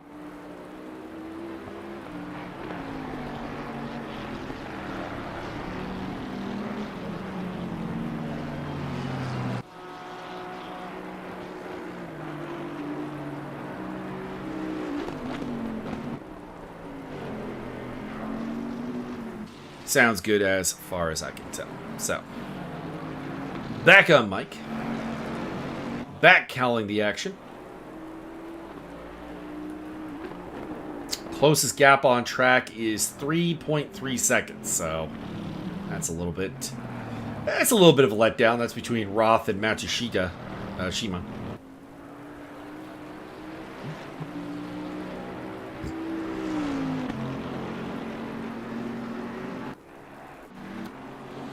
Might as well pop in with Daniel Matsushima, who I've been a bit harsh to today.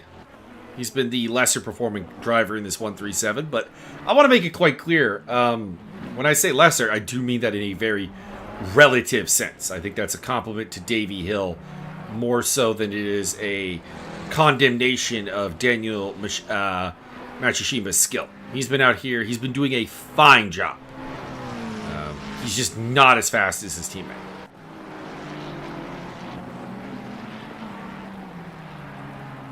Not today, anyways. But he's largely kept it clean. He's kept that car still running, you know, in a position where, like, I can see it on the podium. I've said it, I don't think it can win. But I think this 137 could get third. I think a podium is available for this team. And, you know, the credit, part of that credit has to go to Matsushima.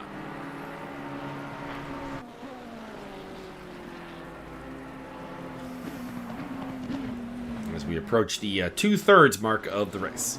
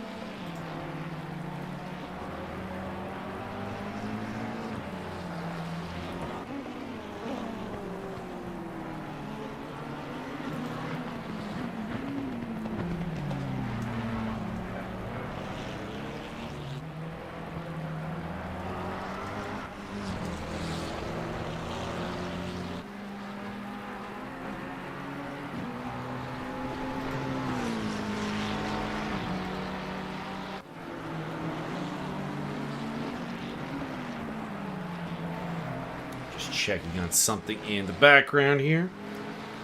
Do apologize.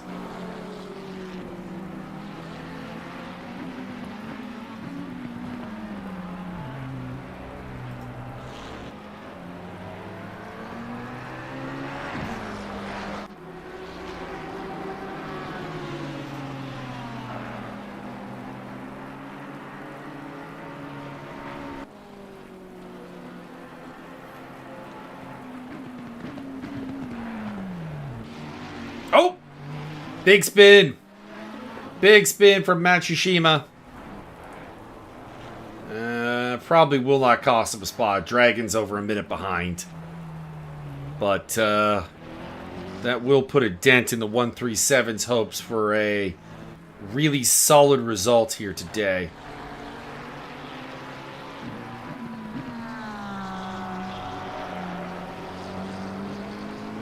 Doesn't end it, of course. They're still running in 4th place. They still got time. And,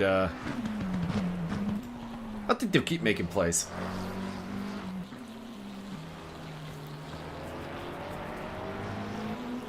David Roth is catching up to the top 2. A couple of tenths at a time. That is a lapped car up ahead of him. That is Silvio Ribatezzano, who's been a bit of an interesting case today. Oh boy. Don't do it, Silvio. Don't do it. It got a little hairy. But Roth clears the blue flag.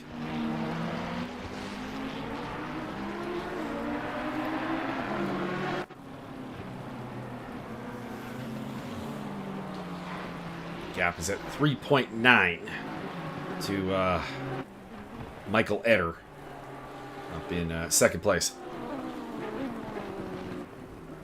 Having a blank on Eder's teammate's name. Right. Benjamin White is the other driver in that car.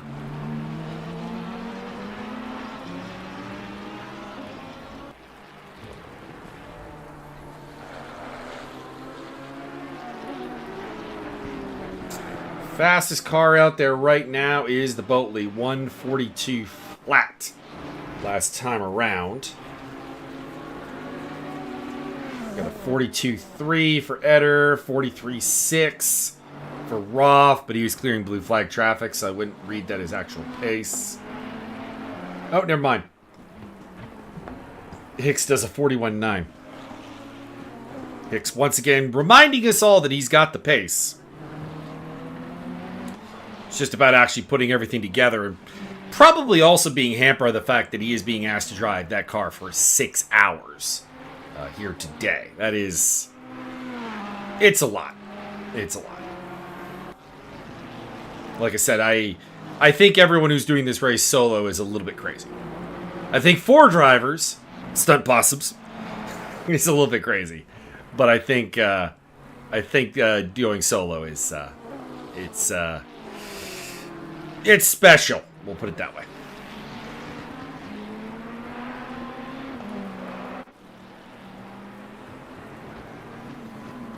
And Antonia Gamble continues to lead the Griffin cheering squad in chat, as the Griffin cars run 6th, 10th, 13th, 15th, 16th, and 17th. It's a large team today.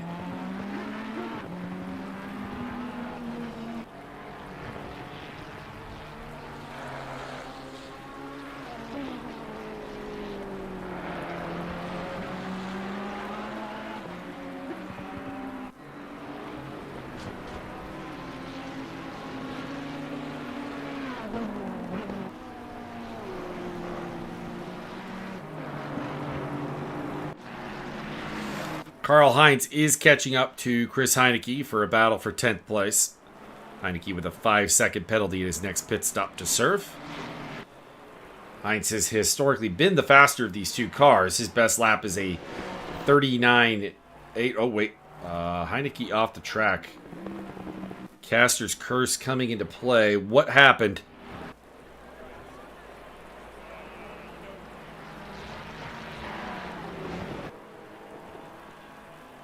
Big old power slide. Well, that's Karl Heinz back into the top 10.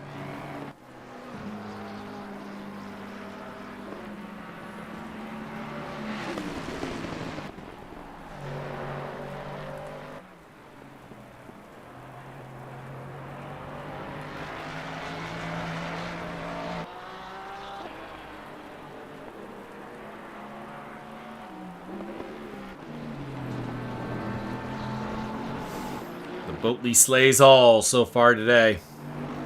Still got 2 hours to go. Full 3rd race distance. And this is where I was slated to leave you guys at the 4 p.m. my time mark. But we are going to charge on, as long as my associates will allow me to. I told them the race would be over about 6. And we are on pace for that, but I do not know if they will be that patient. We'll find out.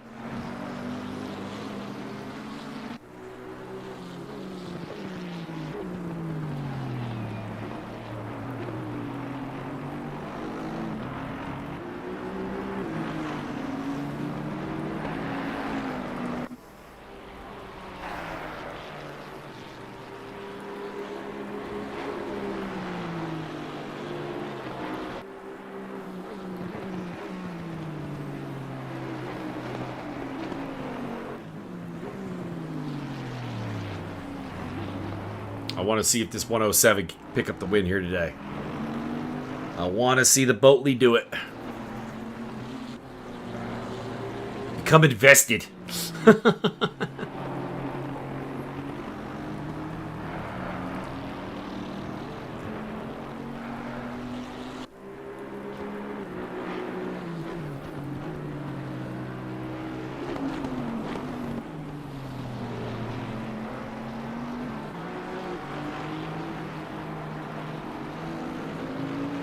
Another reminder that the commentary booth is open for anybody to pop in if they want and have their say.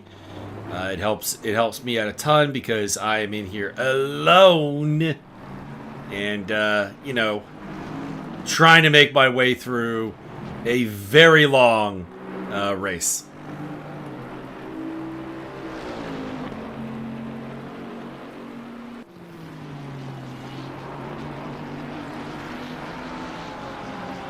Normally I would have a partner, but today I am solo. I am alone in the booth and slowly losing my mind. It's not good to be talking to nobody.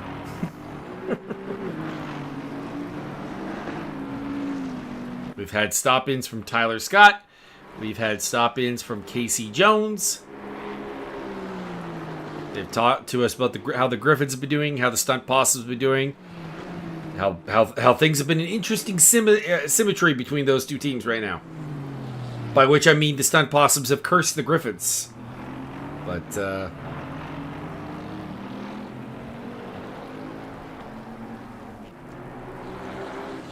battles do continue on track.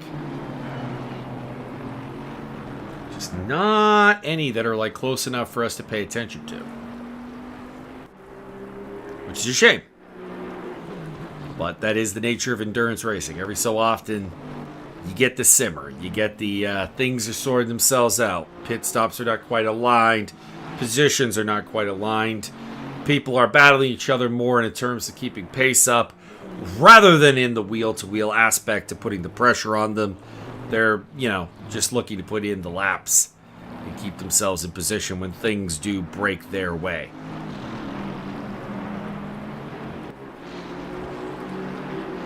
But at the moment, the Boatley is the fastest car on the track. 41.802 last time around. Nobody else was in the 41s.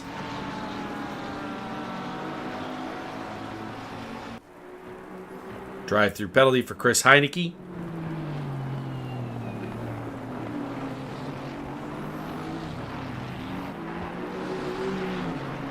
And the 37 pit lane is just screaming their heads off. Gesticulating at the sky, wondering why the racing gods have forsaken them. Calling for the blessing of Jody Scheckter. And not getting what they want.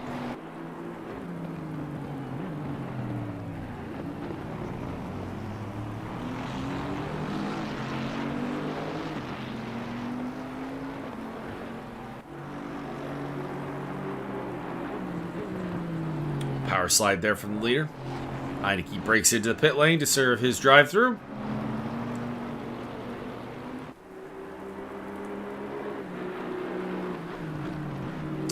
.762 that time around for LaRunk, despite the power slide towards the end.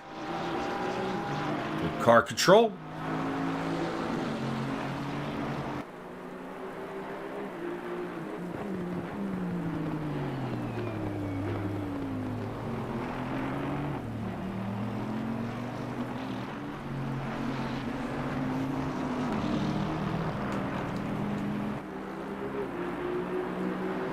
Drive-through penalty for Silvio Ribetezzato in the 104 Lambo. Team has had to have had the most drive-throughs today, I would think. But I could be wrong. I haven't been keeping scientific track on the matter. But, well, let's see here. We could probably figure it out by how many pit stops they've taken. Where's my mouse? They have along with Caden Scott, they have 12 pit stops. This will be their 13th. So, chances are they probably do have the most drive-thrus. But the race director does not, race control, I should say, does not keep track of how many of those pit stops are for drive-thrus and how many are actual pit stops. But I would guess that they've had the most.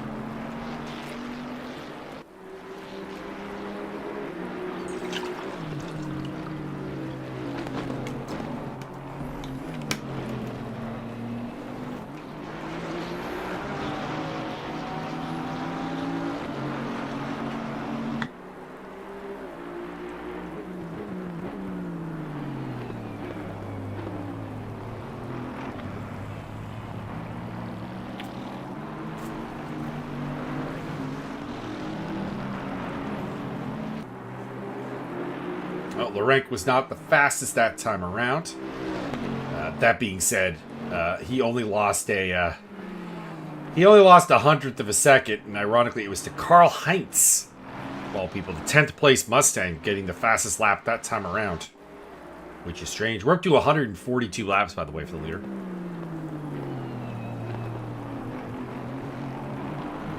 It's by about a half minute over the 33 car, with David Roth at the wheel in the number 1 rounding off the podium.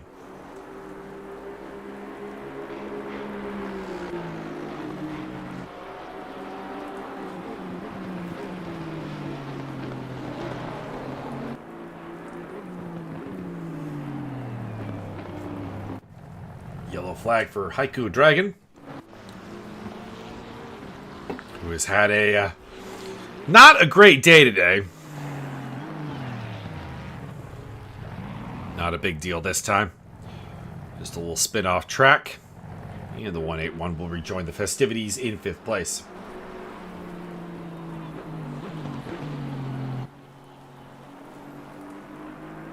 Yellow flag out. Oh my lord, what happened there? Good lord. Chris Heineke losing control.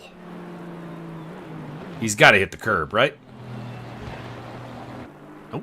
Just lost the back end. Not really curb assisted at all.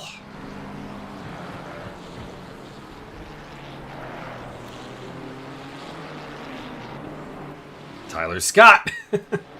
Also having a moment. Karl Heinz puts a lap on him. That's the weirdest one yet. Just managed to caught up a draft from underneath the Mustang. Snapped the nose around.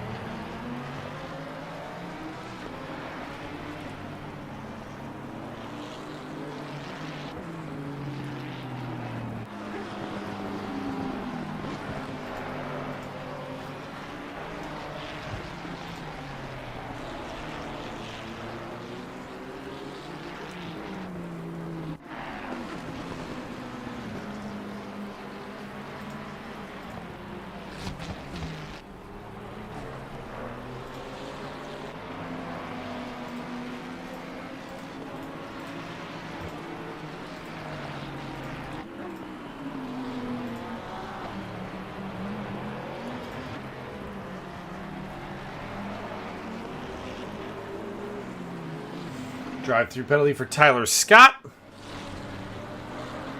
So the Griffins do not get good news here. Not back on the leader. Martin Larocque. 107 Bentley continue to do its thing out there. Part the waters and drive on.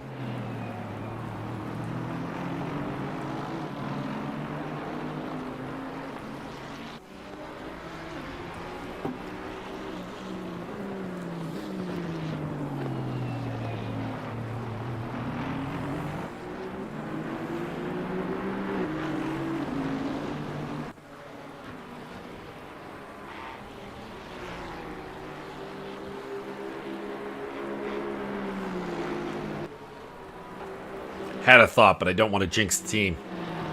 I don't want to casters curse them. We do have a battle developing between Michael Hazenbrick and Oral Ja. Oral Ja in the 69 car has caught up to the back of the 88 of Hazenbrook. And the pressure's on. Battle between two liveries that I'm semi-certain are broken.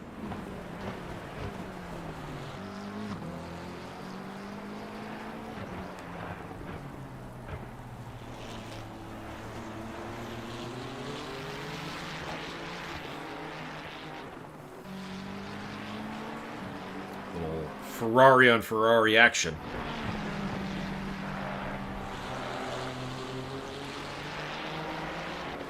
We have a lot of that here today. We've got 1, 2, 3, 4, 5, 8, 9 Ferraris running. Half the field. today, and I think we've lost some Ferraris because I believe we had 10 to start. The race drive-through penalty for Freddie Murley in the 444 McLaren.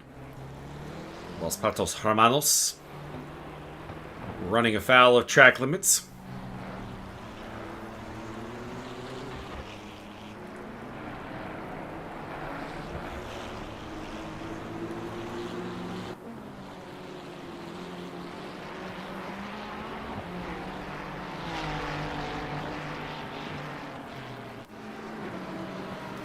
I do think there's a little bit of a problem with Oralja's approach to endurance racing, if I do say so myself. Just from covering his action in Server 2, there's a bit of a not big picture thinking that he goes through. And admittedly, he's just here to have fun. And if you're having fun, that's all there's to it. Oh, Hazebrook goes off the track. Here I am, talking about Ja's potential weaknesses, and the double 8 just goes off the track and lets him through. And up into 13th place. Oh, pardon me, that was not for position. That was... Pardon me, Ja is a lap down to Hazebrook, so... Well, that's, kind of ruins that a little bit. Drive-through being served by Tyler Scott. The Griffin orange car heads down pit road. As does the, Los Patos Hermanos Clown Division car of Freddie Murley.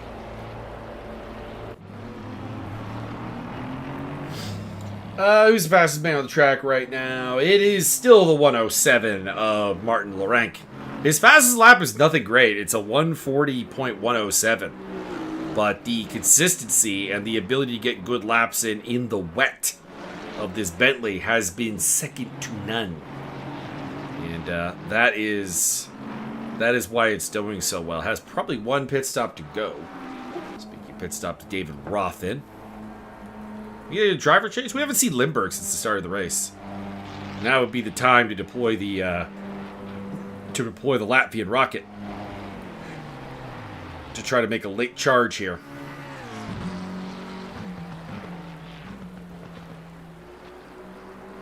Let's see. He'll probably rejoin in 4th.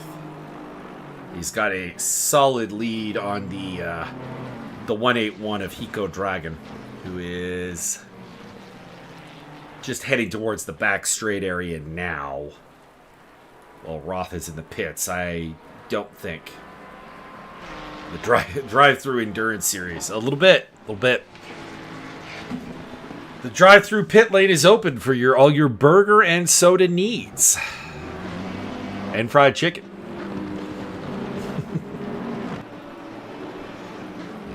Rejoin. Got a little battle going on between the Griffin boys, Caden Scott and the Crazy Rabbit Griffin team, and the BMW of Lucas Joubert. Both of these guys going the full distance today, and we salute them. But it really does feel like probably putting these two guys in the same car would have been maybe a better idea. But Scott picks up 16th off of Joubert. And it's not going to be Lindbergh's. It's going to be the third driver, or the second driver, I should say, because Roth is the third driver. Dariusz Chmielewski, who takes over the number 1 KFD car. Possibly to the end. Could do a stint of an hour and 45 minutes without too much issue. Unless there's a stint maximum I am unaware of.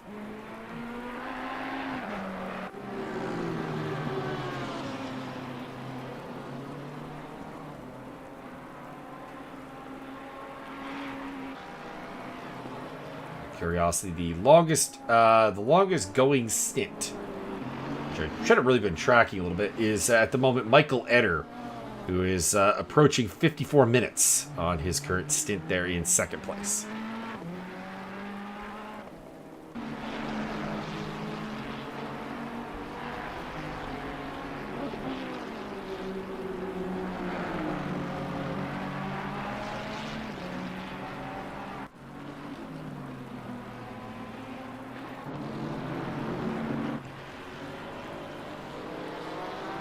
But 07 continues to pile it on. 141.8 last time around, which was the fastest of all the cars. Michael Hazenbrook triggering a yellow flag. He has come to a stop off the circuit. We'll see what happened to him.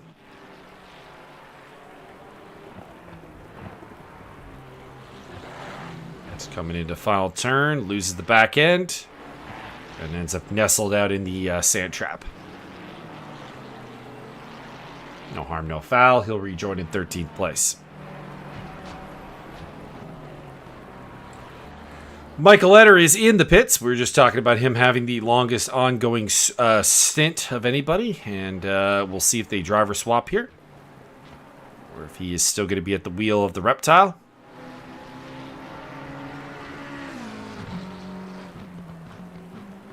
He'll drop to third behind Matsushima. And the 137 should come out ahead of the 1. So we can pull up the map and show you. The number 1 car is working his way through the backstretch into that final snakehead section. And the reptile is rolling with Benjamin White back at the wheel. Now they'll rejoin ahead of the KFD car without too much drama, I think.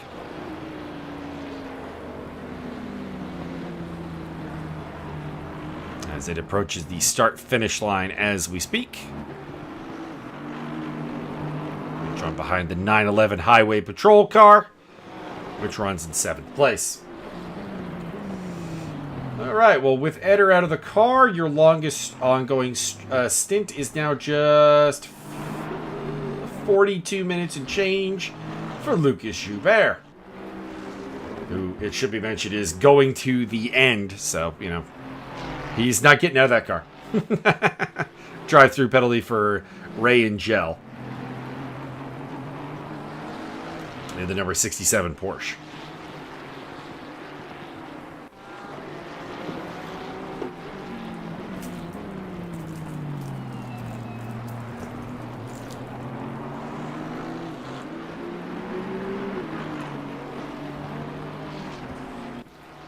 Martin Laurent continues to stretch the lead. The 107 car has been the fastest car on track for a number of laps in a row. Nothing amazing. Nothing close to the fastest lap of the race. Nobody's getting down and below the 140s, I think, for the rest of this thing. Not unless the rain gives up. And we have updated weather forecasts that still have the rain intensifying in the next 5 and 15 minutes. So that seems unlikely to be an option at this point.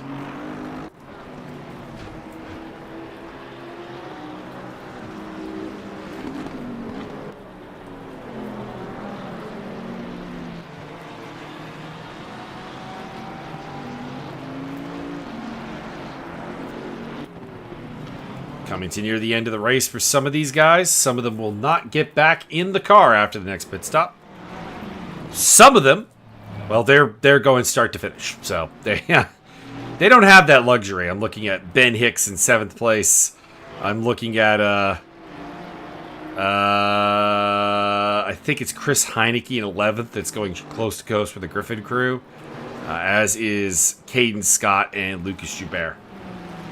So those four are going to be in that car for the full 6 hours. And they've got 100 minutes to go.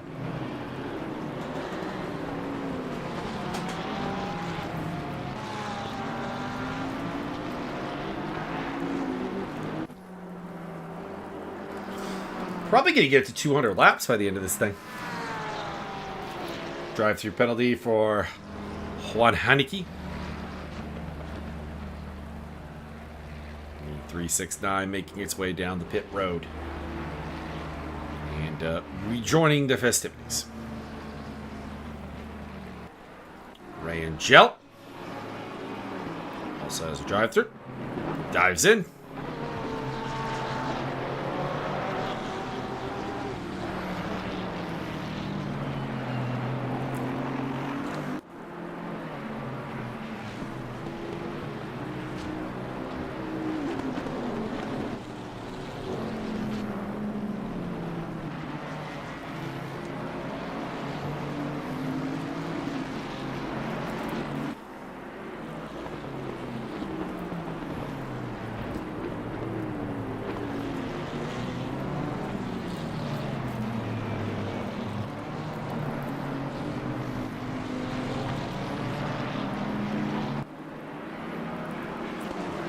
rank in the lead.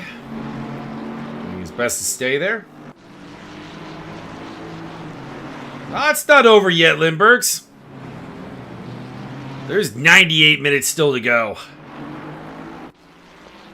There is more than enough time for somebody to screw this up. There is plenty of time.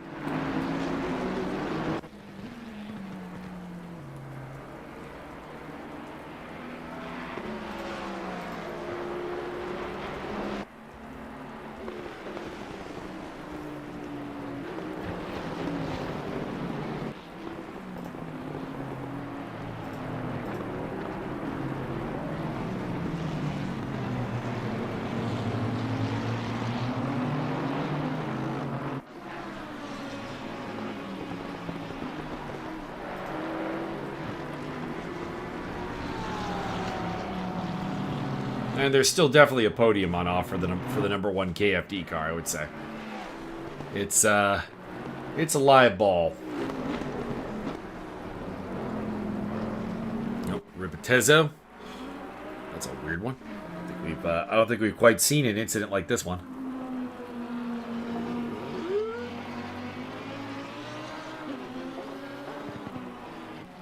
That's a weird one. That's a weird one. Oh! We have Uri Svedchek in the commentary booth. I probably butchered your name, but... You spelled it correctly, so thank you. Oh! Getting it right the whole time. Oh, boy. All right, well, you guys are in the lead in that 101 Bentley, and Martin's doing a great job out there. What has been the key to success here today? Well, for us, avoiding any incidents and any drive-thrus for track limits, it's crucial here, and consistent. Well, the weather is helping that for us, but... I was going to say, you guys have been the fastest car during the inclement parts of the race, when everyone else is struggling, maybe with the tires, or maybe with the wet, or whatever. I couldn't speculate as to the specifics, but when the grid has been struggling, you guys have been the fastest car. When the grid has not been struggling, you've been kind of mid-pack, but when things are going bad, you guys are still chugging along. Yeah, it's the consistency that even in the setup, it works just amazingly. When it's raining more, it's still the same as it's like now full wet conditions, but we didn't expect it. We didn't test it for these conditions. We were prepared for mixed conditions that would exchange a lot. There would be many periods of drying up and raining up again. So that's the way we set up the car, and somehow it works perfectly even on these conditions. And we are surprised that we are faster than the Ferraris. We were expecting them to dominate in these conditions. So surprise for us too, to be honest. I've always thought the Bentley performs very well in the wet, but so I'm not. I can't say I'm surprised. Well, it used to be like that, the memes that the boat, driving on the yacht and stuff like that. So the rumors were there. Back in the day, like 2-3 years ago, that was pretty much his stuff. It was his street, and everyone was streets behind. To put it this way, there were only 3 cars within 1 second of you last lap. So that's the kind of pace. Yeah, like this is the car is perfect, but Martin is doing his machine. He's I don't know how to say it differently, but the car control he's shown is great. I've seen him power slide through that last corner 7-8 times now, and I'm just like, I'm amazed. Yeah, he somehow does it. I cannot replicate it. I can do it 1 in 100 tries, and he's doing it every single time. I don't know. And that's why he's faster than me. Well, everyone needs a good number 2 driver, and it's. I've kind of said it during the race a couple times on the commentary that there are. I would really like the chances of the 137 and the 181 cars if they had better number 2 drivers. And I don't mean to insult Daniel Matsushima or Hiko Dragon by saying that, but the difference between them and their teammates is very, very noticeable, and it's not quite the same for you guys. Yeah, there's a gap between us two. It's just not as big, yeah, of course. But it's such a shame. We could have there could be really a good fight on our hands with the McLaren if the gap would be same as me and Martin. I'm like half a second, maybe even less slower than him, a lap. So it's particularly yeah, present in the 181 Aston Martin because. There have been 2 occasions in this race where Dragon has been given the car, and within like the first 2 laps is planted in the wall. I just have to imagine the other driver in the pits having the Brad Pitt moment of, God damn it. Yeah. Well, it happens. It happens to best of us, even to me. The race, the round before, in Bathurst, I jumped into the car and second lap I binned it into the wall. Oh, so, I do recall that. Yes. So yeah, it happens because you're not warmed up properly. You can warm up, in a single player and stuff like that, but it's not the same. There's a pressure. There is a anticipation and everything at the same time, and you need to focus and deliver.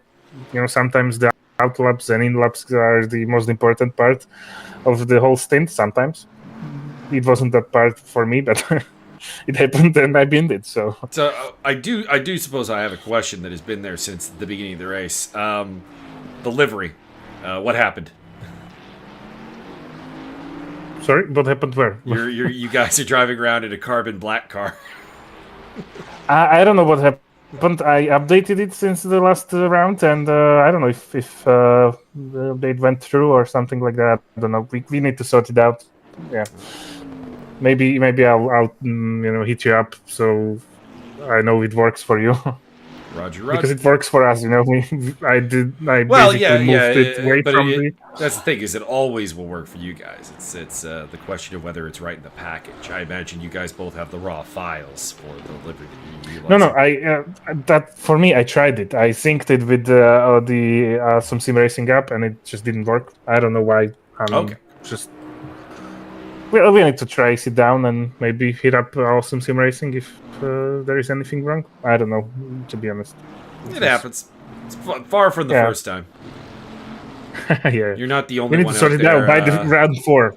Yeah, you're not the only one out there. The 88 car, I believe, according to chat, we have a couple of the Griffin people in chat. They have confirmed that the 88 car is not coming through right either. So you're not alone. You're just the only one that has the full-on carbon. Yeah, it's a shame because I want to see it. The Bentley is a very beautiful car, but in that carbon black is just.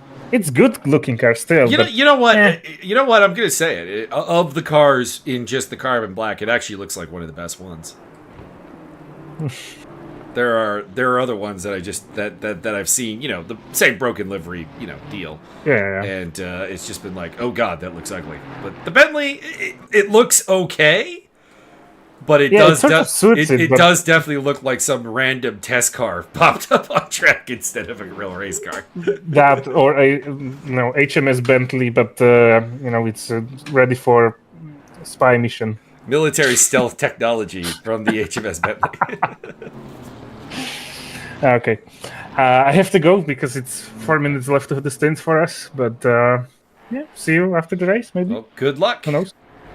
Well, I won't be here after the race. I will probably be kidnapped before the end of the race, honestly. But my kidnappers were supposed to be here 28 minutes ago, so they are showing it admirable. You're doing an amazing job.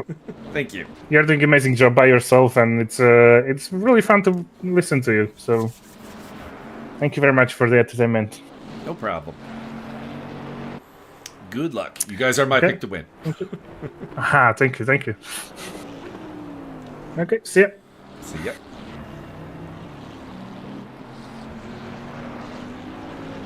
Well, we still don't really have any real battles going right now. The closest gap is 5.9 seconds between Schmielewski in the number 1 KFD car and the 33 Reptile Racing car. So it is not close at all. But there's still time. Still time.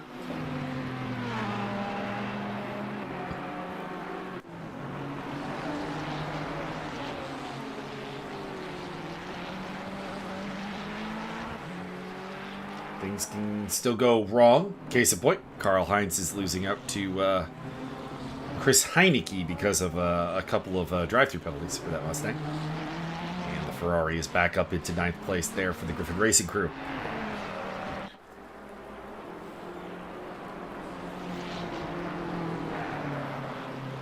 See, we have Casey Jones back out on track in the 666. Retaking over for the Stunt Possum crew. As Schmielewski loses the back end and spins the Ferrari around.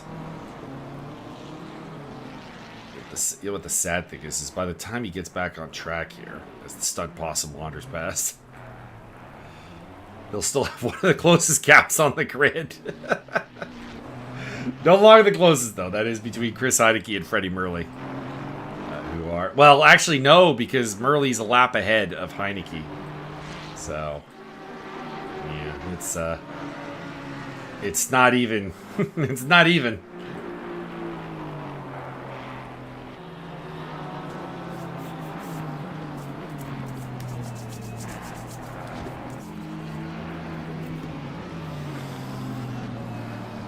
Heineke a little off the track, but not too bad. It's a lot of time. Gets back in motoring. Hazebrook in the pits, as well as Caden Scott. Caden Scott will remain in the car because he's going coast to coast today. Hazebrook may hand the car over to Dieter Van den Hummel. And in comes Chris Heineke as well. He is also doing the coast to coast. But he had a little over 54 minutes on that stint, and he pops into the pit lane. A couple other cars should be coming in shortly. We just heard from the 107 that they are coming in from the lead relatively shortly. The 137 McLaren should also be coming in relatively soon. In fact, there he's popped in the pits now as we talk. Should also see a pit stop from the number 369 relatively soon, as well as the 181, the 911, the 444, as well as the 67 Porsche should be in relatively soon.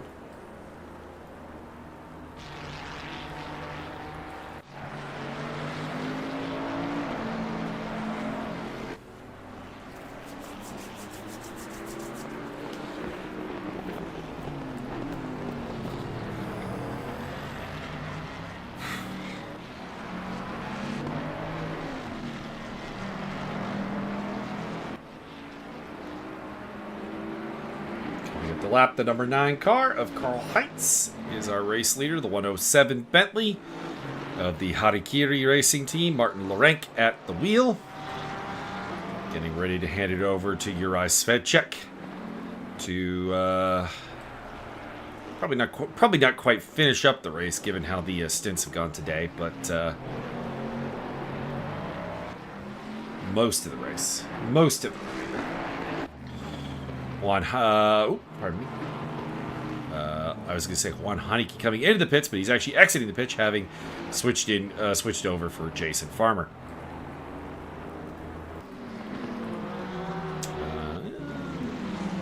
Sylvia, what interesting exploration of the track have you done this time in the 104 Lambo? I just got a little bit too much curb, and ends up with a little spin.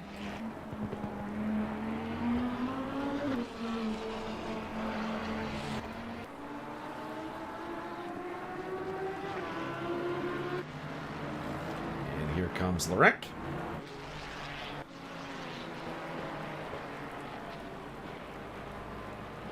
And the Reptile racing car zips on through. Ooh, he was a full lap behind Lorenk, actually. So that's, that is just unlapping himself. That's how far ahead they had gotten.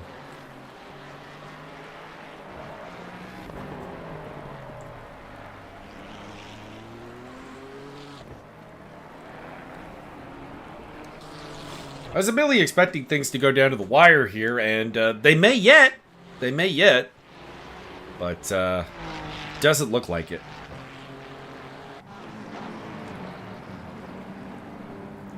Ripetizzato with another drive-through penalty. And Farmer looks like he had a little off early in his stint. Understandable. The tires are not necessarily in the right window of operation right off the bat.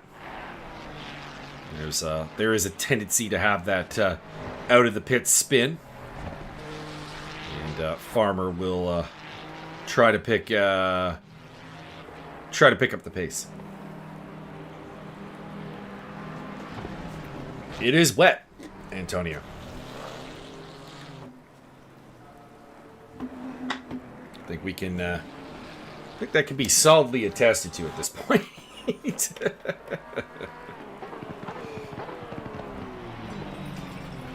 Speculation that it might dry up by the end of the race. I don't think that's on the table. We will be raining to at least the last hour, and possibly even longer, because it's actually getting worse out there right now. And I suspect we're gonna finish this one on wets. It's Christoph Rozelski rejoins the race, taking the car over from Freddie Merle.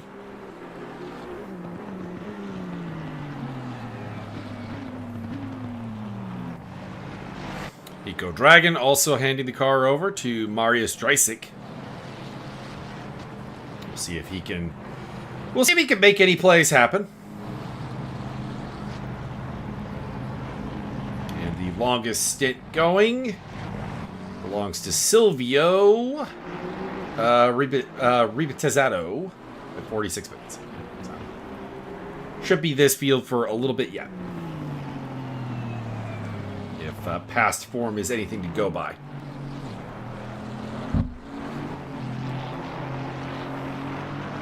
We enter the final 80 minutes with Juraj Svedček in the lead for the Harikiri Racing Team, the 107 Bentley. Benjamin White is in second place for the 33 Reptile Racing Crew. Dariusz Milewski for the KFD is in the number one car in third place, followed by Davey Hill, who's looking to make up some ground for that Matsushita Shiba lost in the 137. The 181 Aston Martin of Darius Dreising is in fifth place, ahead of the first of our many Griffin cars, the 369 of Jason Farmer. In seventh place is the leading candidate for the Coast to Coast Award today, Ben Hicks in the ERA Highway Patrol Aston Martin.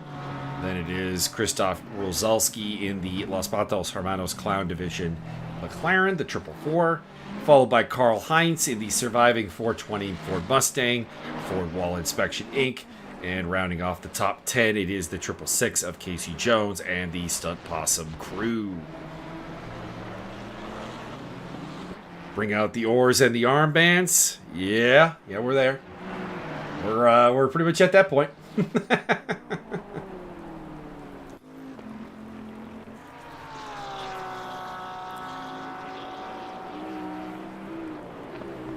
Need to deploy the triremes at this point. Go Greek-style naval warfare.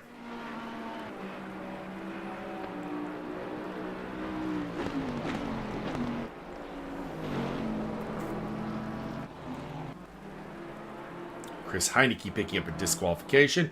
I imagine... Yeah, there it is. That'll be reversed. Just got off the track and ended up cutting the this hairpin area here. Seems to result in a DSQ, and the stewarding office has been overriding those all day. So, well, it is not a good thing to pick up. It is It is reversible. But there is a penalty here where you have to stay in the pits for a bit. So it is not without penalty, just the black flag is lifted. Chris Heineke. The closest battle I got is a 4.7 second battle between Ben Hicks and Krzysztof Rozelski.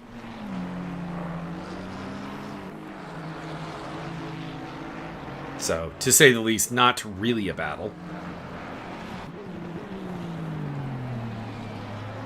Sometimes that happens in endurance racing. The field just kind of spaces itself out a bit. Sometimes you get an insane final bit. There was a 1 year at the... I want to say it was 12 hours at Bathurst. And there was literally 8 cars on the lead lap at the end. And they were all, like, very close. It was like something like a 20-second gap between the 8 of them. That was amazing. But that's not... it's not guaranteed to happen. Is, I guess, what I'm getting at. There was a couple different cars, too, which was nice. There was a Nissan in the mix there. There was a Bentley in the mix, I think. There was an Audi. 2 Porsches, I think.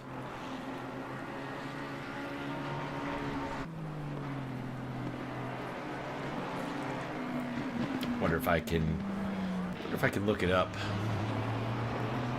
Let's see here. Boop, boop, boop, boop. 12 hours of Bathurst. Please. Bathurst 12 hour. Winners. Let's see, pick it up.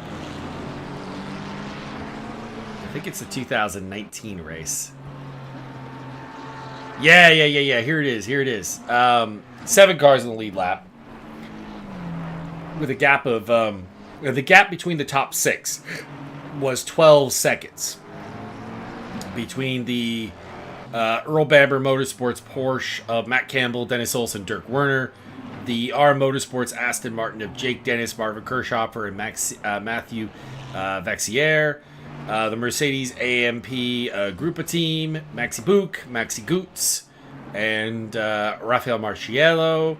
The Mercedes AMG Vodafone guys, which is like the very, very Australian team. James Whincup, Craig Louds, and Shane Van Giesberg. They were in 4th, 7.9 back. And then 8.9 back was the BMW Scherzer guys, Augusto Farfish, Chaz Mostert, and Martin Tomczyk. And then 12.5 second back was the Bentley of the M Sport crew, Vincent Abril, Andy Suchek, and Maxime Soulet. That was one of the more thrilling endings I've ever seen. And then on top of that, there was a Nissan in the mix, which finished 7th on the lead lap. KCMG Nissan of Alexander Imperatori, Oliver Jarvis, and Eduardo Liberati. They were like very much in the hunt as well. And I think the other Bentley, Jules Guzan, Stephen Kane, and Jordan Pepper, the other Bentley M Sport, also started on the lead lap. It just it had problems, if I recall correctly, and fell back. So that was a spectacular ending to Bathurst, which, you know, is just spectacular, period. Let's be real.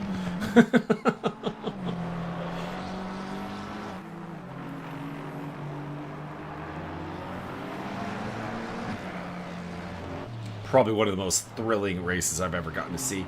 Ryan Gell has picked up a drive-through penalty in the 67. See if he serves it anytime soon. Bad lap that time around from Juraj Svenček. I wonder what happened.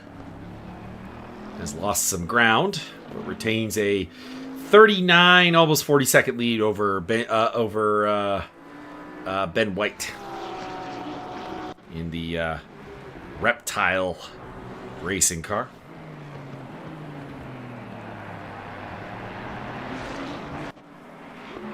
He's got Caden Scott rocking behind him.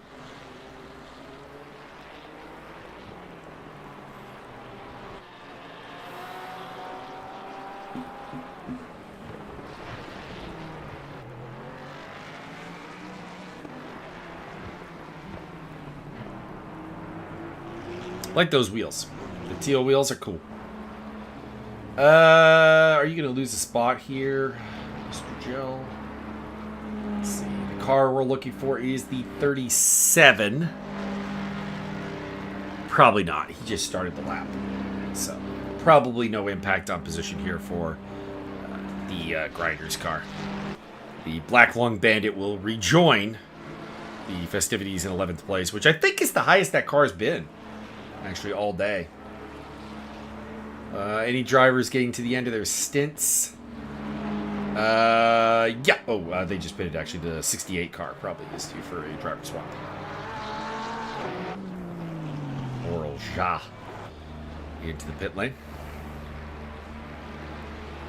Probably will hand that back to Cedric Muir.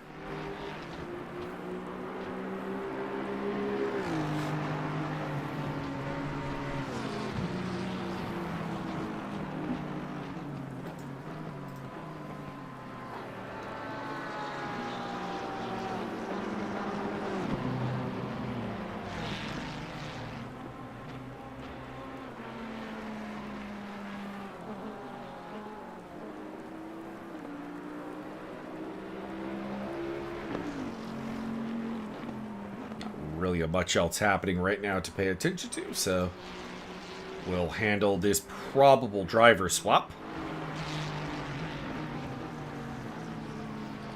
And just keep my eyes open if something starts to kick off somewhere in the field.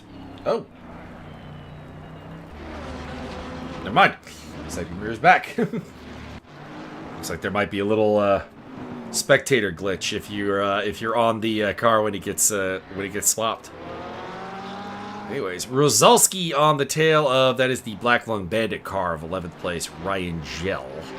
So that's a blue flag. Nothing terribly dramatic, but he is 7 seconds back of Ben Hicks, and that is the second closest battle right now. The closest between two Griffin cars, the 37 of Chris Heineke and the 88 of Dieter Van den Heuvel. They're about 5 seconds apart, and they are on the same lap. So this is the best I can do battle-wise.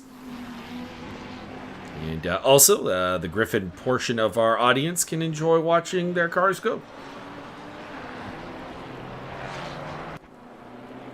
So there's a lap car between them. That is Loris Portioli and the 104 Lambo, who honestly feels like the driver who's had to make up the most for their teammate. Oh, Rosalski has had a moment. Has happened to the 444.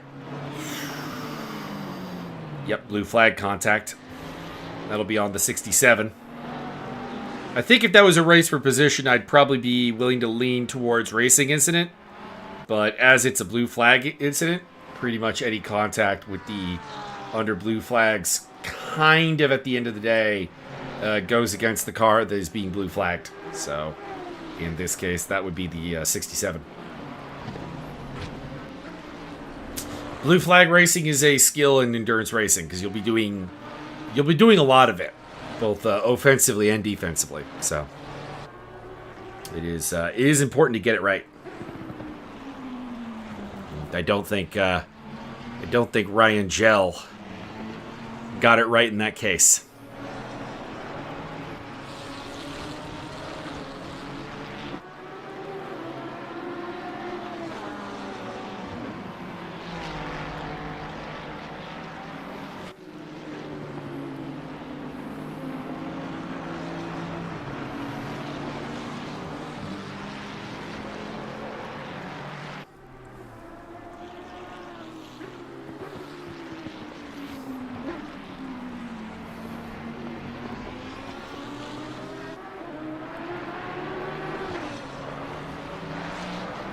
Drive-through penalty for the 666. The stunt possum of Casey Jones. Picking up the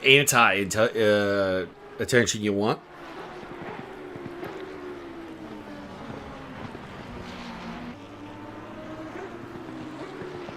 And it continues to be Svenchek leading from White, Schmielewski, Hill, and Dreising.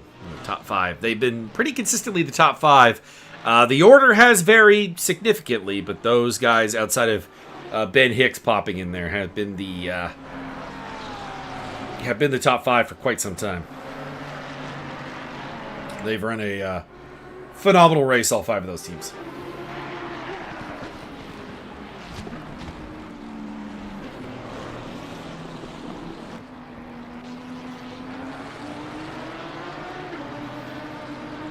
Rain's still coming down for the next 15 minutes. So we will be into the last hour with the rain still falling.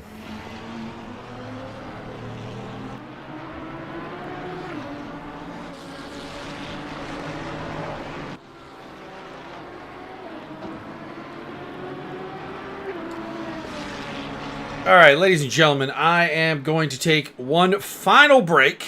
I'll be back here for the last hour of the race, I hope. But I need a bio break. I need a stretch.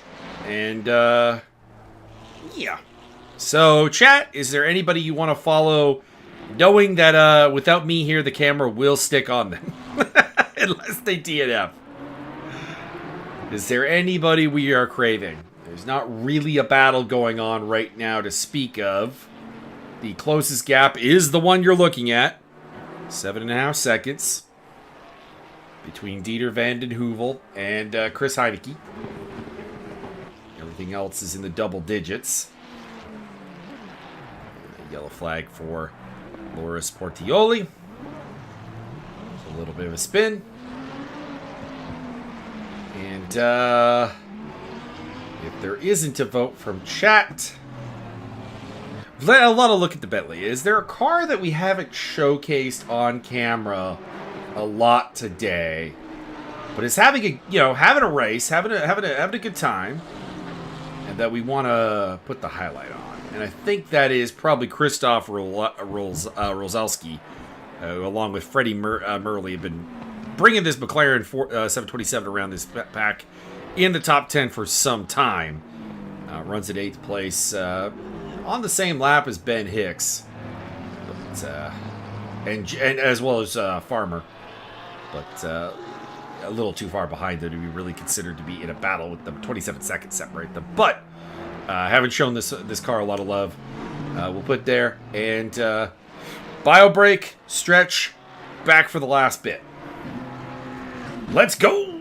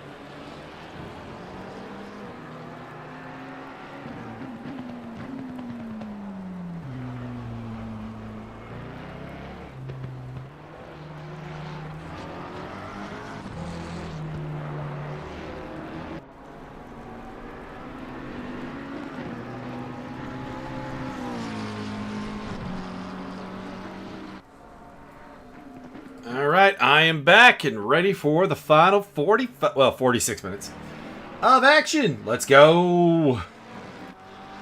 So, let's see here. Well, I was gone. The 107 continues to lead. Second place belongs to the 133 in the 720S. The Reptile Racing 33 Ferrari is still in third. Ernst Limburg is taking over or serving a drive-thru.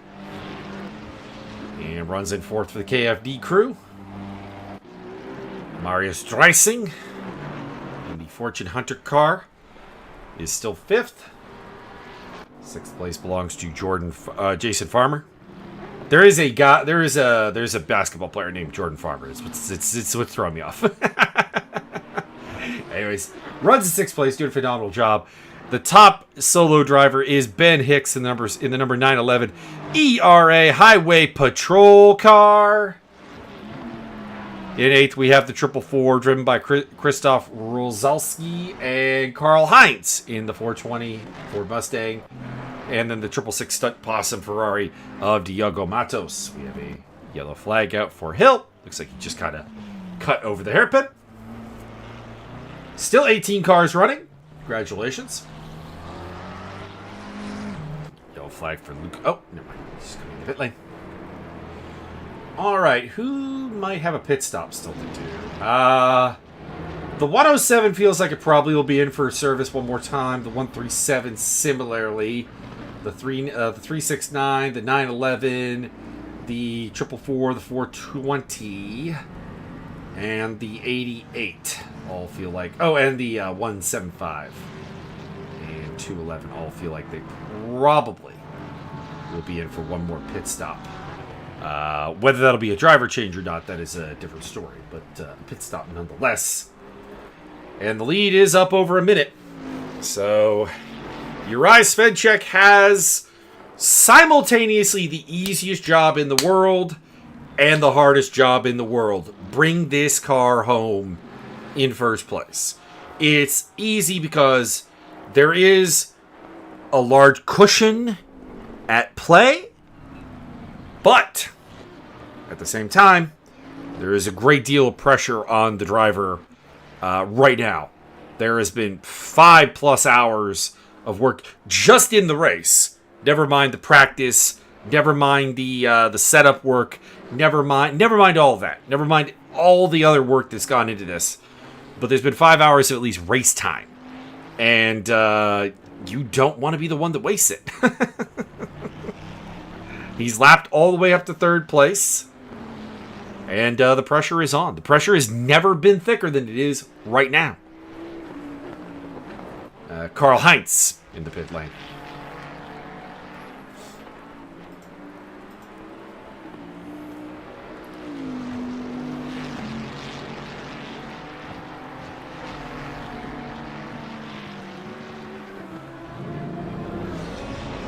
And rejoins the festivities in 9th place still.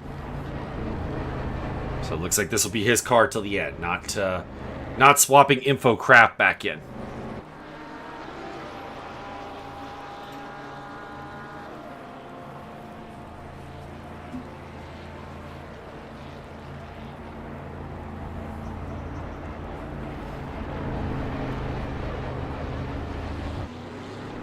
Right. 30-second penalty added to Cedric Mirror's time in the 68. And as if on cue, he gives us a little spin.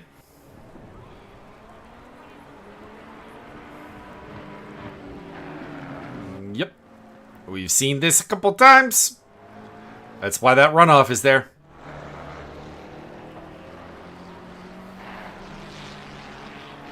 No real battles going on right now. The closest thing we have to a battle is Chris Heineke in the 37 Griffin Sim Racing Ferrari, who is 6.8 seconds behind Dieter van den Heuvel, his teammate in the 88 car that is shared with Michael Hasselbrook. Rozalski into the pit lane for what should be the final pit stop for the 444. Will they give it back to Freddie Murley, or is he going to go to the end? Is it raining the whole race? It has been raining the whole race. And we've got 15 minutes of rain still to come, so at best, we might see the rain break for like the last half hour, but I don't think so. I think it is letting up, but like I think this will be wet to the end. I think it'll be still raining when we wave that checkered flag.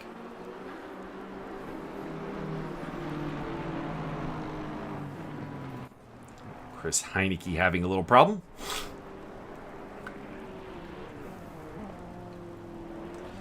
The lap times right now are all pretty bad, I imagine, because at the moment the track is actually cooling back down.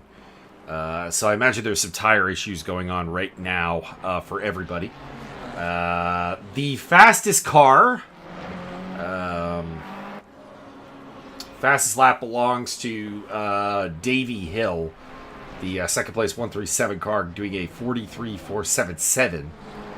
That gives you an idea of what we're doing here. It's 44, 45, it's 44, 43, 44, 45s, 46s even throughout the field. So there is not a lot of speed going on right now. No one really on a hard charge.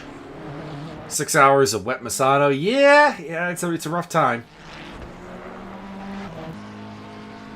It is a rough time.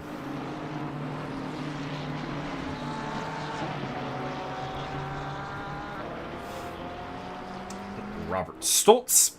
Oh boy. Oh no. What whoa. This is a bad one. This is a bad one for the 175 car.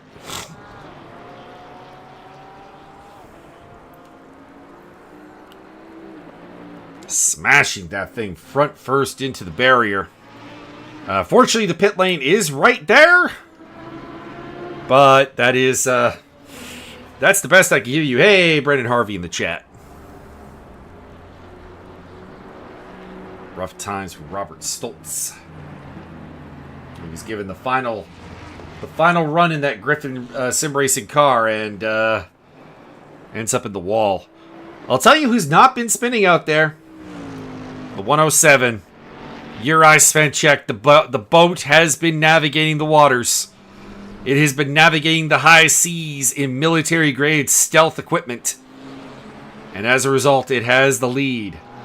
He's not been the fastest. This car has not been the fastest really at any point in the race in terms of overall pace. That's not true. But when he's been fastest, it's been when the grid has been struggling.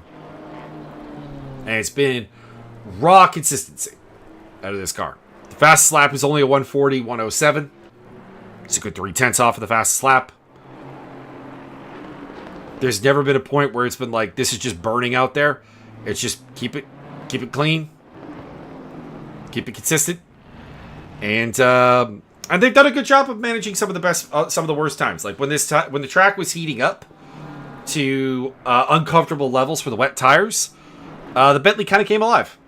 So they've got something for they've saved their best for when everybody else is struggling. It seems. So if I were them, I'd be keeping this setup near and dear to their heart because it's worked a wonder. It's been phenomenal.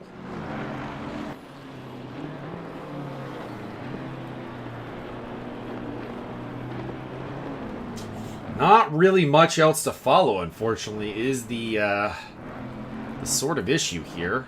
A couple of cars still have a pit stop probably to do. I'm just looking at their current stint times and, tacking on an extra 36, 37 minutes to them is it's a bit to ask for the tires. So there might be a late pit stop for a couple of people. A little 30-minute stint to the end. Yellow flag out for Robert Stoltz, who has just rejoined the race. Robert. Ooh, Robert.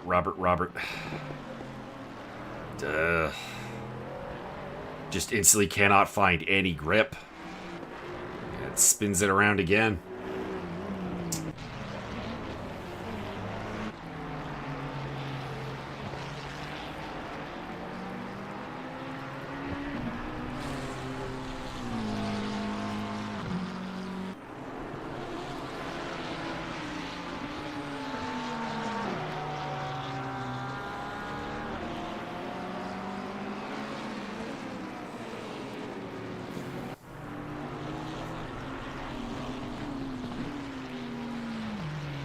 Question is, will we get to 200 laps? What do you think? I think the answer will definitely be yes, actually. Now that I think about it. I was thinking for some reason that there was like 20-something minutes left. No. It's 35 minutes left. This is a well under 2-minute lap. We will hit 200. At the moment, we're at 187. As Robert Stoltz goes by. Robert, I'm going to get off you, Robert, because you seem to be having a lot of problems when I'm watching you, and I don't want to do that to you anymore. I don't want to continue to bring the bad luck. We'll swap over to Krzysztof Rozelski for a little bit. As I've said, the commentary room is open. If anybody wants to hop on in and join me for the remainder of this race, or even for a little bit of it, you are welcome to do so. I'd love to hear about everybody's race. I'd love to hear about the lore and the twists and turns that this story has taken. It'd be fantastic.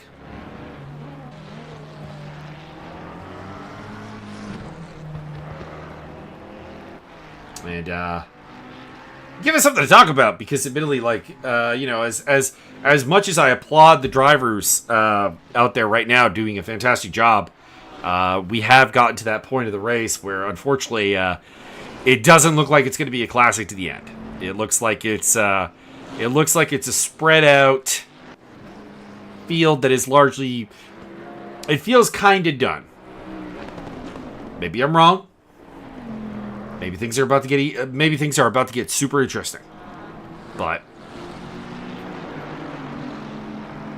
right now the gaps are quite large.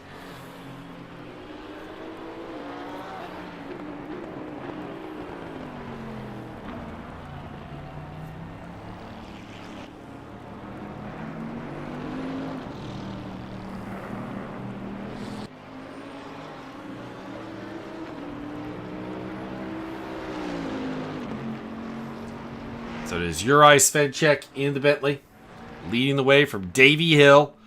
The only car still on the lead lap, the 137 Proper Racing MS car. The 33, driven by Michael Etter, is on the podium right now, running for Reptile Racing. Ernst Lindbergs, he had the lead early.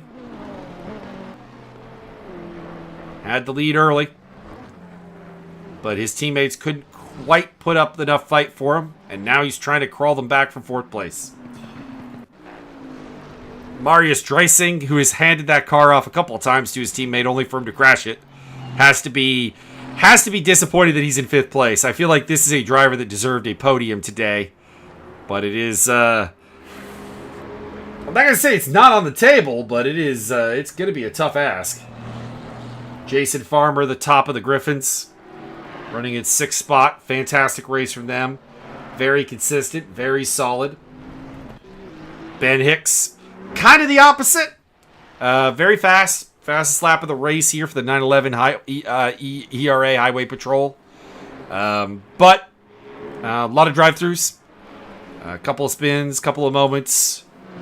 Can't really blame him. He's been out here the whole time. He is one of those coast-to-coast 6-hour drivers, and that's a tough ask. It's a very tough ask.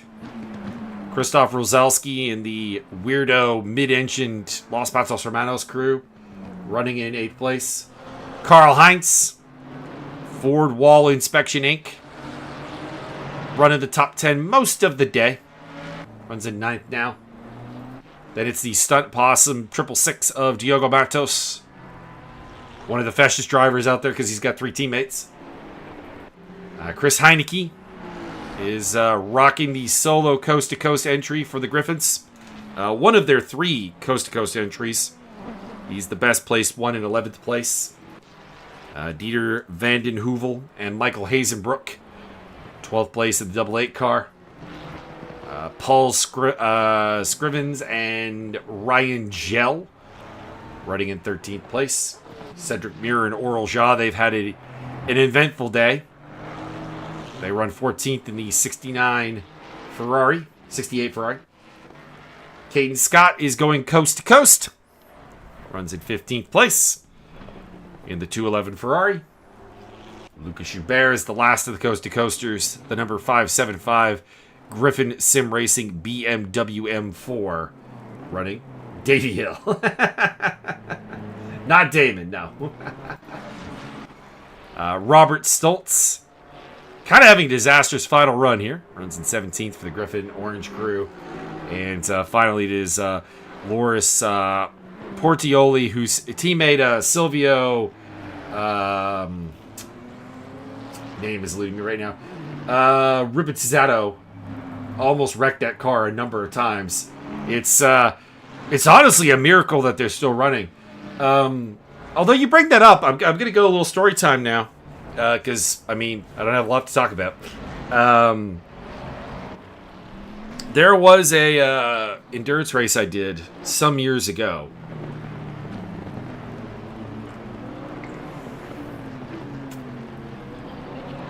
And there were two former F1 drivers in the race, which was pretty cool. We raced against Pierluigi Martini and Gianni Morbidelli. So that was a heck of a time. Now, when I say we raced against, I want to be clear. We were on the same track as them. We were never racing them. We saw them when they were lapping us. That was the extent of the interaction. It was very much a... it's very much, hey, Martini's coming up to us again. There he goes.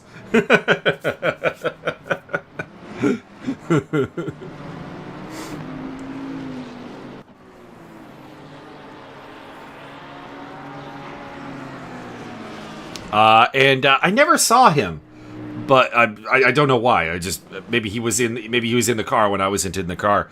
But there was one race we did sim racing with Pedro Lamy, the second to last Portuguese F1 driver, and probably the last one on merit, if we're being entirely honest. Tiago Monteiro was not there on merit. Let's be honest. That was a pay driver and a half. But to be clear, Tiago would still whip any most sim racers' butts because he had a really serious touring car career. I'm just saying his open wheel career was very much financially driven rather than talent driven. Did score points on 3 occasions though. 2 or 3, I can't remember.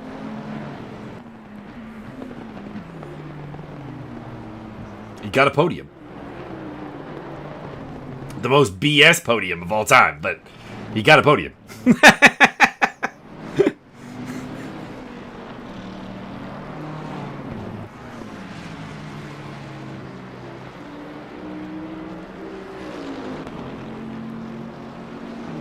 Also, over here on this side of the pond, I've come across a couple of Canadian racing royalty in some of the sim racing I've done. Alex Tagliani, Patrick Carpentier, David Rutledge,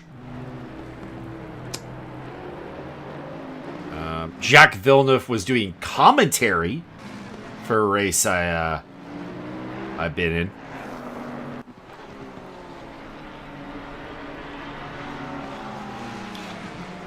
Yeah, I mean, Portugal's never been a hotspot of motorsports racing in that kind of way.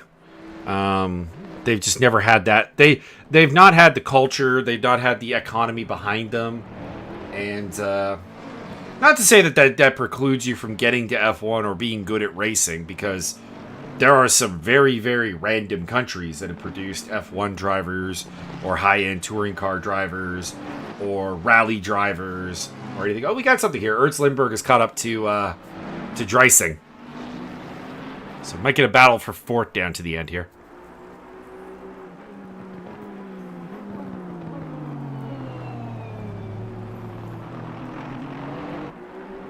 For example, Milos Pavlovic, the Serbian driver who had a pretty, he never was on F1's radar or anything, but had a respectable open wheel career and then went on to do some other things as well. Dusan Borkovic, the weirdest touring car driver I think I've ever seen, because he was 6'7". He had to brake with his heel.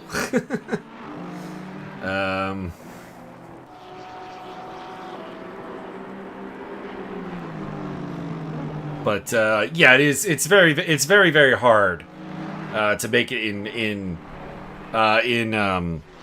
motorsport without being in one of the countries that has the reputation, the resources, the development environment, the financial support to really do things. So I'm like talking about like Germany, the UK, United States of America, Spain a little bit, France a little bit, Italy,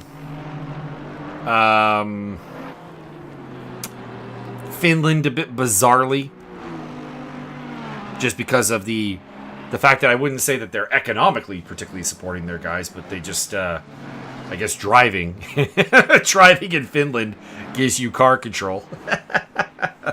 Brazil, yeah, Brazil.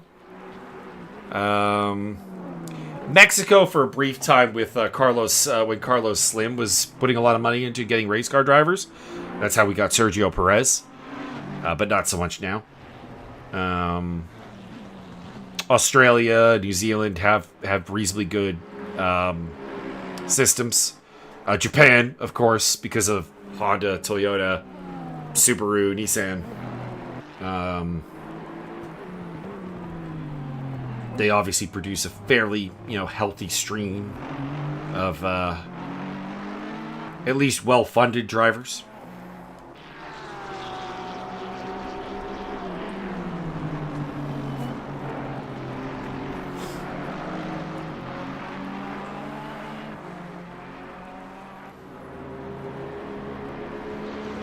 There's always that hope for, of course, a Chinese or Indian driver to really break through because, obviously massive financial market and big boon for business for the car makers.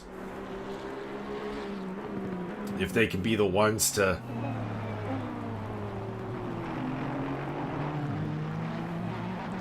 make it happen.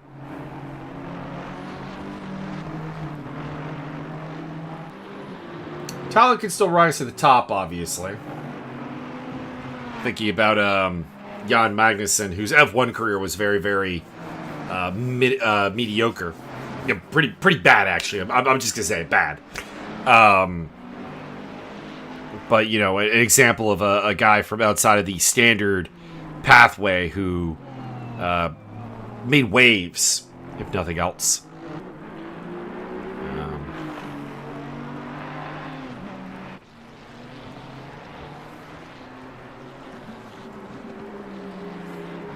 Jody Scheckter, South Africa. Another example of that. Caden Scott in the pits. Hopefully the last time.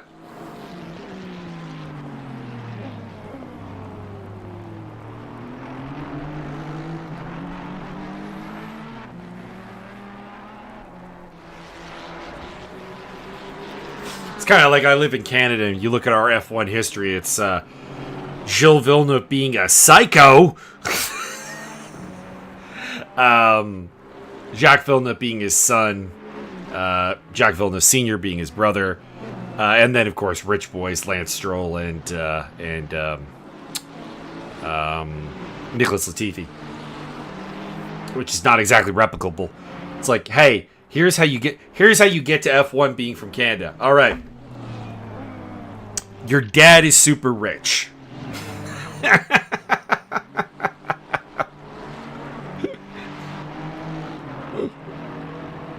And to be clear, even that doesn't work necessarily.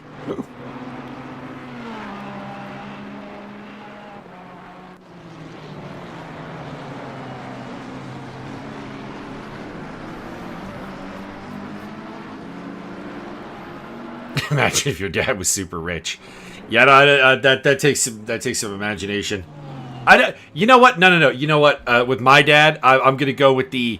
I don't want my dad to be super rich. It would not end well.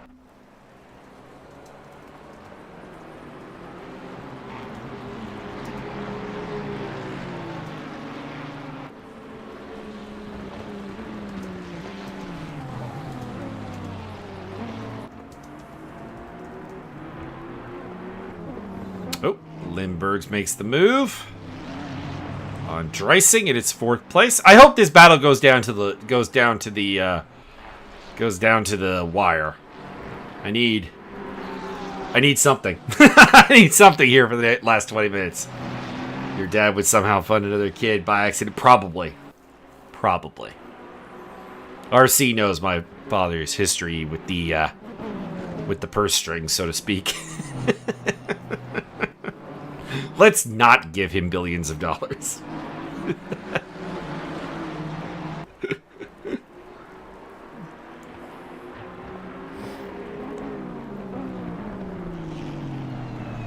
I am waiting for the day he ends up in a wheelchair and supercharges it, but you know, we'll cross that bridge when we get there.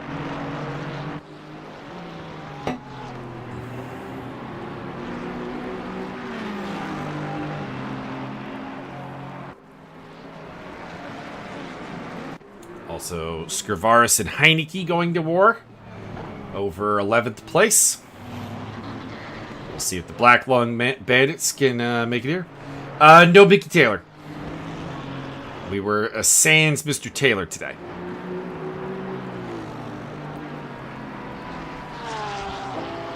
He was one of a couple of faces I'm used to seeing in the endurance that didn't make it.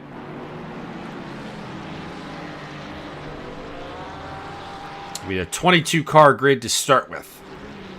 We have lost 4 due to a combination of engines blowing and some significant technical issues. I don't know what happened to the number 400 car. That one's DNF is not been elaborated on by anyone. But one of the Mustangs and the Mercedes both blew up their engines. And the Garage 59 McLaren was having some significant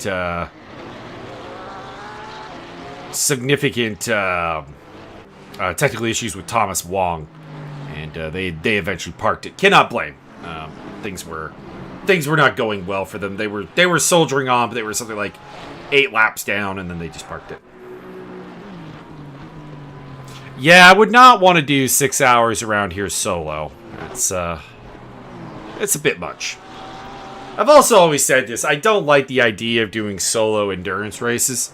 Half the fun of the endurance race is to meet other drivers, work with them, get in their heads, figure out how they set the car up, figure out how you set the car up, finding that compromising grounds, where can you live. And the whole driver swaps even. It's just a fun time. There's that social element that I think is completely wasted if you run solo.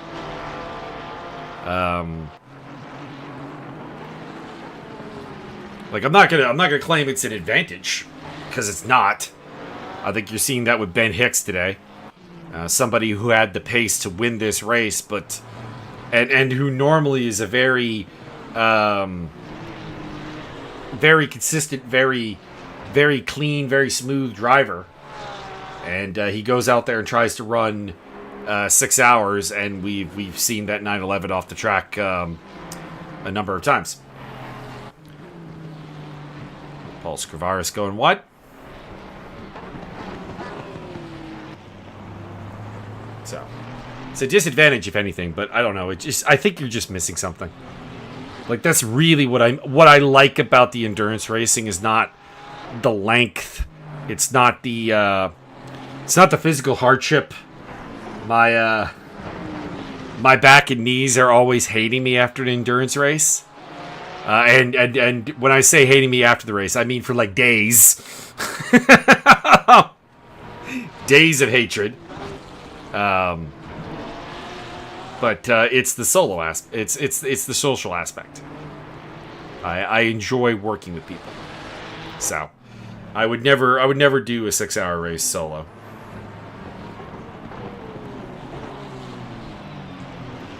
Hard enough doing 6 hours of commentary solo. I'll tell you what.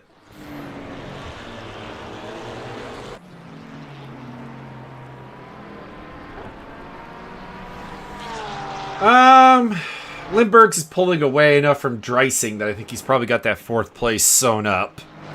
So it really is just this Heineke-Scrivaris fight that we have as fun. And we'll see how it goes. See if it goes to the end. Scrivaris feels like the faster driver, I should say. But Heineke is a little more consistent, a little bit more clean. Scrivaris is a bit messy. But he gets down the inside here, and Heineke blows the turn. That will let the Black Lung Bandits into 11th place, and with a little bit of a gap. In fact, Heineke is now closer to Dieter Van Heuvel in behind him. Although Van Heuvel's down a lap to him, so he'd have to overtake him once, and then I don't know about the music. I agree my stories can be fun, but the musical stylings are questionable. Oh, Heineke off again. I think this is another case of trying to solo for 6 hours has kind of Heineke's brain bandwidth is a little bit done. He's making mistakes that he was not making before, and it's not like the track should be that difficult right now. It's a slow track. We're doing 43, 44s right now, but I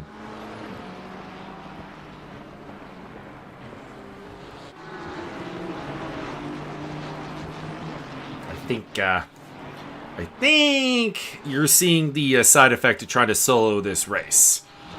Almost everybody that's trying to do it is falling back here towards the end. A couple of exceptions. Joubert and Caden Scott, I guess, are in kind of the same spots. But the mistakes are climbing from Chris Heineke, from Ben Hicks, and so on. So that is the deal. Still in the lead is Juraj Svenček, the 107, the Boatley. 13 minutes to go. Probably, I'm gonna guesstimate,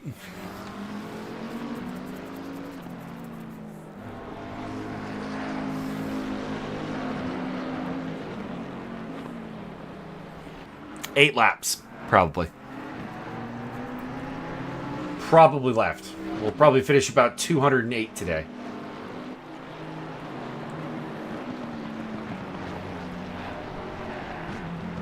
As Svenček finishes lap 200.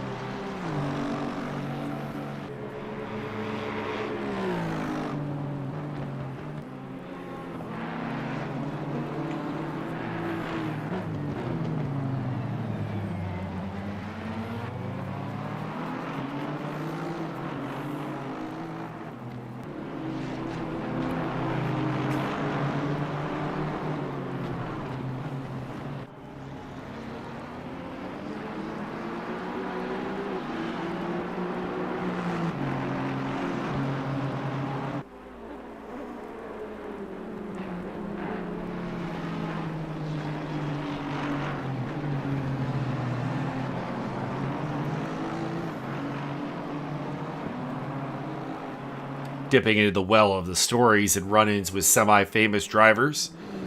I do remember I was in a league.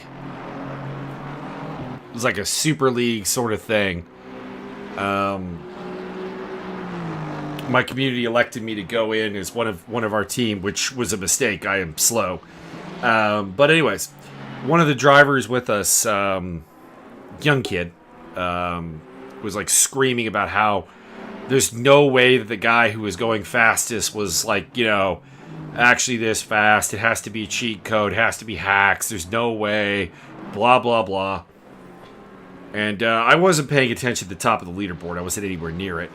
I looked at the leaderboard. I looked at the name. And I went, you realize you're racing a DTM champion, right? That's Bruno Spengler, the only Canadian DTM champion. Of course he's putting up insane times.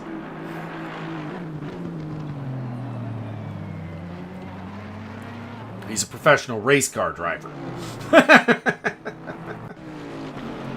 BMW pays him money to race their cars. So, yes, he is 3 seconds a lap faster than you. Don't know how to break it to you.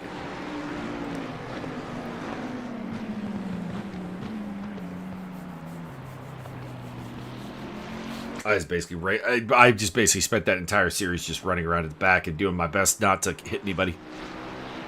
That was my goal. Don't hit anybody. That was the winning condition. Didn't quite succeed. I did have a 2 or 3 dust ups with cars, but nothing that I'm ashamed of. Dieter Vanden Heuvel off the track again. I'm pretty sure I can predict what this is going to look like.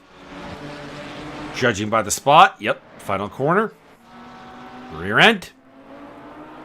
Deposit in the kitty litter. Drive-through penalty for Ben Hicks.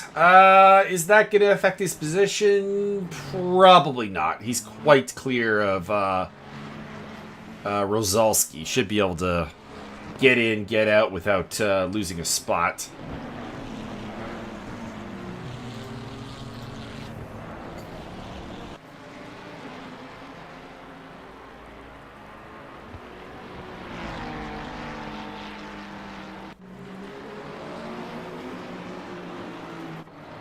Scrivaris is actually caught up. Oh, never mind. He's laps behind.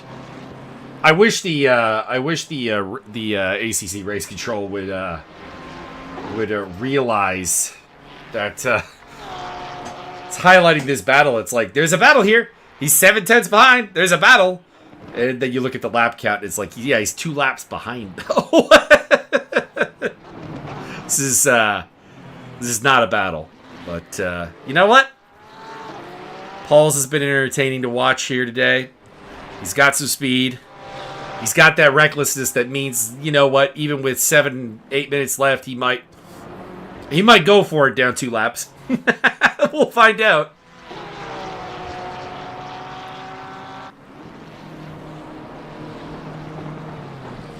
It looks like we're going to fall short of the 2:08 mark.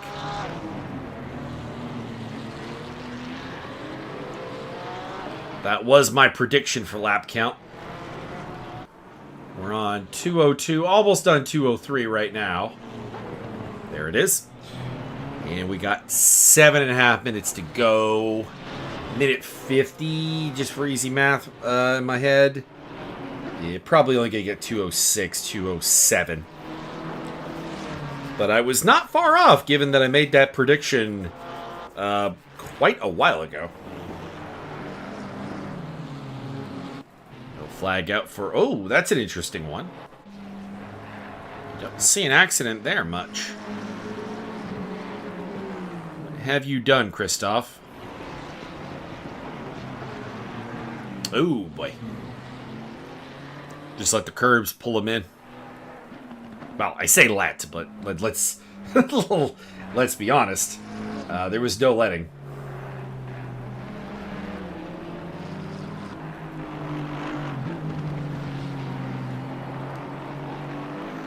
That implies that there was some authoring of what happened there in Christoph's hands, and I doubt that there was.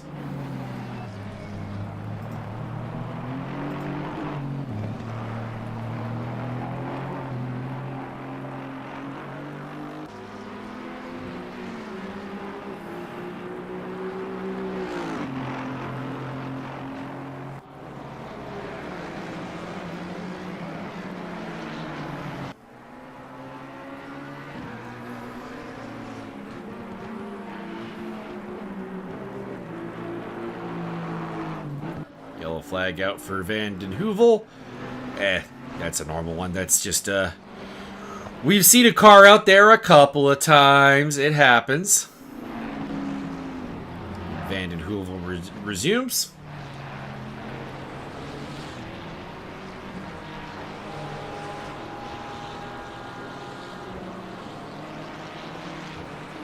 Five and a half minutes to go, everybody.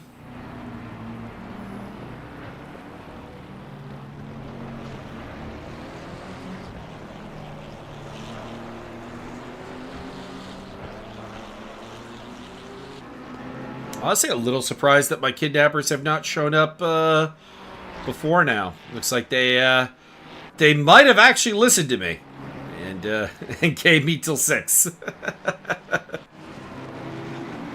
We'll have wrapped up by then.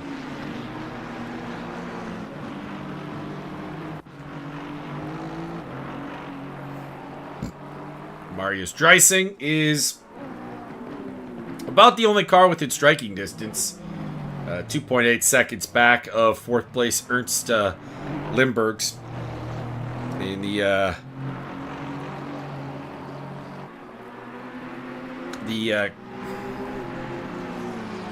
KFD. I don't know why I was having a problem with the name there. It's like Kentucky Fried Racing, KFR? No, KFD. Pair of drive-through penalties for Chris Heineke and for Silvia Ribitizzato. They will have to serve those or take a time penalty. And yeah, this is pretty much the closest thing to a battle we got going right now. The closest cars we got is Scrivaris and Matos, but again, Matos is on lap 201. Scrivaris is on lap 199. So, actually 2 laps ahead. They just happen to be about 1.7 seconds apart.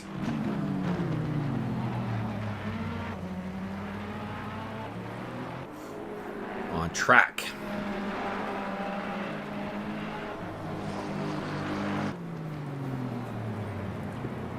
This car had more potential in it today. It could have been on a podium, but 4th place is not bad.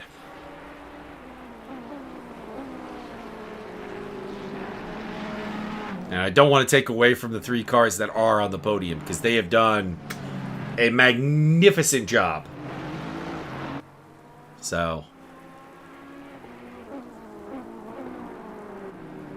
do I believe they were the 3 best at their peak? No. But they were the 3 best over the course of the race. And all they gotta do is keep it on track for another 3 minutes. And it will be the 107 Bentley, the 33 Ferrari, and the 137 McLaren 720S will be on the podium.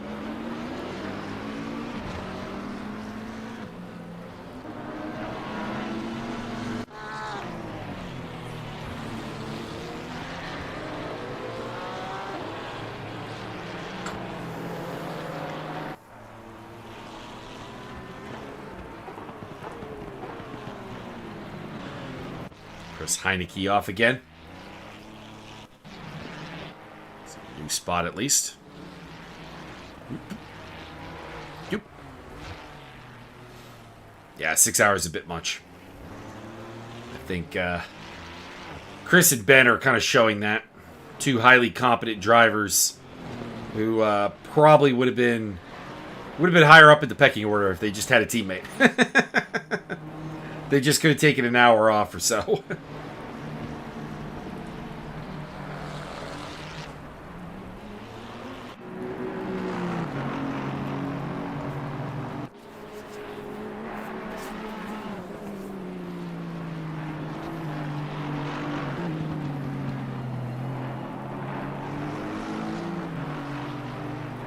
I've seen someone do a coast-to-coast at a 12-hour race, which is absolutely mind-boggling. I refuse to believe that he didn't at some point stop the car in the pits, go use the bathroom, and then, like, you know, just do like a full-on series of jumping jacks or something to wake up his, you know, his muscles. Like, I refuse to believe that he actually, you know, did it proper. But like even then, it's insane.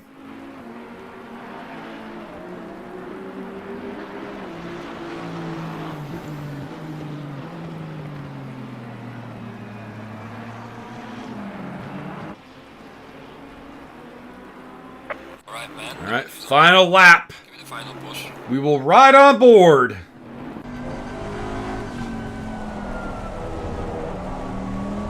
Uri Svedchek, the 107 Bentley, heading to victory. You can see from the wheel action how hard it is to keep this car going in the right direction. Oh boy. Oh, he's close. He is on the limit, and he is not really pushing the car all that much. Like, he's like a good 3 seconds off his pace.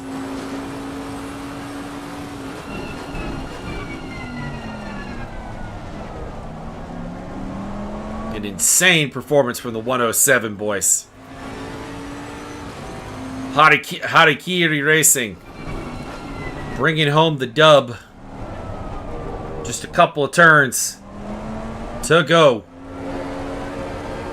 Ooh, nice save. Drive-through penalty at the end for Paul Scrivaris.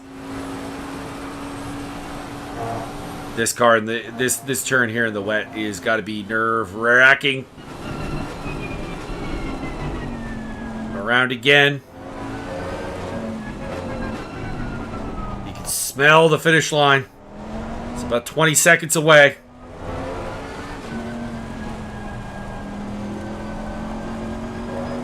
You can see how everyone spins by looking at these onboards. And your winner, Uri Svedchek and Martin Lorenk. Benito has finished the race. Victory has been achieved. Second place to the Reptile boys. Michael Eder at the wheel. Finishing on the lead lap. Only car to do that.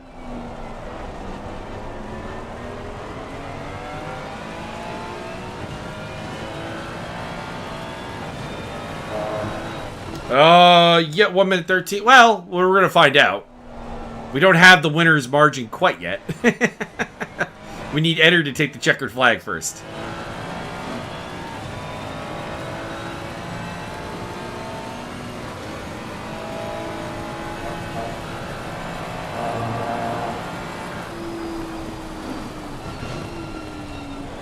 Look a little smoother in the Aston Martin.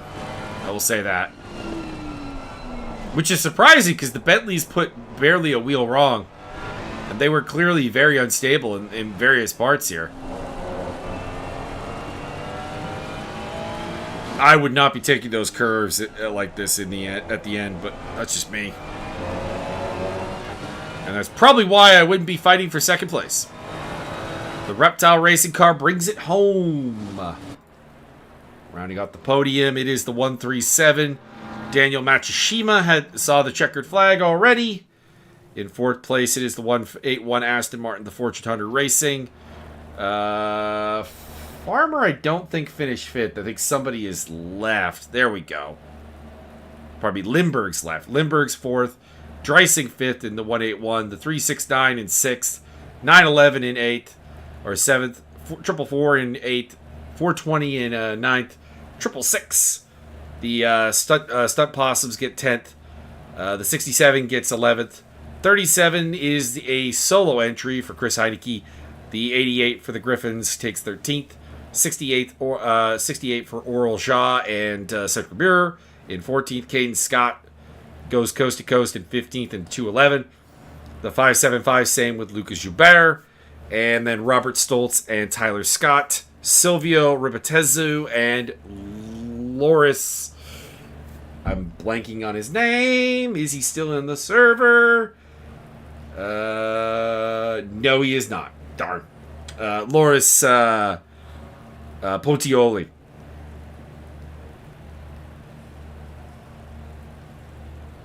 So, there you go. Everybody, I hope you enjoyed. I will be back. Am I back tomorrow? Or do we not have an event tomorrow? Events.